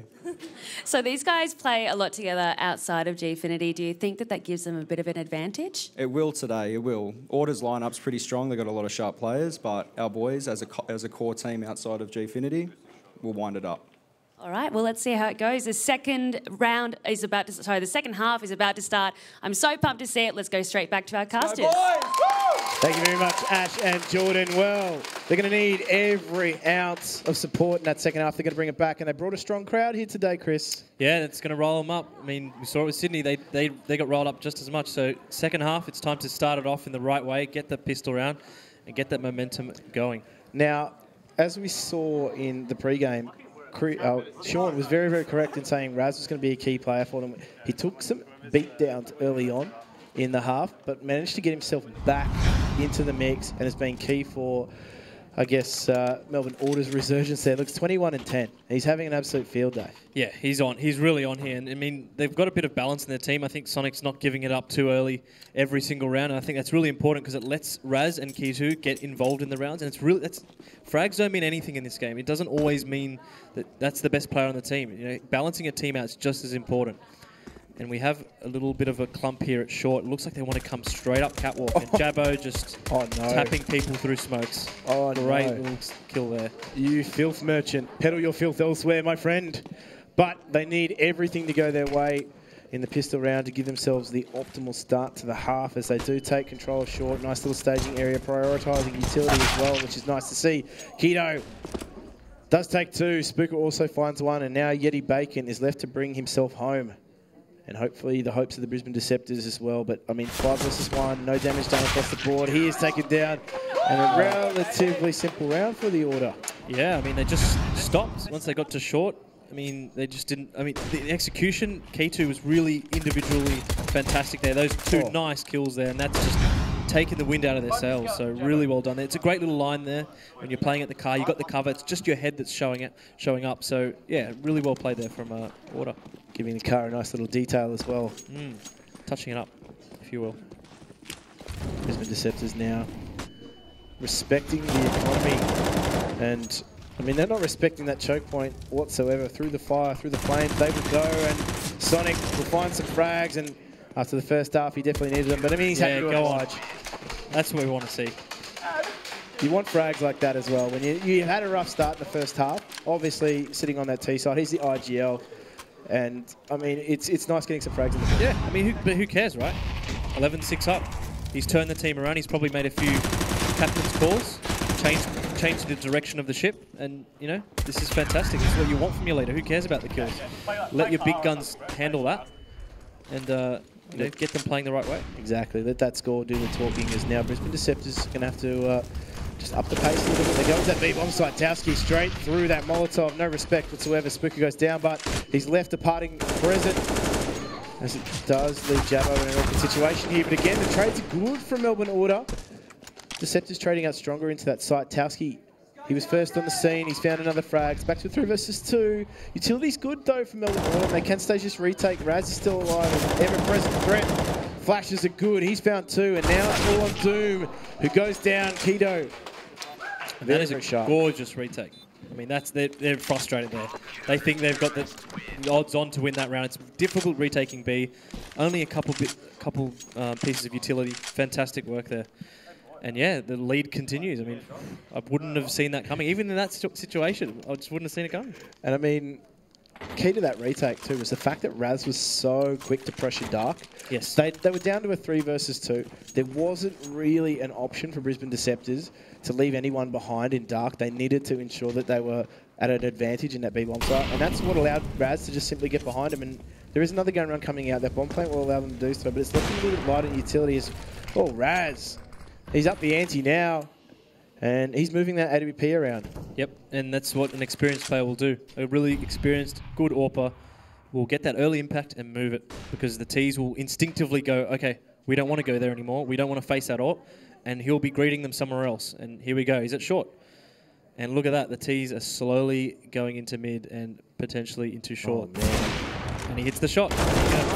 And now he has to do some dancing here of himself. He finds a third. Flix goes down, but they eventually put to an end the reign of terror that Raz had. Jabbo finds another frag, quick on the flank again, and Brisbane Deceptors are just being funneled into choke points. And they're not having much fun.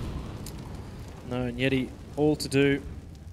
No hit points left to fashion something out of this. And yeah, I mean, what can you say? It's a really tough ask.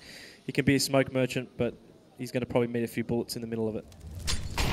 And as you said, he really can't take too many points of damage. I mean, there was one tick from the Molotov that really gets you sweating in that sort of situation. But I mean, from here, if you can take a scalp, fantastic. It'll have to be the cleanest round you'll ever see. But he has 3v1 before, and this is a big ask. And you can see Melbourne Order, they're not taking any unnecessary risks. They're like, you have to claim the bomb, you have to get it, then take it to a bomb site and take all 3 of us. There's just not enough time to do that. Spooker eventually puts an end to that. And Brisbane Deceptors, I don't know if their economy is going to be as great this round. Yeah, 11 in a row now. They've really turned it around. I just didn't see it coming. I mean, yeah, Doom, look, he's even putting up numbers for them. So he's been their individual, really good player, but the guys just have to match his tempo. And I mean, I'm looking across the board there. There's good production rates in terms of frags for both teams. So it's really coming down to, I guess, those post-plant situations. So the opening entry frags, both those two teams there are fantastic. The trading is great. However, it's just those finishing touches in the round that are separating Melbourne Order from Brisbane Deceptors right now. So Brisbane Deceptors, as we said, they're on a bit of a skimpy buy here, but that scout can certainly do work. And they're going to try and overrun Spooky here, but Sonic is in a great position. Great teamwork. Allow him to just open up. Keto just taking advantage of an opening in that defense, but out of bullets there, Sonic. He's hunting for that frag, and he will be able to find it eventually. He just got over the 100 points of damage required for a kill, and that's it. Something Keto did very well there, and for those of you that are learning the game back at home, when you're seeing so many enemies in one area of the map, that means if you're at the other extremity of the map, the chances of another player being there is actually pretty slim. So the fact that he got that flank, very, very good, and it shows why they're winning this game. And I mean, Raz, he certainly settled into that stage. We saw him last season, and he was, again, instrumental, but he's been taken down here, and Spooker. That is a courageous dive into mid, and he gets away with it as well. Wow. And that was just to make it a 4v4, so there could have been a 4v3 even worse, and he's actually gotten the kill.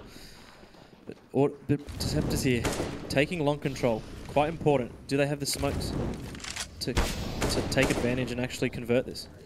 Needs to put pressure on this A-bomb site. You can see that the CTs are rotating in fast and going to be held at bay there by that smoke. Sometimes that could be a real detriment, that smoke, but they've got the numbers there to deal with it, and Yeti Bacon sees his teammate Insanity take one down through the smokes. This is a great hit from Brisbane Deceptors. This is what they need. They need more of this. And Sonic, if he can get some damage off here as well, he just keeps the honest, or should I say the economy of Melbourne Order honest in this instance. If he can take some guns out of Order's hands, definitely oblige. Sonic saving this M4 is really key to them actually being able to buy into the next round. Absolutely. And he's not in the most ideal spot, really, if anyone decides to exit CT, which one player is at least. Or maybe he's pulling back. No, I think he's in CT. If he gets a teammate with him, they can trade him out. But again, he doesn't really know what to do here.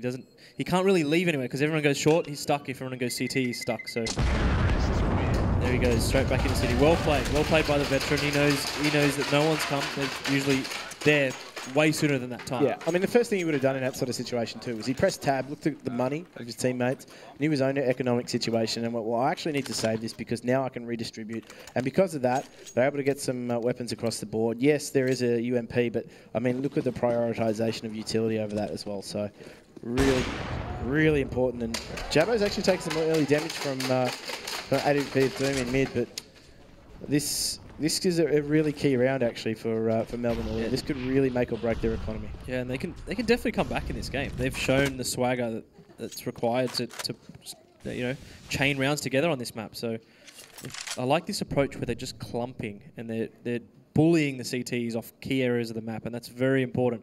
But again, no long control, so that's an important one.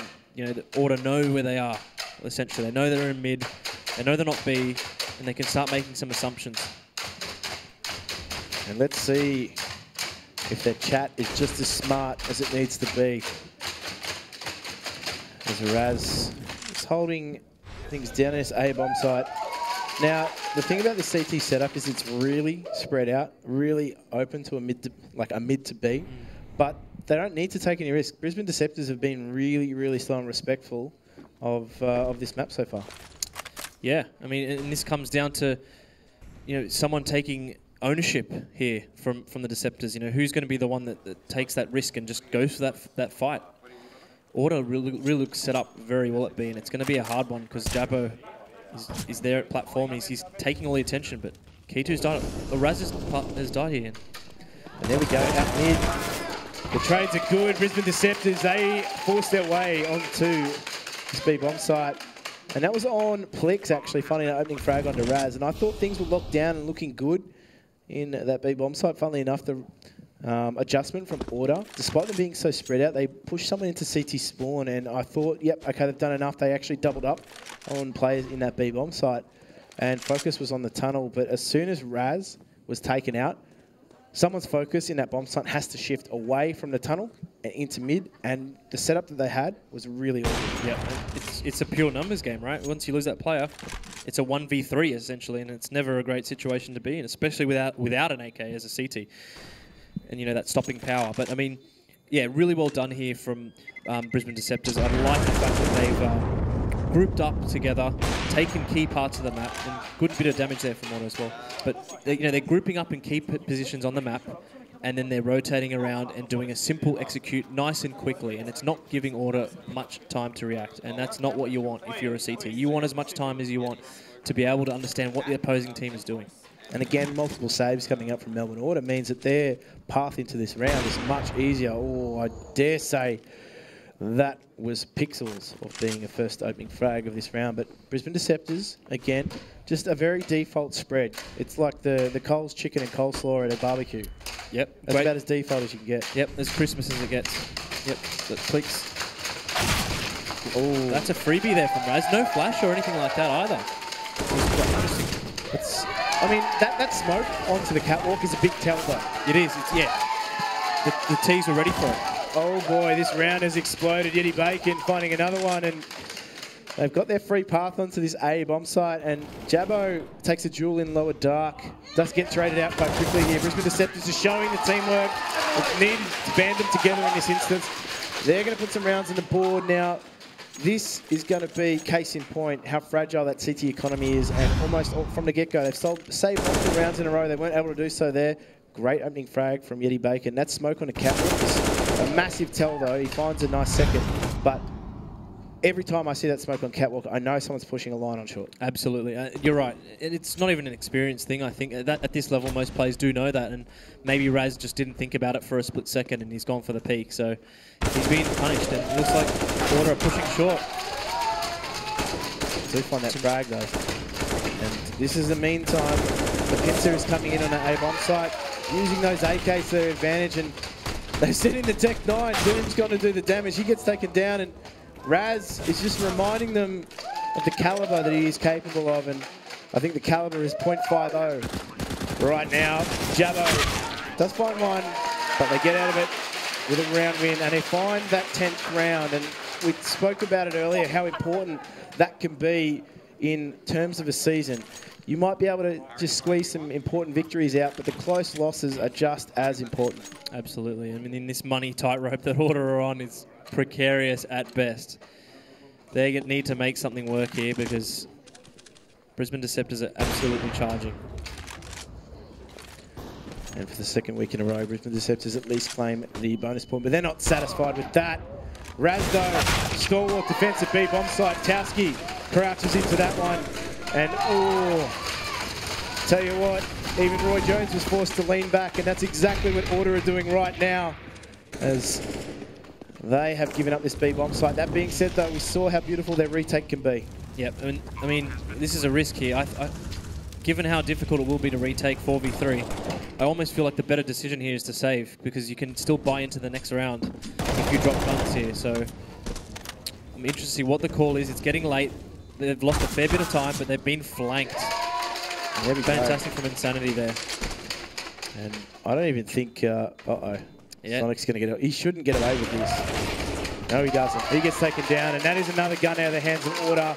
And they were able to buy into successful rounds due to the fact that they were able to save, and I'm not surprised to see a pause come out. Yeah, that decision was pretty rough, I have to say. I mean, what was the best case scenario there? I mean, you're probably going to be trading 1 for 1 at best, and that's still not enough. So, yeah, I mean, it just had to happen early. They had to say, look, guys, we need to save, we need to keep the money, we need another chance, because you're already going for a round that's maybe 10% win chance at best. Exactly, and I mean, in those sorts of situations, the results can be very, very different. And I mean, you take that risk, sometimes it doesn't pay off, but you can see now Order are, I guess, paying for it in the economic battle. The CT side, as we said, it's not easy living on the CT side, and Order are certainly feeling the brunt of that right now. There's a tactical pause coming out. You can see the two veterans, they're conversing.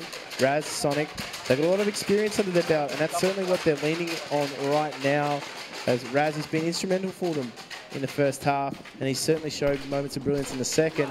The Brisbane Deceptors on the whole have banded together quite nicely, and they're certainly got the crowd support, and as Top Gun said, that's a huge factor. Absolutely. Oh, Kato already gone. Doom really leading from the front for the Deceptors, so a nice little advantage there, and that is massive in this kind of round where it's a smorgasbord buy, as we like to refer. But yeah, that's not what you want, is it, if you're Order, because the money situation is dire. It's like getting to the buffet at 5 minutes to 12 at the casino. It's not good offerings. And there we go, another frag to Doom, and that grenade should, don't know how that didn't dunk Sonic. Somehow got away with it. I think there might have been a paperclip in the way, because we know how volatile the grenade damage is in CSGO. There we go. Brisbane Deceptors opening up into this B bomb site. There is no real chance here for Spooky. He might be able to catch 1 or 2 off guard, but gee, Insanity, pivot on the dime. Through the smoke. Disgusting, but great shot. And the crowd look at this, chanting hard. Insanity's feeling it. There he is. And you can have your fancy conventions, but give me a Gfinity Arena any day. And we've got Raz nearing the 30 mark, Doom nearing the 30 mark. Some big individual performances. A nice tag for Insanity. Not even the AWP. Well done. They've since swapped weapons. That's when you know you're feeling it. When you're able to just go, hey, hand me the AWP. I've got that mid spawn. It's service with a smile. Yeah, and he's gotten the job done. I mean, Jabbo, someone who's been rifling really well for Order. It's not ideal, but at least he has the AWP now, so that HP doesn't matter as much as it would for an M4 player. So we have Deceptors here, again, grouping up. I'm very much liking this cut and thrust style of play, but Jabbo, great shot there. And they haven't used any nades there. And I think that was the change that Melbourne Order needed. They needed, I guess, an AWP in a spot like the back of Platte, because now their approach to B is going to be so different than it would have been a few rounds ago. They're still going to go there. They're still going to try and see if they can open things up. But Jabbo now finds a second again. Can he find a third? Yes, he does. And he stands in the Molotov for a bit too long. The rotation should be able to come in. But Yeti Bacon, aware of this, the presence of Spooker. Can he find a second? No, he can't. And Melbourne Order are just going to hold off for that bomb plant retake. They know that they can isolate a 1 versus 1 potentially if that bomb does come in. Now, Yeti Bacon, he's got a tough job. And he's got his teammate sitting there in dark going, yep, if you can just hold him off for a little bit longer, I might be able to find another pick here as I get them in that rotate position. I know the B site is there with that bomb, but this is going to be difficult here for Brisbane Deceptors. This is some great patience that Order have been showing here, really forcing the Brisbane Deceptors' hand. And yet he's going to have to make something happen here. There we go. Unfortunately, just peeking a little bit too wide in that instance. Good job from Melbourne Order in, as you said, the patient approach to the retake. Now, this is on Jabbo. This was the change that they needed. Now, it wasn't a change from Raz in the AWP, but it was a change of position. And I think some teams sometimes underestimate the value of having an AWP at the back of platform. Yeah, that's one of the hardest spots to punish in the game because the Ts, if they don't, in general, there's a little pixel of a head to hit. And if you're not hitting that shot, well, you're most likely getting AWP'd. So, well played by Order there to bring it back. And massive shot there from Doom. He's been hitting them all game very easily and tagging as well. Brilliant shot there. And yeah, what did Brisbane do with this? Because it's a nice little lead. And, I mean, he's been forced to remove that hat, but I think he's still just putting in those little bits of flair that we need to see from an AWPer of his calibre. He's proven himself to be quite difficult to handle, and Leaks, patient pays off. Keto, they go down. Now, this is a very risky play. We talked about it before. We said there's not a lot of options for CT sides to push on a map like Dust 2, and you can see how easily it gets punished. Absolutely, and they didn't really show presence anywhere else, so straightforward there. It was very straightforward. It was not what they were doing earlier where, other players were making or showing presence on at B or at mid, and then Kitu would push long, but there was nothing going on, and Kitu just pushed long, so it's a freebie. And they pushed up a dark as well, so they effectively tried to take territory, perhaps where they didn't need to. And, I mean, you're 15-12 up, you're on match point effectively. If it pays off, you look brilliant. But if it doesn't, in this instance, you're giving your team an easy in. I'm looking across the money but of that City side. It's rough. It's on Raz here to save that AWP. And, I mean, you look at the Deceptors, they can go for this if they want to. Absolutely. They can go for the hunt. Yeah, for sure. Yeah, that doesn't matter. The team economy, and that's it. Push from Dark. This is dire. I mean, yeah. If I'm Order here, I look at that last round and I think, let's let Order... Let's let Brisbane make the mistake. Let's let them overpeak. Let's let them overcommit to a site. And it felt like they just gave it to them on a platter. So kudos there to Brisbane anyway for making it work. And Raz brings up his 30, but he also feels that insanity again. Yeah, it's a spawn-based thing that they're playing, and Doom, he's straight down into the danger zone, and believe me, he's on the highway right now as Brisbane Deceptors. They're just working the map. You can see they're literally forming a line of T-side defence. They're letting Order make the mistakes. They're letting them just hang themselves. And they're going for a quick mid-play, try and catch them out. Doom missed, uncharacteristically misses. He makes amends. This crowd is cheering absolutely every frag. They want to see Brisbane Deceptors take it to potentially the first overtime of the Elite Series now. And 30 rounds. Oh, yeah. We knew that these matches today would be real to-and-fro battles. And there's just something about a scream in slow motion. It's brilliant. It just cracks me. Oh, boy. And here we go. Take note. Oh, Jabbo got some through that double door. And Tausi's going fast here. He does not care. And I tell you what, he has taken the meatloaf out of the hands of Melbourne Order like a bat out of hell. He's gone straight into B. And it's still a 3 versus 5. This is still a danger. There's still some utility on that CT side that can really make it painful for Brisbane Deceptors. But that is going to make it even more painful. That bounce Molotov is going to limit the options they plant. And this is good for Brisbane Deceptors. Melbourne Order This is a tough ask. Yep, I mean, Raz with an AWP as well, not a fantastic retaking weapon. You shoot really slowly. There's not much agility there for him, and he's been foxed. Raz now, he's still up. Needs to find 3. Very, very tough ask, even for the best of them. And he goes down. And we have overtime here. Doom celebrating like he's won the match, but it's not done yet. The crowd, they're here, they're vocal. And I tell you what, Brisbane Deceptors, they're starting to believe in themselves a little bit more. What an ending to that half. Fantastic. They are getting right into it, and that's what we want to see. Oh, yeah. And, I mean, Chris, did you see this after what was such a long string of rounds from Melbourne Order? I thought that was it. That was them put to the sword, Brisbane Deceptors. Yeah, look, at that 14-7, I think, point, I thought that's it. But then a few cheeky rounds came out there that they probably shouldn't have won, much like it happened in the first instance of it happening and all. But, yeah, once they started chaining rounds, that was it. It was back on, and, you know, here we go. Here we go. Strap yourselves in. And I mean, this match has delivered thus far. Doom 31. Plix on 30 as well. There's no slouching here at the Gfinity Elite Series for Brisbane Deceptors. And Raz, he's been a real stalwart for Melbourne Order. And he's going to have to do so again. Straight into the risky buy, though, with that double AWP setup. And I mean, I'm keen to see how it pans out. We saw them best and effectively working those AWPs when they had one anchored at that B-bomb site. They've done it again.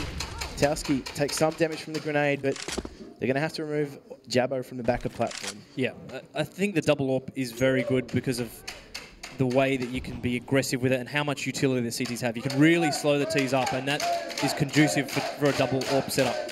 So, yeah, interesting to see how this goes. And on the flip side of that too, just how much utility the T side has to expend to nullify you. Exactly. It really, really messes with the ebb and flow of games, but I guess we'll find out. Missed shot there from Jabbo. That Molotov is really going to split the defense. Again, he can't hit that shot, but Insanity opens with one. Jabbo, can he make amends for it? He can't. Towski enters up to the B-bomb site, and that Molotov is really just going to slow things down a little bit as they get themselves on. Now, the rotation is so far away, but they do make their way through. It's going to hinge on that man in dark if he can get himself there. No, they're going to off-point. Tell you what, Sonic thought he'd slip the net, and the CT side, they've just been a little bit mismatched here in their timing, but Keto's making them pay. Can he find the second?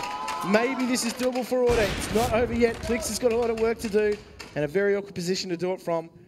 He does retreat to dark, and they're just harassing him. He's got to play that time a little bit. He does take that duel and has to take that wide peak, and that kit is up. So after a very awkward stage, Melbourne Order, they find the crucial round. Fantastic recovery there from Order. Really backs up against the wall. 3v3 situation, and they've managed to make it work. Good utility usage, and that's what it's all about. You know, Jabbo didn't even, I don't think he got a kill on that entry. I mean, that's a really great result for Order, and they'll be really raring to go for these last couple rounds here. And statistically, a 3 versus 5, they're the rounds that you really look and you analyse and you review, and you're like, well, where did we go wrong? We had number advantage. We need to just iron out those kinks, and hopefully they can do so, because they did such great work in getting themselves into the side with the Deceptors. But, I mean, they were counting their chickens before they were hatched, unfortunately. Yep, and that's the harder part, isn't it? Entering the site is the harder part. So just kudos to Order. Did very well to bring that back from the brink. And now we have a very interesting second round here. And, I mean, this is where experienced heads take control of the game and steer it in their direction. Interesting to see what maybe someone makes a mid-round call. Doom as well, being very, very big for Brisbane. See, get him up short, get him in a really influential position on the map where he can potentially make an opening. And the riskiness of Sonic's position is all based on information. Now, Keto finds a double. That is disaster for Deceptors as they do try and get themselves out those double doors, and he finds a third as well. You can't let him get away without being traded like that. And Spooker and Raz combine for the final blows. Brisbane Deceptors not having as much success so far in overtime. Yeah, it seems like Order have pivoted and found out where they need to be holding. To be fair, Keto has been playing this position pretty much all half. And he has been pushing it as well, but mean, yeah, Scepter's not grouping up maybe enough as what they were before. They were kind of taking parts of the map, as we said, and then pivoting and just exploding on one side. So, and yeah. I mean, this is where overtime changes things, doesn't it? The CT economy is really, really feeling the heat at the end of that last half. And in overtime, that's reset. That's completely factored out. They were able to go straight into a double orb setup. They were able to make amends for their errors with utility, particularly on that retake as well. They were able to just stage some retake. Whereas, say, for example, if that was around at the end of the first half, they're not going to have the utility to flash each other in. Absolutely. And now we have Deceptors taking long control. And this is good. This is what they want to see. They want to stop the CTs from getting that crucial information and making that decision. But look at Raz. This is info. He's in T-spawn. He knows where they are. He's already made a call out to his team. Okay, we know they're not B. We know they're not mid. Where else are they? At long. And there we go. Oh, man. And he has got them all filtered in here, and you can see the rotation has been made. Raz is out. He's done. He's done his duty. He's gone back to that B-bomb site. There's an entry onto Sonic now.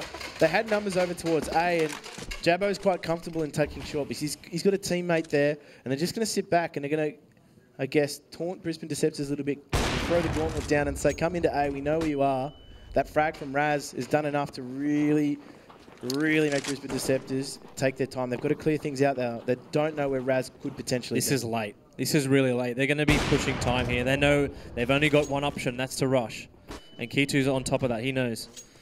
And here he goes. He knows what's going to happen. But yeah, really late stuff coming. They're coming through B. Actually, I rate that. What they did was they sent someone late for a short, and that's actually halted the rotation.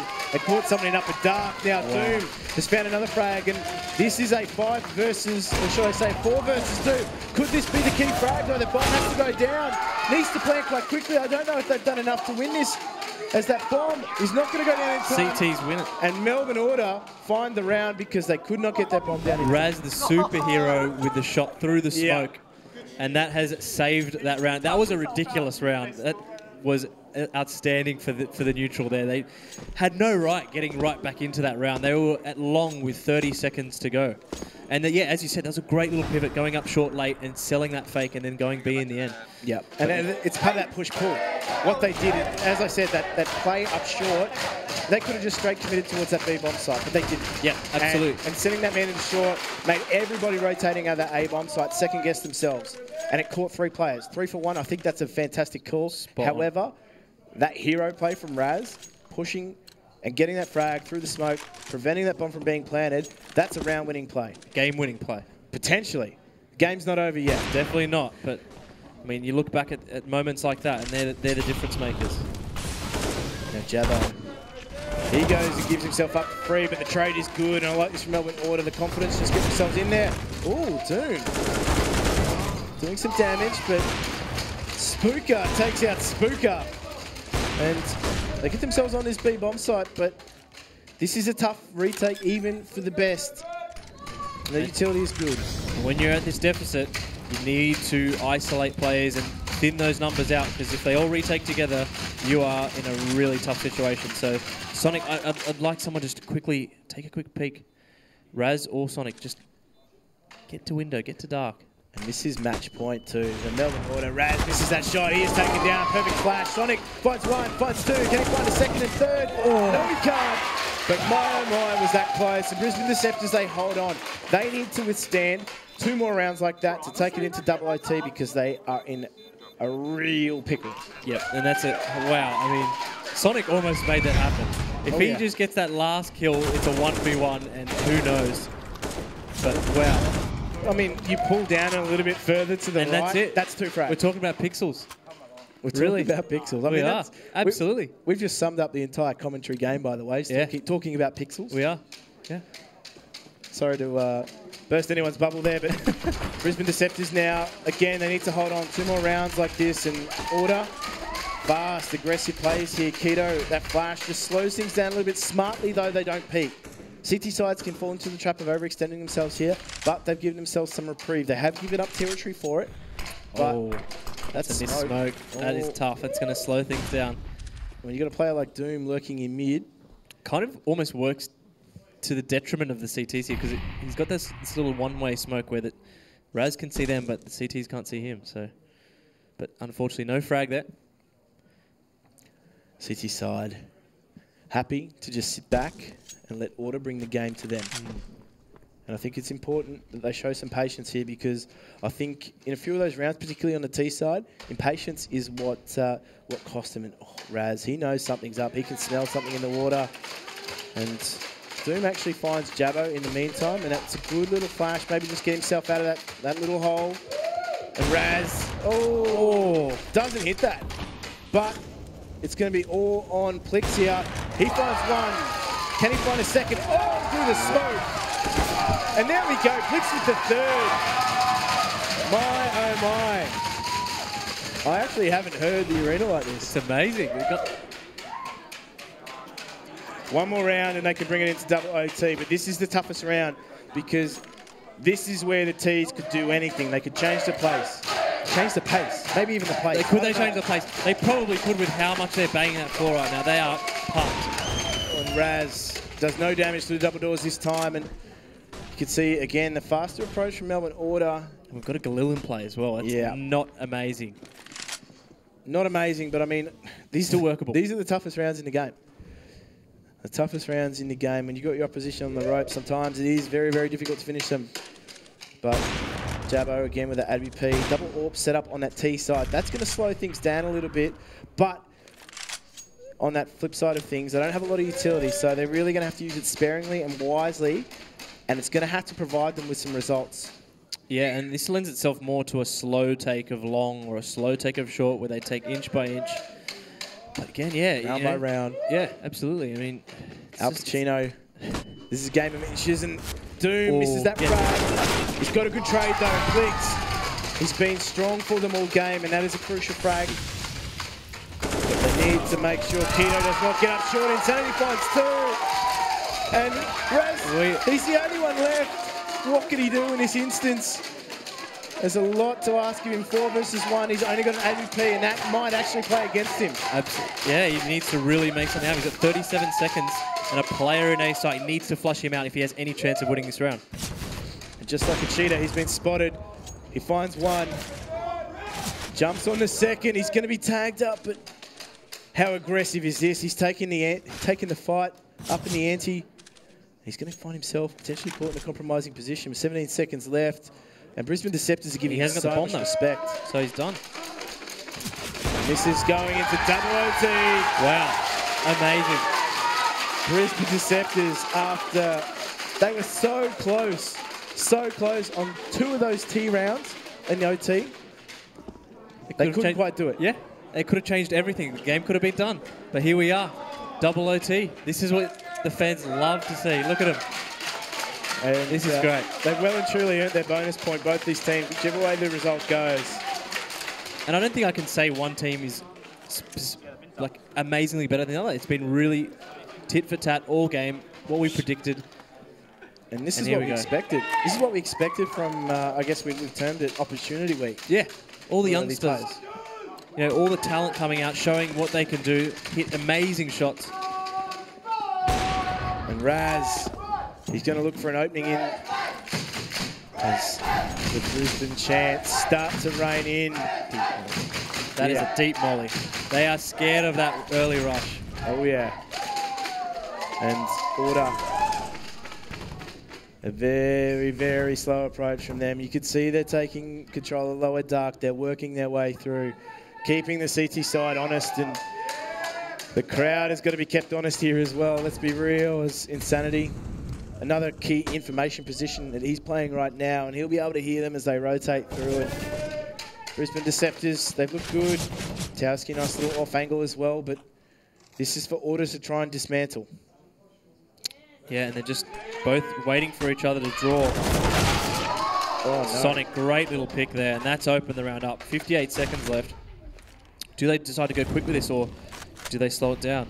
They've got plenty of time. That Molotov does nothing to stop Order from rolling through. Spooker, funnily enough, not spooked, as Insanity clings onto dear life through that smoke, and he's going to be key for them here in this retake. If he can get a frag, if he can get something, that's going to go a long way. But I think at this point in time, Brisbane Deceptors, this is that first round of OT. You can go for it. You can take a few risks. It is expensive with the CTs though, and this is where Melbourne Order are just going to be hunting for them mercilessly. They don't care. They've won the round already. They just want to make sure that City economy is thin, and when it comes down to that third round, it gets difficult. And Yeti Bacon, he needs to just hold on to his weapon here, but still moving. He's not a friendly ghost. That is a Bugatti spooky. Just flying through the site, not giving him a chance to make the frag. There we go, and that is actually a really interesting stat that I've just had buzz through to me. Thank you for that one, Chris. It's the first CT side. One. Yeah, I mean, we really first get... T side, sorry, one in OT. Correct. But Raz here, no damage. Curiously, you know, I haven't seen this much from the CTs. You can actually go to the bottom of the door when you cross and not take damage, albeit a bit slower, but it hasn't been done that much so far. And I've noted how much damage has been done through those doors at the start of the round. It's been ridiculous. Yep. So, I mean, yeah, I mean, see how we go here. Doom hasn't been doing as much to the door. Same with Raz. I think they've cottoned on a little bit. But, yeah, we'll see. I wonder if we'll get any... You can see the teams are really contracting at the moment. They're not taking risks like they were before. It's more about playing not to lose as opposed to playing to win. Yep. And that can be the team's record. Great shot from Doom. And this is where it gets awkward into that double OT. You can see in that first OT, they played that before. They're familiar with those sort of situations. When it gets into double OT, teams are very wary because they don't want to make the mistakes. They've just overcome a huge deficit, been able to get themselves back in those 3 rounds in OT under pressure. That feels like a mountain to climb. So when you get to the top of that mountain, take things a little bit slowly, more cautiously. But that Molotov from Towski is just going to push them out of the box side in that retake, straight into the firing line of Plix. And Plix needs to find a second here again. Towski's going to be unable to get up that ramp. And now Raz and Sonic make that just Raz, who's going to sit in the pit. And he's not going to be sipping on anything. But Kool-Aid, he finds one.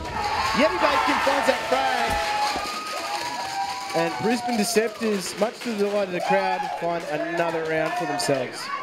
Yeah, wow. I mean, yeah, I thought it was a really nice long take from Order. Again, the post-plant situations, they were in good positions. They just did not know how to handle the utility use of the Deceptors in retaking A. And I feel, again, you've got to just take some battles, take some duels, thin those numbers out when they come retaking for you. But again, 19 all. Here we go. Oh, man, I'm looking at this scoreboard again. Doom, Plix, Raz, they're all going blow for blow in what has been a very, very explosive match thus far. 19 apiece. We're into our double OT. This is only week 2 of the Gfinity Elite Series. Yeah, and I want plenty more of these OT games because it's a big amount of fun because it's just, you know, just slugfest mania. Oh, yeah. And I want to see more of it. But Insanity, ooh, that molly, is it going to get to him? Is he going to spread it? And it's a great little pick there from Spooker in mid, and it's opened up the map a bit. Oh, this is a really tough spot here for Doom, but... Oh, the timing works out for him again. He's been flashed, though. He can't find the second, so... Great work from Order to find that trade quite quickly and effectively. Back to a 3 versus 4 situation. And Keto's making a distance of himself here in mid. He finds one and a second. Great recall control from him.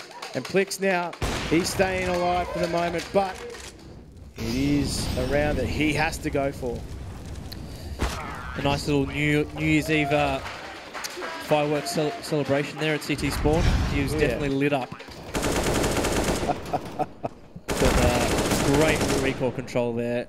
You know, the presence of mind to just keep it going. That's a player that plays a lot of Counter-Strike. It's a player that's confident in his own abilities because very, very difficult to actually execute. Yeah, you rated him as a player to watch as well. And I think, you know, going into this, he's certainly a player that doesn't have a lot of that big stage experience, but right now, every player is drawing on any level of experience that they have, as both these two teams are going to wait until after the break to go into that next round of OT. Guys, don't go anywhere. This match has us on our edge of our seats. We create machines that make every experience more intense and real. With Intel Core processors so powerful, you can redefine reality. Because the best feature of a gaming machine is the power to make you forget it's there.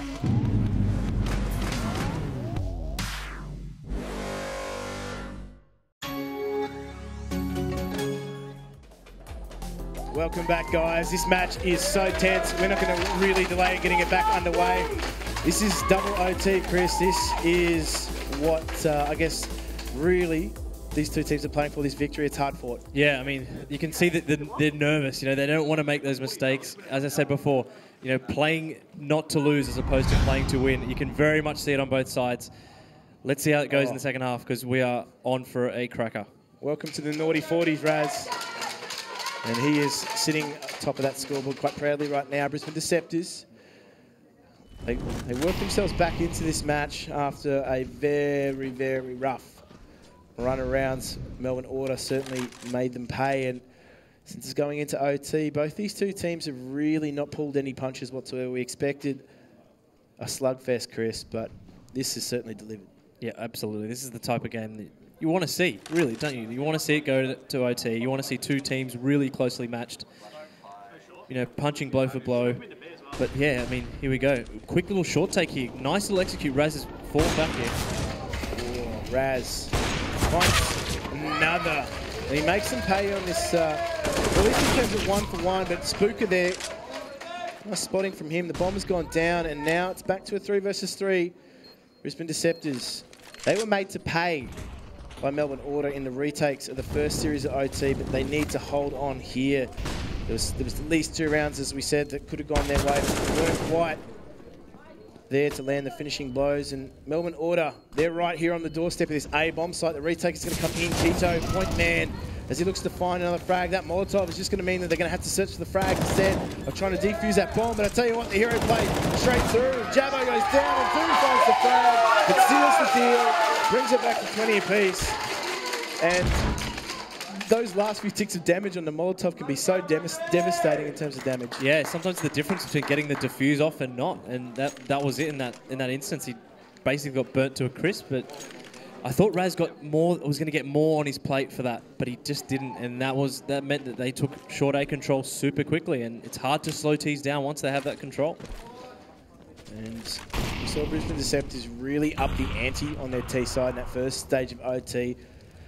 They did it through a different avenue last round. They did it through short, whereas previously we'd seen them go through B. They'd really just punched holes in that defensive order. And, I mean, the change in pace, Melbourne Order, they've welcomed it, I dare say, but they still have to deal with those late round situations. Again, Brisbane Deceptors, they're just working territory. You can see they're actually waiting out any potential pushes from Melbourne Order. Now, Melbourne Order did that in regular time, and I dare say that was what was responsible for the large swing of rounds. They were getting punished for being super aggressive. Brisbane Deceptors really made them respect them as a side. Absolutely, you're exactly right, and that's what Dust 2 does to a team. You know, once you start losing those rounds, you know, you need to start respecting the other team, and you never want to do that. You want to be the team that's bullying the other around the map. And you know, the last round was a great change of tempo, as you mentioned, because that's so crucial. Because it was quite a slow half last half. Towski does get taken. And Sonic finds 1, 2. Can't find the third though, but Spooker's there on the scene again. And Brisbane Deceptors, they filter through that mid-double doors, and it proves to be their downfall. As now it is down to a 2 versus 4. 30 seconds left on the clock, and Plix needs to reclaim that bomb. Always a very risky move to take that bomb out mid to B, but it's now down in a really, really difficult place. There's not a lot Doom can do, so we do run now into the last round of this is Sonic. He gets 2 here, he's done his job. And the trade was really swift actually from Melbourne Order. They've worked little crossfires like that really well. And that was a cherry on the icing of the cake. Like even that, just getting 2 for Sonic was fantastic. So getting that extra kill on top of that just ended the round basically, halted the momentum, and Plix going really fast into B here. Raz using that AWP like a shotgun. Insanity takes out Eddie Bacon. Unfortunately, miscommunication there. But Raz finds another again. He's holding strong. Towski with the quick trade. It's back to a 2 versus 3, so really dangerous territory here for the CT side. If they overextend themselves too early, they could be at a detriment here. And Doom misses that shot uncharacteristically. Towski's been taken down in the meantime. Melbourne Order go away with the victory, and I tell you what, it was certainly hard fought. 22-20, Melbourne Order finally put Brisbane Deceptors in the I could not have picked that. I could not have picked that. I thought Brisbane might have turned that around, but That's experience for you. Those last couple of rounds, turning around, good crossfires, being calm in that high pressure situation, it's invaluable. So you got to tip your hat to Melbourne. They got it done. They got over the line, and that's what counts. They got the points. And I mean, after such a hard-fought battle, both these two teams, they've deserved their 1 point that they get for such a closely contested match. Brisbane Deceptors will certainly be feeling, I guess, hard done by. It's a tough one. They rallied so hard in that instance, but I mean, after the break, Luke and Sean will break down the game. They'll let us know who they thought were the MVPs, the movers, the shakers, the breakers, the makers, the spookers. You name them all. We've had them all in the Elite Series so far, guys. Don't go anywhere. They'll be breaking it all down after the break.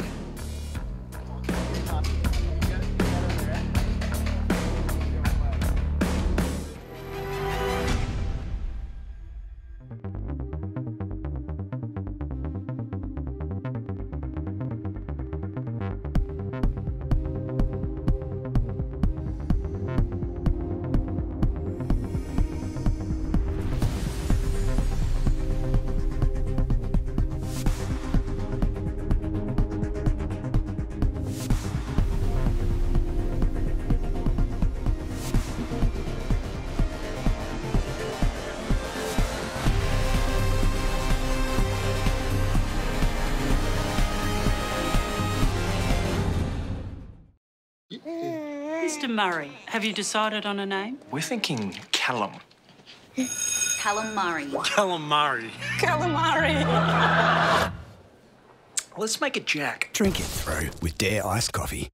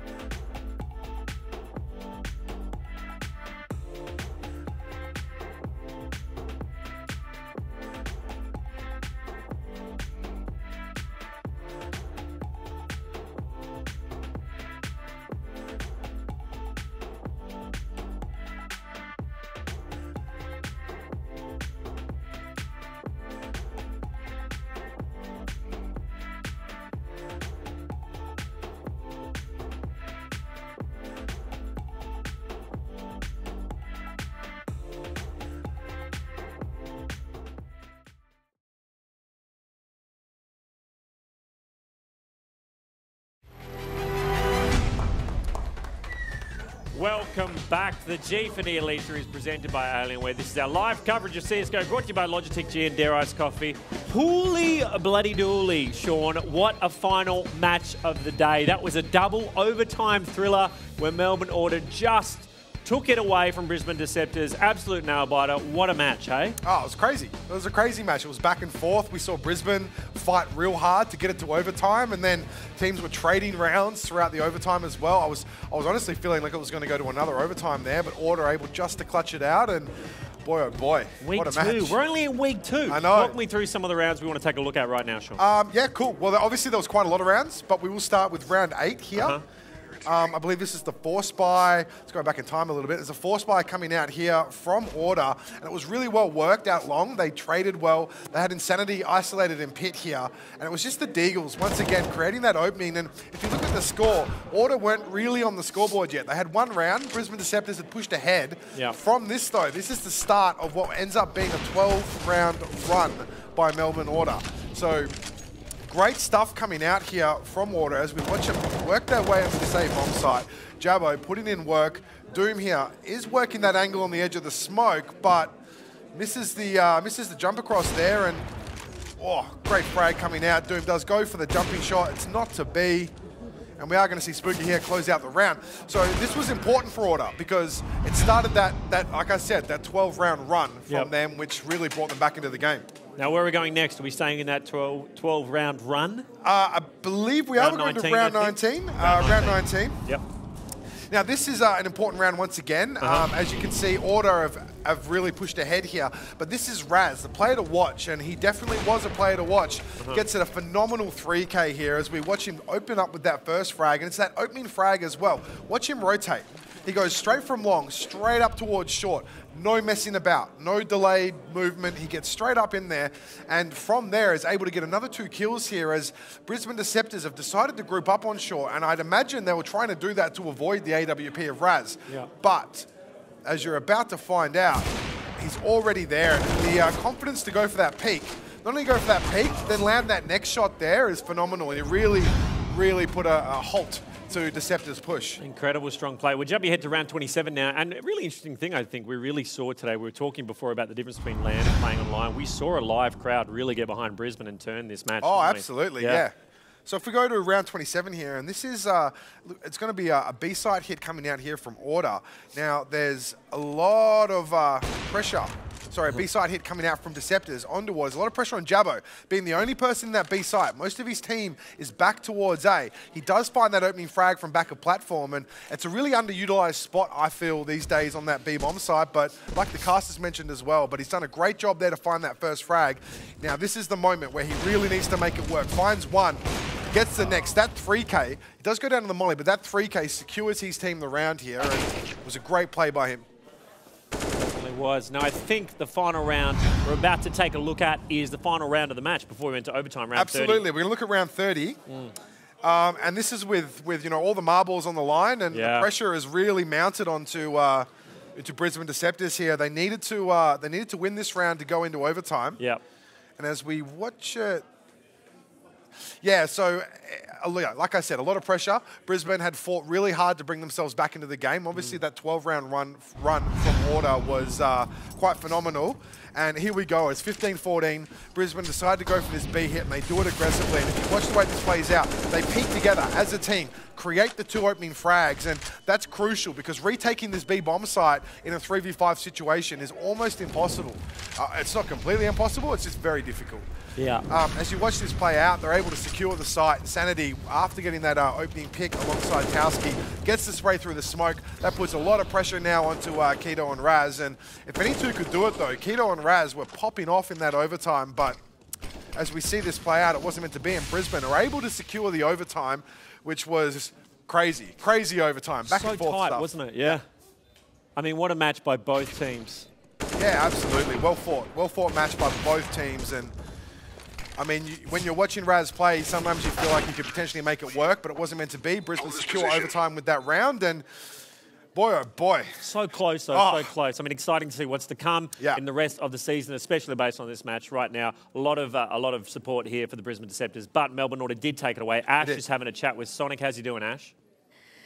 Hey, guys. Oh, my goodness. That was intense. I couldn't believe it. I was settling in thinking that overtime was going to go on and on. What about you? How were you feeling at that point? Well, I felt like there's an obvious reason why I don't play CS too much anymore, but luckily for the guys, they were able to carry me over the line with my lack of skills and a little bit of rustiness. But you know, it was a really intense game, and the crowd was crazy loud. So it's one of those things where you're kind of the villain in that situation, but we were able to grind it out and get the win in the end. Yeah, what was that like, hearing everyone cheering on for Brisbane, and you guys are like, oh, well, come on, guys. Oh, well, I don't know. Like it's a good for there to be a storyline for someone to get for them to be getting behind. And obviously it's not us in this situation, but you got to win the fans over. Got to make them love you before you can expect that. I can't believe that you're about to get on a plane though. Straight after this, were you thinking, I don't think I'm going to make my flight? Well, with the way I was playing, possibly if it was all going to come down to me, but luckily the boys stepped up. Especially Raz had a massive performance as well. Well, what did you think your strength was strategy-wise today? That I had 4 players who were able to kind of make up for my rustiness. I don't know. Dust 2 is a map where strategy is not the most important, and obviously that kind of showed through with the way that we were playing. But it was just all about kind of recognising what they were doing, which was getting a lot of AWP picks and kind of playing fast. So we just wanted to make sure that we shut that down, didn't die to the AWPs earlier, and we were able to stop those rushes, and ended up working out in the long term, even though it took a while to get it into place. It definitely did, though. I feel like you're beating yourself up a little bit. Why? No, it's just enjoyment, I think it's good to be critical of yourself sometimes, and it was a lot of fun. Obviously disappointed in myself performance, but I think there's a reason why I try and stay away from it in the server. Well, either way, congratulations on your win. I hope you make your flight, and I'll see you hopefully next week. Actually, no, you're not part of the original roster, are you? Are you going to be coming back? Will we see you again? Yeah, I think we've got one more game near the end of the season. I think it's not too sure, but near the start of December. So you will be seeing me back. Hopefully a better performance from my rusty old self. All right, awesome. I look forward to it. Thank you so much. Thank you. All right, that's it from me. I'll talk to you later, guys. One of the most sweet, humble villains you've ever seen. I mean, they're meant to be the villains, Melbourne Order, and he's there putting himself down. I think he was a bit harsh on himself there, Sonic. I know he started slow, but he had some incredible impact rounds towards the back half of the regulation time, and then also throughout OT. So he's a very smart player. Maybe, his aim's a little bit rusty, but he's definitely got the brain and is still able to set up really good defensive setups on that CT side. So, a shout out there to Sonic. You played better than you give yourself credit for. Yeah, definitely. Hey, speaking of great players, let's segue very nicely into finding out who the Logitech G MVP is for that match.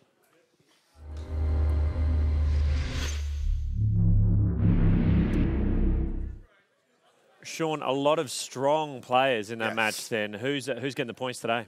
Look, it was that was actually quite tricky. It was back and forth. I felt like I had it sorted by the end of regulation, but then overtime happened and there were some players that really stepped up. So I'm actually going to give 1 point to Doom from the Deceptors. I thought he played phenomenally well and was a big part of them sort of clawing their way back in.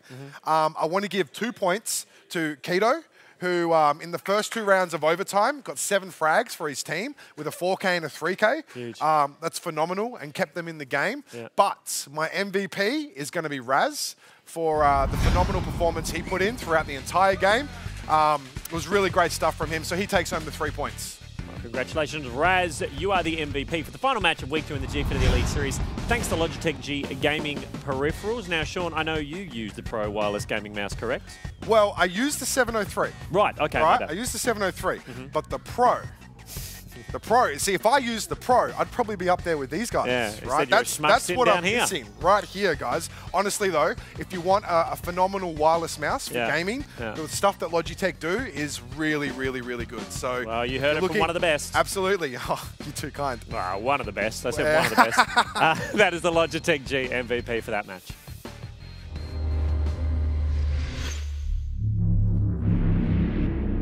Right, guys. I mean, a huge day's play, and what an epic final match. Let's have a look at the results for CSGO for Week 2 of this season of Gfinity Elite Series. So, yeah, dominant games there from Melbourne Avant and Sydney Raw. A bit closer. The scoreline doesn't show how that played out, but it was a bit closer in the second match of the day. But that final match, going into 3 overtimes. Yeah, that was the 3rd overtime we made into, correct? Yes. 3 overtimes. So, second overtime. Wow, either way, pretty epic. But Melbourne Order, 22-20, taking it there. So really amazing gameplay there. Now, this is where the overall standings are based on that. Melbourne Avant, Melbourne Order, both sitting pretty at the top. Just behind them, Perth Ground Zero, Sydney Raw. And then Brisbane Deceptors. I mean, the scoreline just doesn't show how they're playing, does it? Like, they're playing well, but they're only sitting on 2.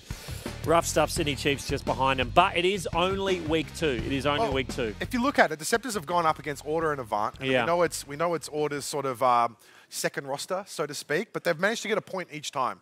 Whereas if you look at Chiefs, they're on 0 points. They haven't been able to secure any points yet. So Brisbane are definitely still in the mix there. They're being competitive, and I feel like as the season plays out, they're still very much in with a good shot to make finals. Final thoughts on this week's gameplay? Oh, it was crazy. It was, Right. it was really full on. I mean, the vibe in the room felt like we were in finals. The didn't crowd it? was Like, amazing. Yeah. Big shout out to the crowd. There was also, I think it was really good to see some of the younger talent coming through and some of the players that were able to showcase their ability and skills for everybody out there. And I'm excited with how CS is going in the country. So it was great stuff. Yeah, very exciting stuff. Well, Season 2 of the Gfinity Elite Series continues tomorrow with Rocket League from 11 a.m. Eastern Australian Daylight Time and Street Fighter from 4 p.m. Eastern Time. And we're back with more CSGO at the same time next Saturday, 3 p.m. Eastern Time. Even better, as you heard today, get down to the Hoyts Gfinity Esports Arena. It is going off. The Entertainment Quarter in Sydney. Get your tickets at hoyts.com.au/Gfinity. And let's get some supporters from other teams, because it was pretty much all Deceptors fans here today. Come on, bring out your army order, bring out the rest of them. We want them down here. Remember to follow Gfinity on socials, Gfinity AU rather, on socials to be notified when we go live on CSGO Rocket League and Street Fighter 5. That was week 2 of CSGO in the Gfinity Elite Series. We are done. Thank you so much for coming on board, Sean. Let's have a huge round of applause for all the wonderful people who work on this show. We had Chris stepping in as well. We had Jim. We have the amazing Ash. We will see you again tomorrow for Rocket League and Street Fighter. Bye for now.